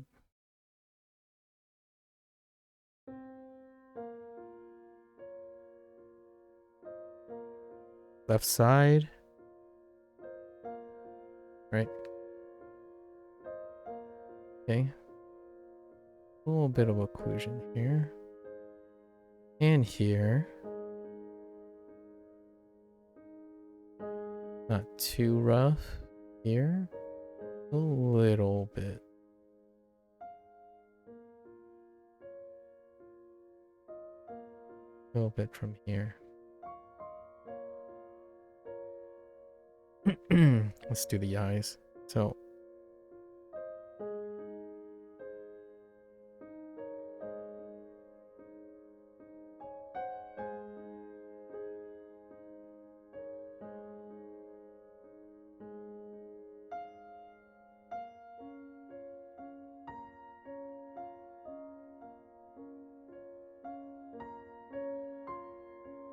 then everything has to be darker, right? A little bit light here. A little edge there. Occlusion from the top. Occlusion. Occlusion. Occlusion. A little bit. Underneath the eyes. Go. Nice and lovely. This is occlusion from the mask. Right. This part. Included by the white. Right. So now the eyes are underneath the mask and the helmet. And then eventually we're gonna add light back into it. So it's okay. This stuff very, very fast. Gonna try to create a hard edge here. Right. Hard edge. So that's underneath. And we're gonna expand. This part might be able to catch some light on the rim. So we're gonna leave the rim a little bit brighter. Right, and then this side is gonna be darker. Actually, because on the far end. And then we're gonna keep this rim a little bit light because there's a chance it will catch light. And then this is occluding because it's probably underneath a lot more. We'll do it something like that. Okay. Doesn't have to make sense. Oh, I hit the wrong. I hit the edge. Not that edge. Honestly, a lot of this stuff. I'm not a hyper realistic person, so interestingly enough, that person that I was talking to was focusing on realism, right? I definitely prioritize impact over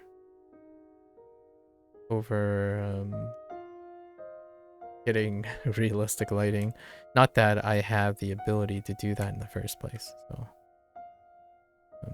disclaimer: did not practice that type of thing. Most things are feelings alone, or whatever I see that's interesting. So, no occlusion here, right? Then occlusion here. However, now we're at the top of the helmet, so we gotta leave a light spot. Oh, it gets darker as it goes down this way. So, right. So we're gonna leave like a little spot. That'll be interesting to look at later. We have occlusion here. Occlusion here. Occlusion is gonna be on the opposite side. Yeah, it doesn't really matter which side. So then we are gonna lightly tap this. So it's gonna leave like a highlight streak, which I kind of like. This one's completely blocked, so I'm gonna leave it like out here, like here, because it could catch the back, possibly. And then this one is gonna be like a banana or a shark fin, I suppose. I don't know why I said banana. It doesn't really resemble that much of banana. So just the center, because the outer edge, I wanted to catch some light. We're gonna do some light on the outer edge. This one's facing forward. Okay. It's darker. Okay. Just playing by ear, or eye in this case. Playing it by eye. Occlusion. Do a triangle here. Right.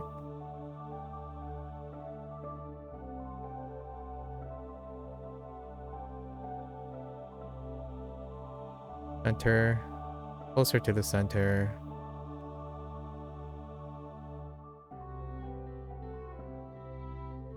Oops. Darker at the this one is no, we're gonna be very conservative here.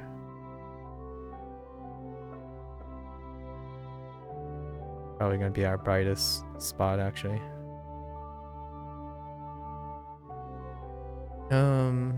Down here is gonna be the darkest. So the back where it's dark. Might be able to catch the light here and here. Something like this. Yep. And then okay. Now we do this. Occlusion. Edge. Now we're getting further away from the light. Sometimes this might catch, so we're gonna leave that a little bit lighter. Here. And now a little, only the center. There's actually occlusion here, but the lines are being obscured, so. Fill in the center. Fill in the center. Okay, almost there. Light occlusion. Here. Now we're gonna fill in a little bit down here. All right. Got some dimensions, except for the V. I think we're gonna make the V glow, but I don't have to. I'm gonna add a little bit here. Here, our classical V stuff is probably gonna glow. Add a little as it gets closer to the helmet, and maybe along these lines.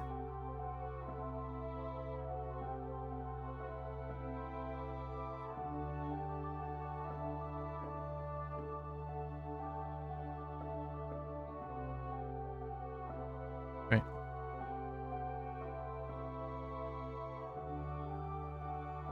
All right. So now they're like all dark and gloomy looking, right? So, all right. Let's go over it with some highlights.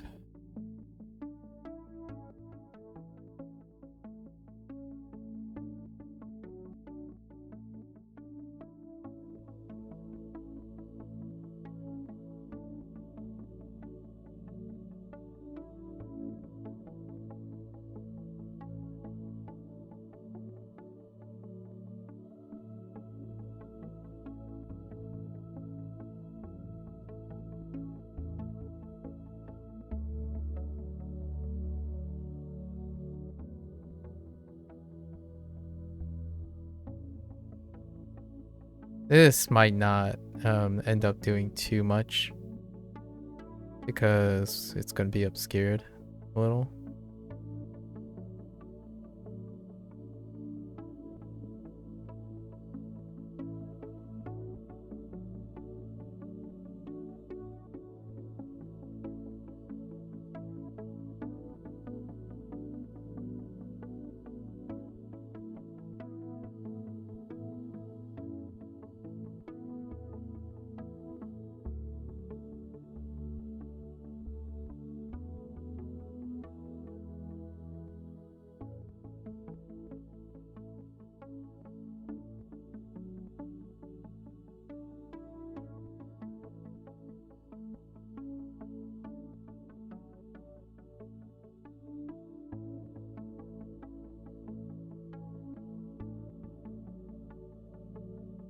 Yes.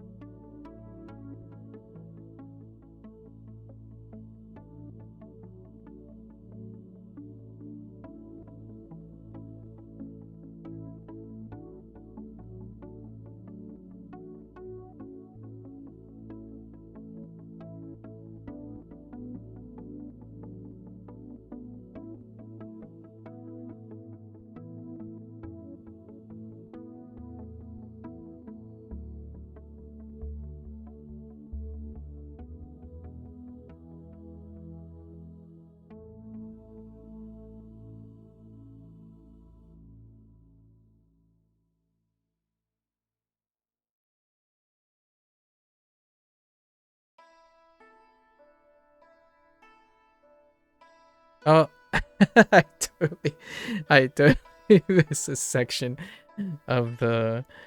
I totally missed a section of the helmet. I'm sorry. That's not my intent.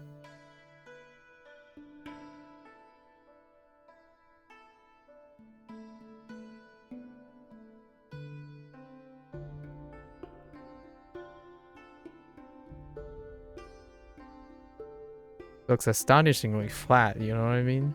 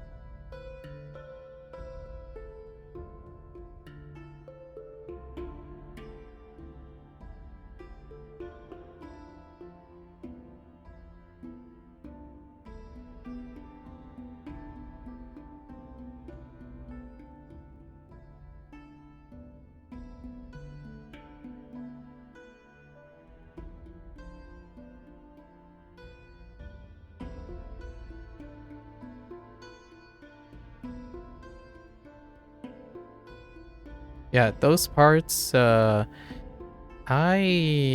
enjoy adding them, even though honestly they actually don't make sense how it would happen. So, but I enjoy adding them. It creates a contrast. Yeah, the lighting part, we don't, try not to get carried away, right? If you blast it way too much, it's not going to have a dramatic impact. So, how they use it seldomly. Seldomly.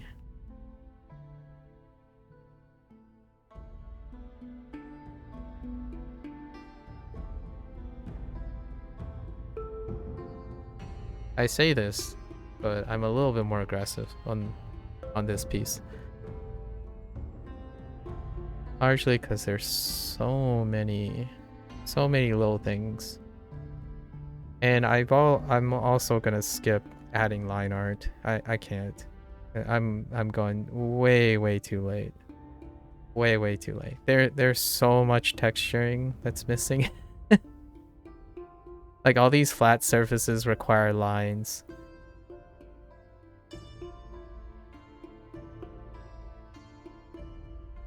There's like the robotic grid kind of line thing going on that is missing. It's completely missing. I drew. Oh no no.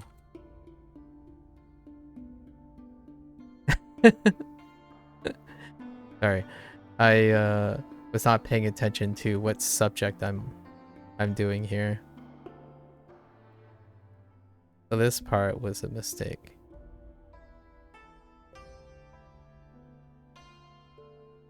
Because I did this last. It's this side. We're switching light sources. Not that these will matter too much.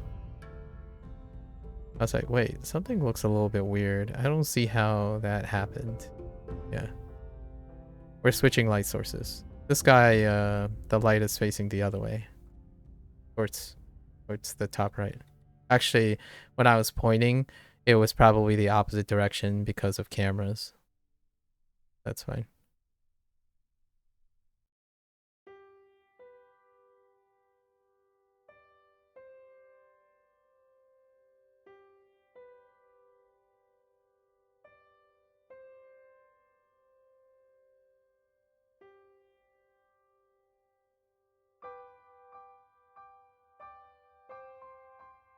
We'll catch a little.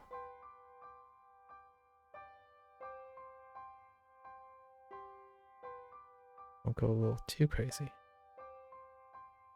A little on the face.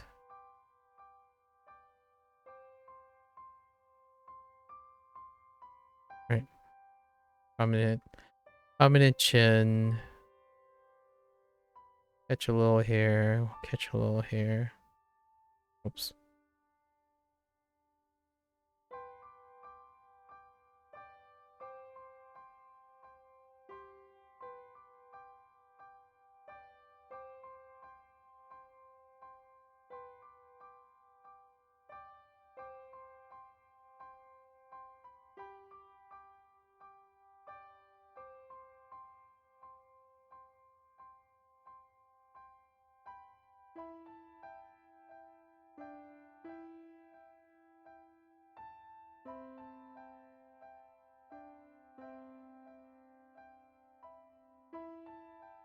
This part is gonna probably be completely blacked out. It's too big. The chamber's too big.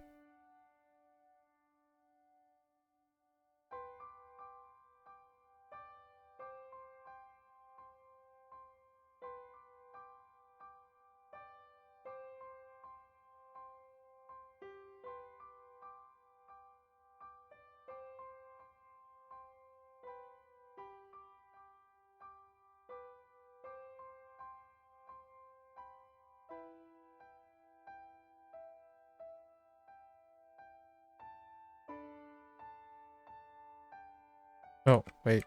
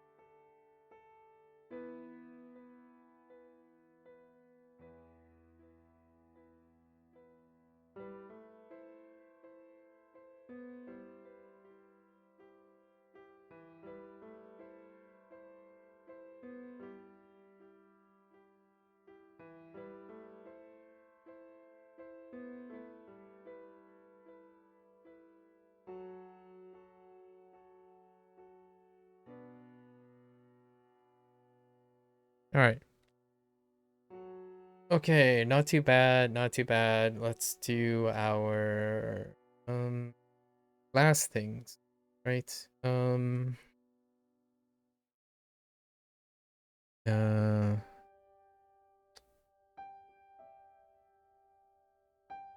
best way I can do this. What is the best way I can do?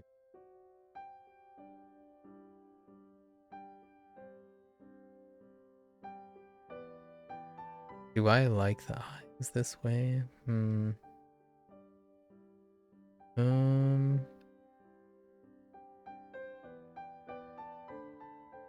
Let's get it as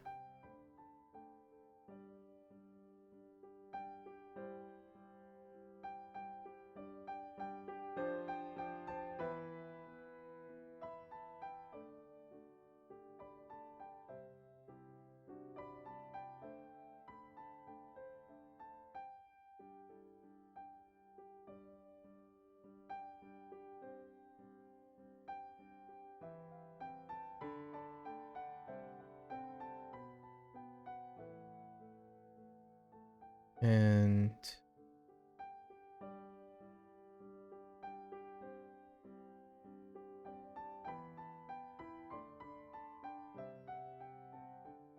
I don't know how well this is gonna come out. Find out.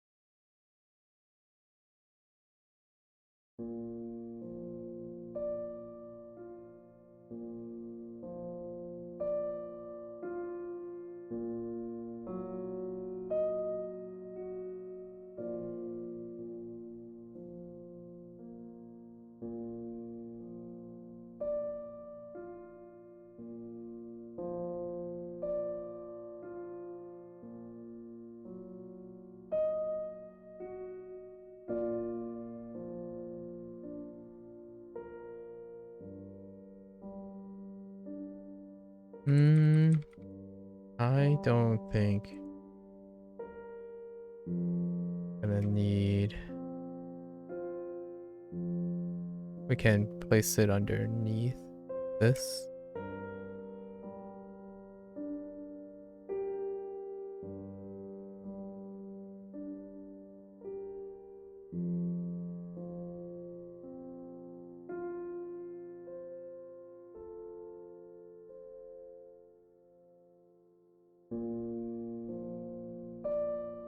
A little edge here.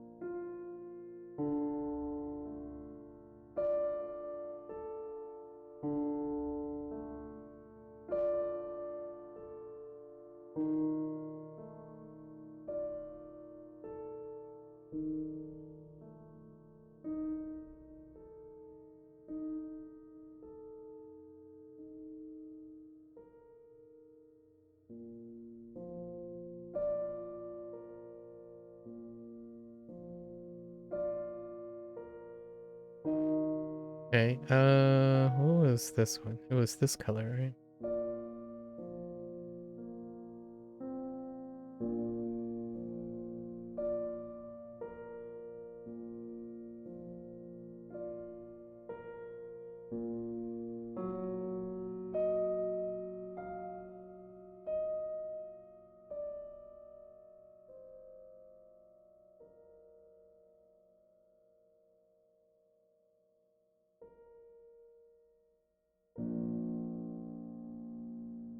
Some edge.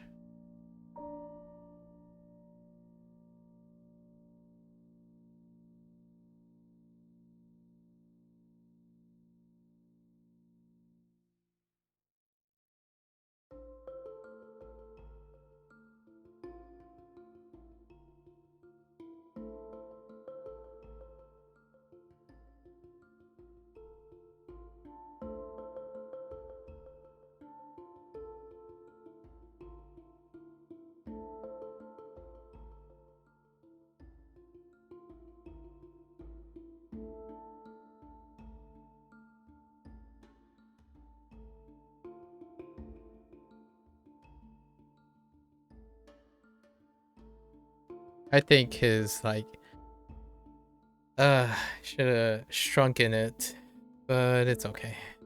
The eye is a little eye compartment is a little too big. Okay. And then let's go. What else? Forgot what I was gonna do. Oh, right.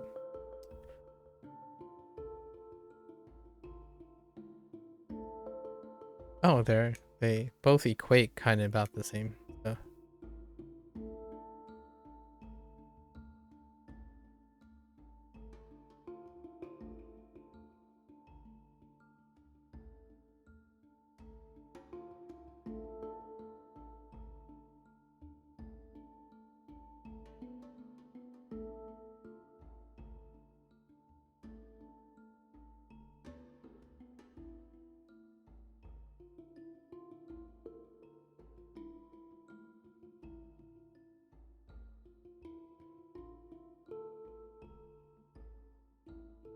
Hmm.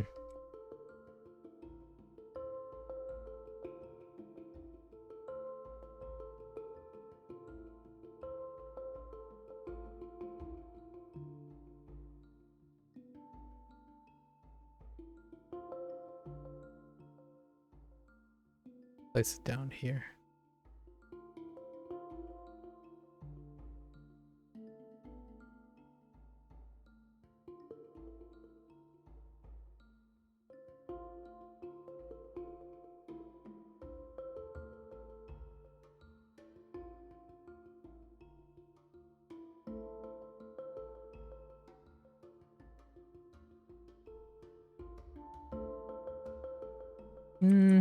Nah. It's fine. It does the job. Let's do the V's, right? The V's need some TLC. Okay. Oof. Okay.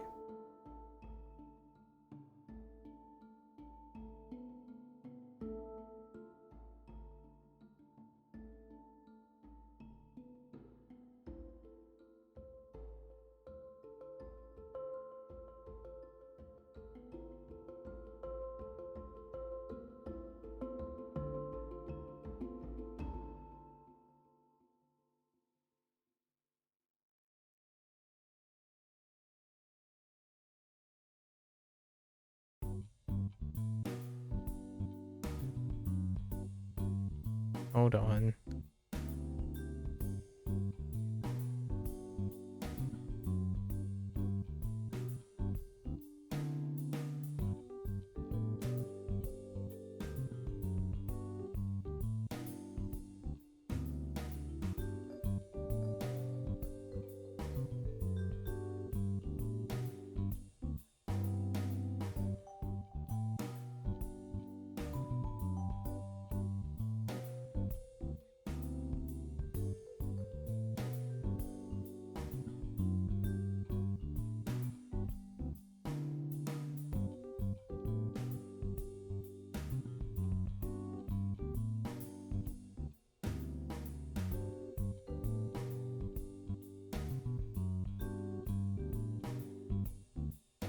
Okay.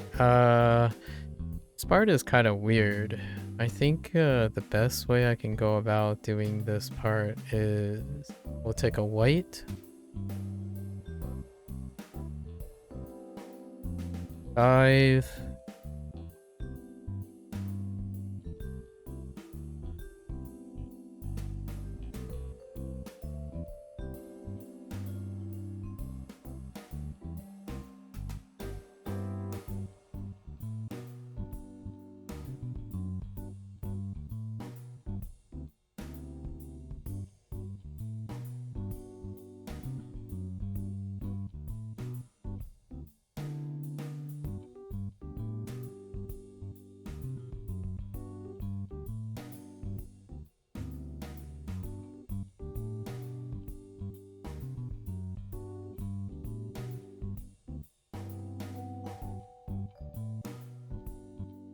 okay, right? And then we're gonna take a fill bucket. Don't worry, trust, this makes sense. That doesn't make sense.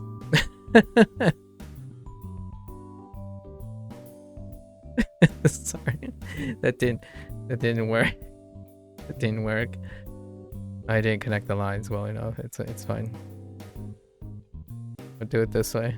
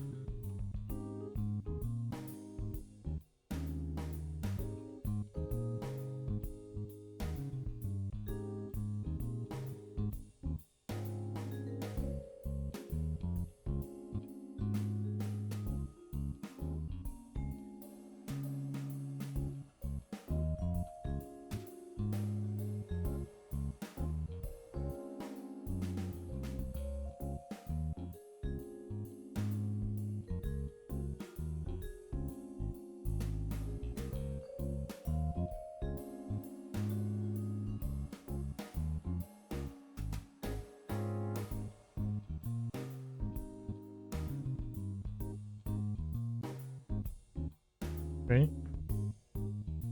And then a little ground our surroundings a little bit, right?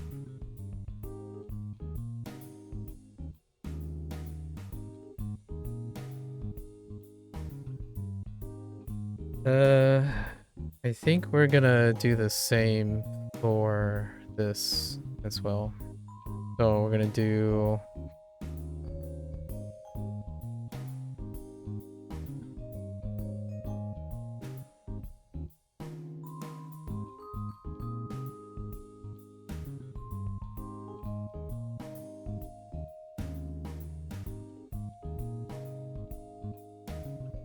no, maybe not. Hello there, Johnny.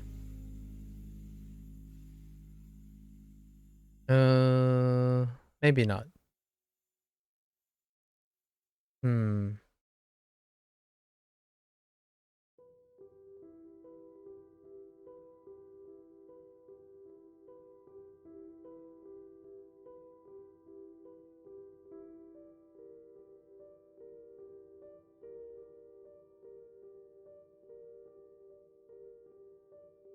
Nah, it's too much.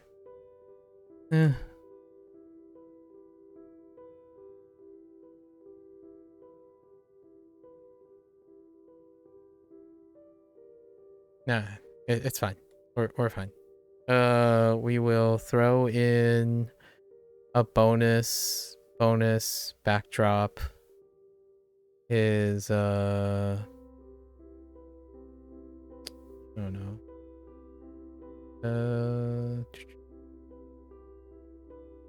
Bonus backdrop 11. Whew, it's gonna be a late night.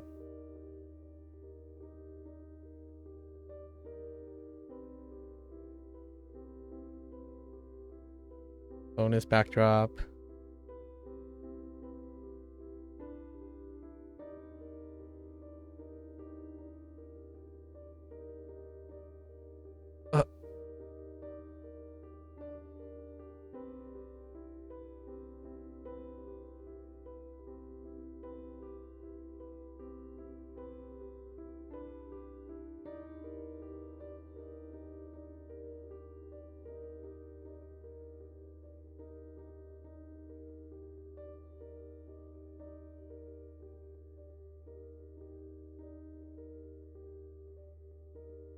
The reason we need a black backdrop is because of the V's. And we're going to mix a few other colors. Definitely the yellow.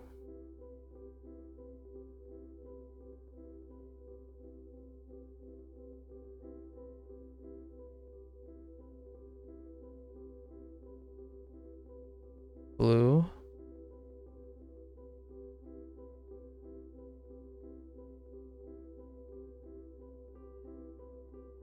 And then green.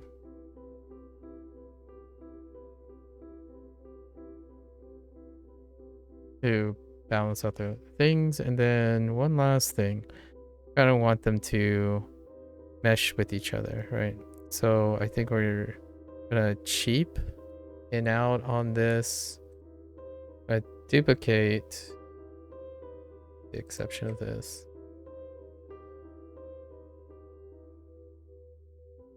Duplicate. Merge. Get rid of all this.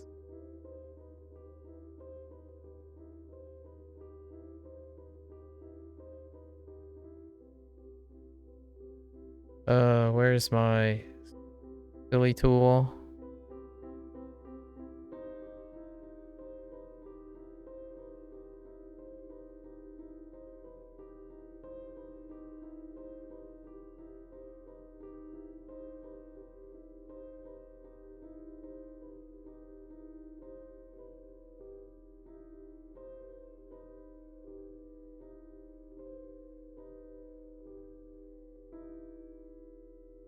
Okay.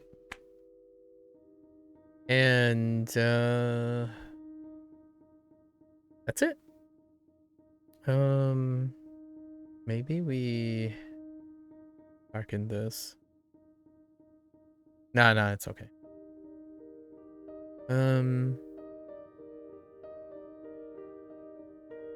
Yeah. It looks okay. I think it's decent. And we need our prompts, right? Jumbo. I wonder what's Japanese in jumbo. I mean, jumbo in Japanese. Let's see. Jumbo. Of course, katakana is the first thing. Jumbo. Okay. Is there anything else? Large size. We'll go with large size. Olkata. Olkata. No, that's a common word. We'll use olkata. Or just write oki. Oki works too. No, I kind of like this. Large size. Big. It looks cool. Olkata. Let's look at. Let's get a little bit more reference. Or we can go with Jumbo. Jumbo.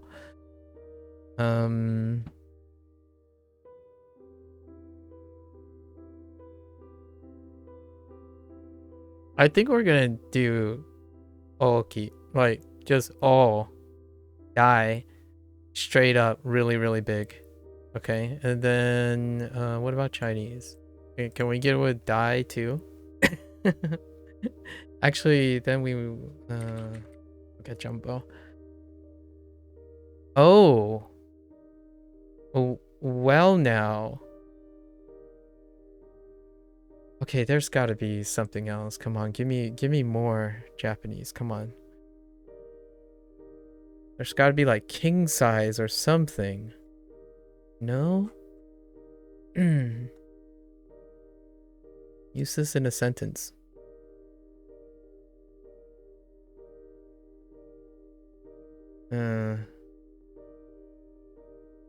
Big model, big type. You know what? We're gonna go with Daigata. Daigata. Okay. So let's get our white brush out.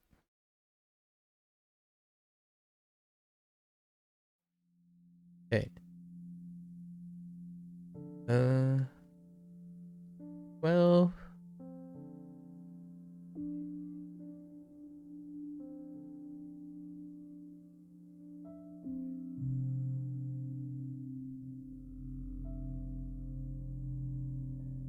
Okay. Huh. Probably still this, actually. Sorry, I'm thinking of stroke order. Yeah.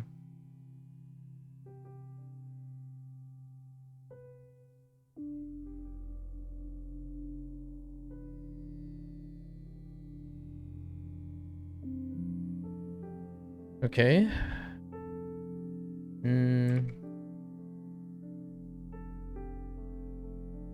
Confident. I like this thing. They're using what is it? Uh ta da how is kind of like special big symbol or things that's kind of cool. I like it. So we're gonna use it.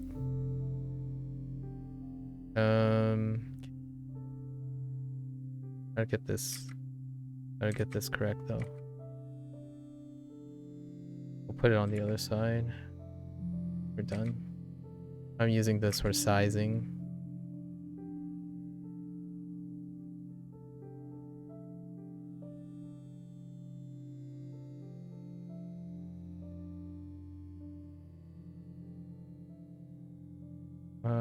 Da.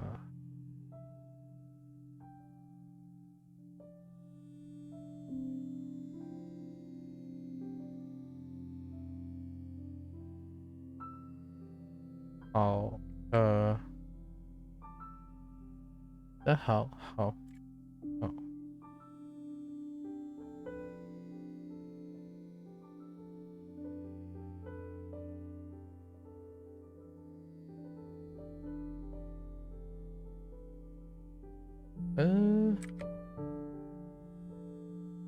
It's a little bit.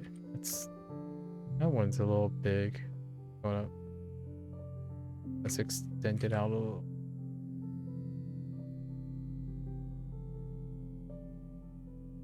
Good enough. And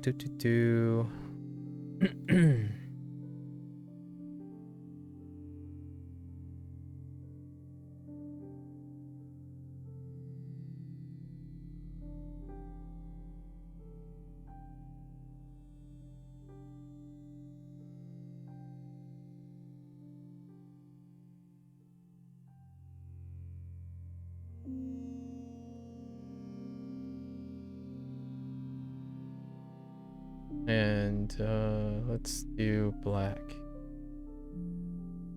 Black brush.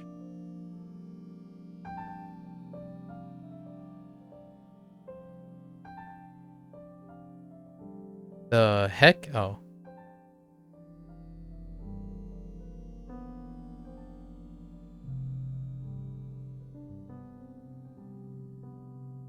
Okay. Nice. Dedication. This is... I wanted this to be one of the shorter ones, and it turned out to be one of the longest ones. Okay. That's how the dice rolls, I suppose.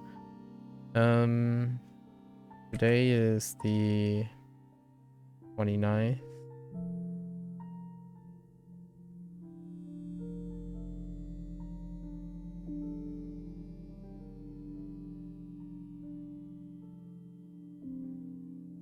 There you go. We did it. We pulled through. And now we're gonna see if we can accomplish our lesson, our language sessions in time. It's not bad. It looks alright. It's definitely a step up from what I did in... Hold up. I think I want to do one thing here to kind of mesh this up a little.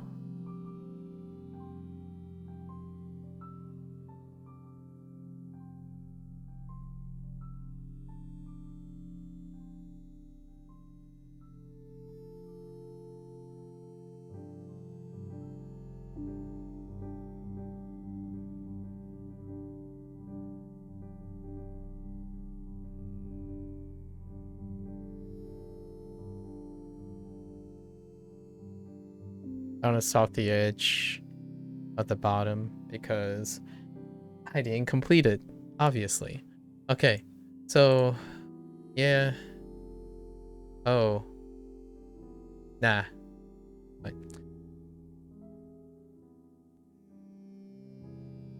we're fine. We're fine. We're good. I have to make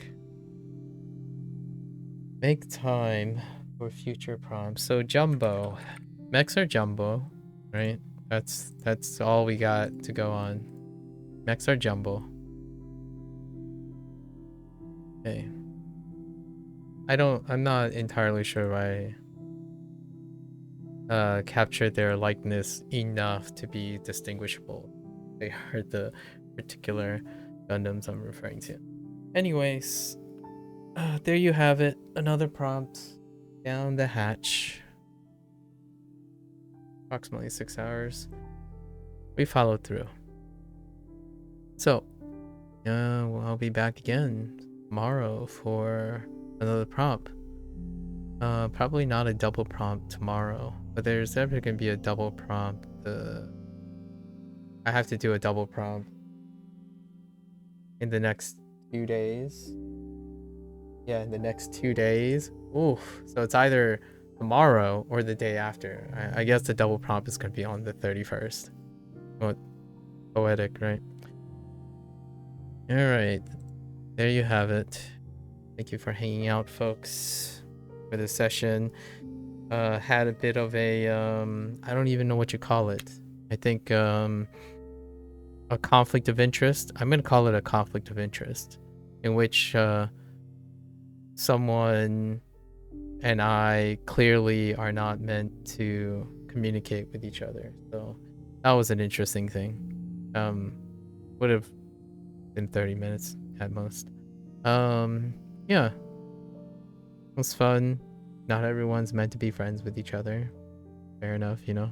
That's how we roll. All right.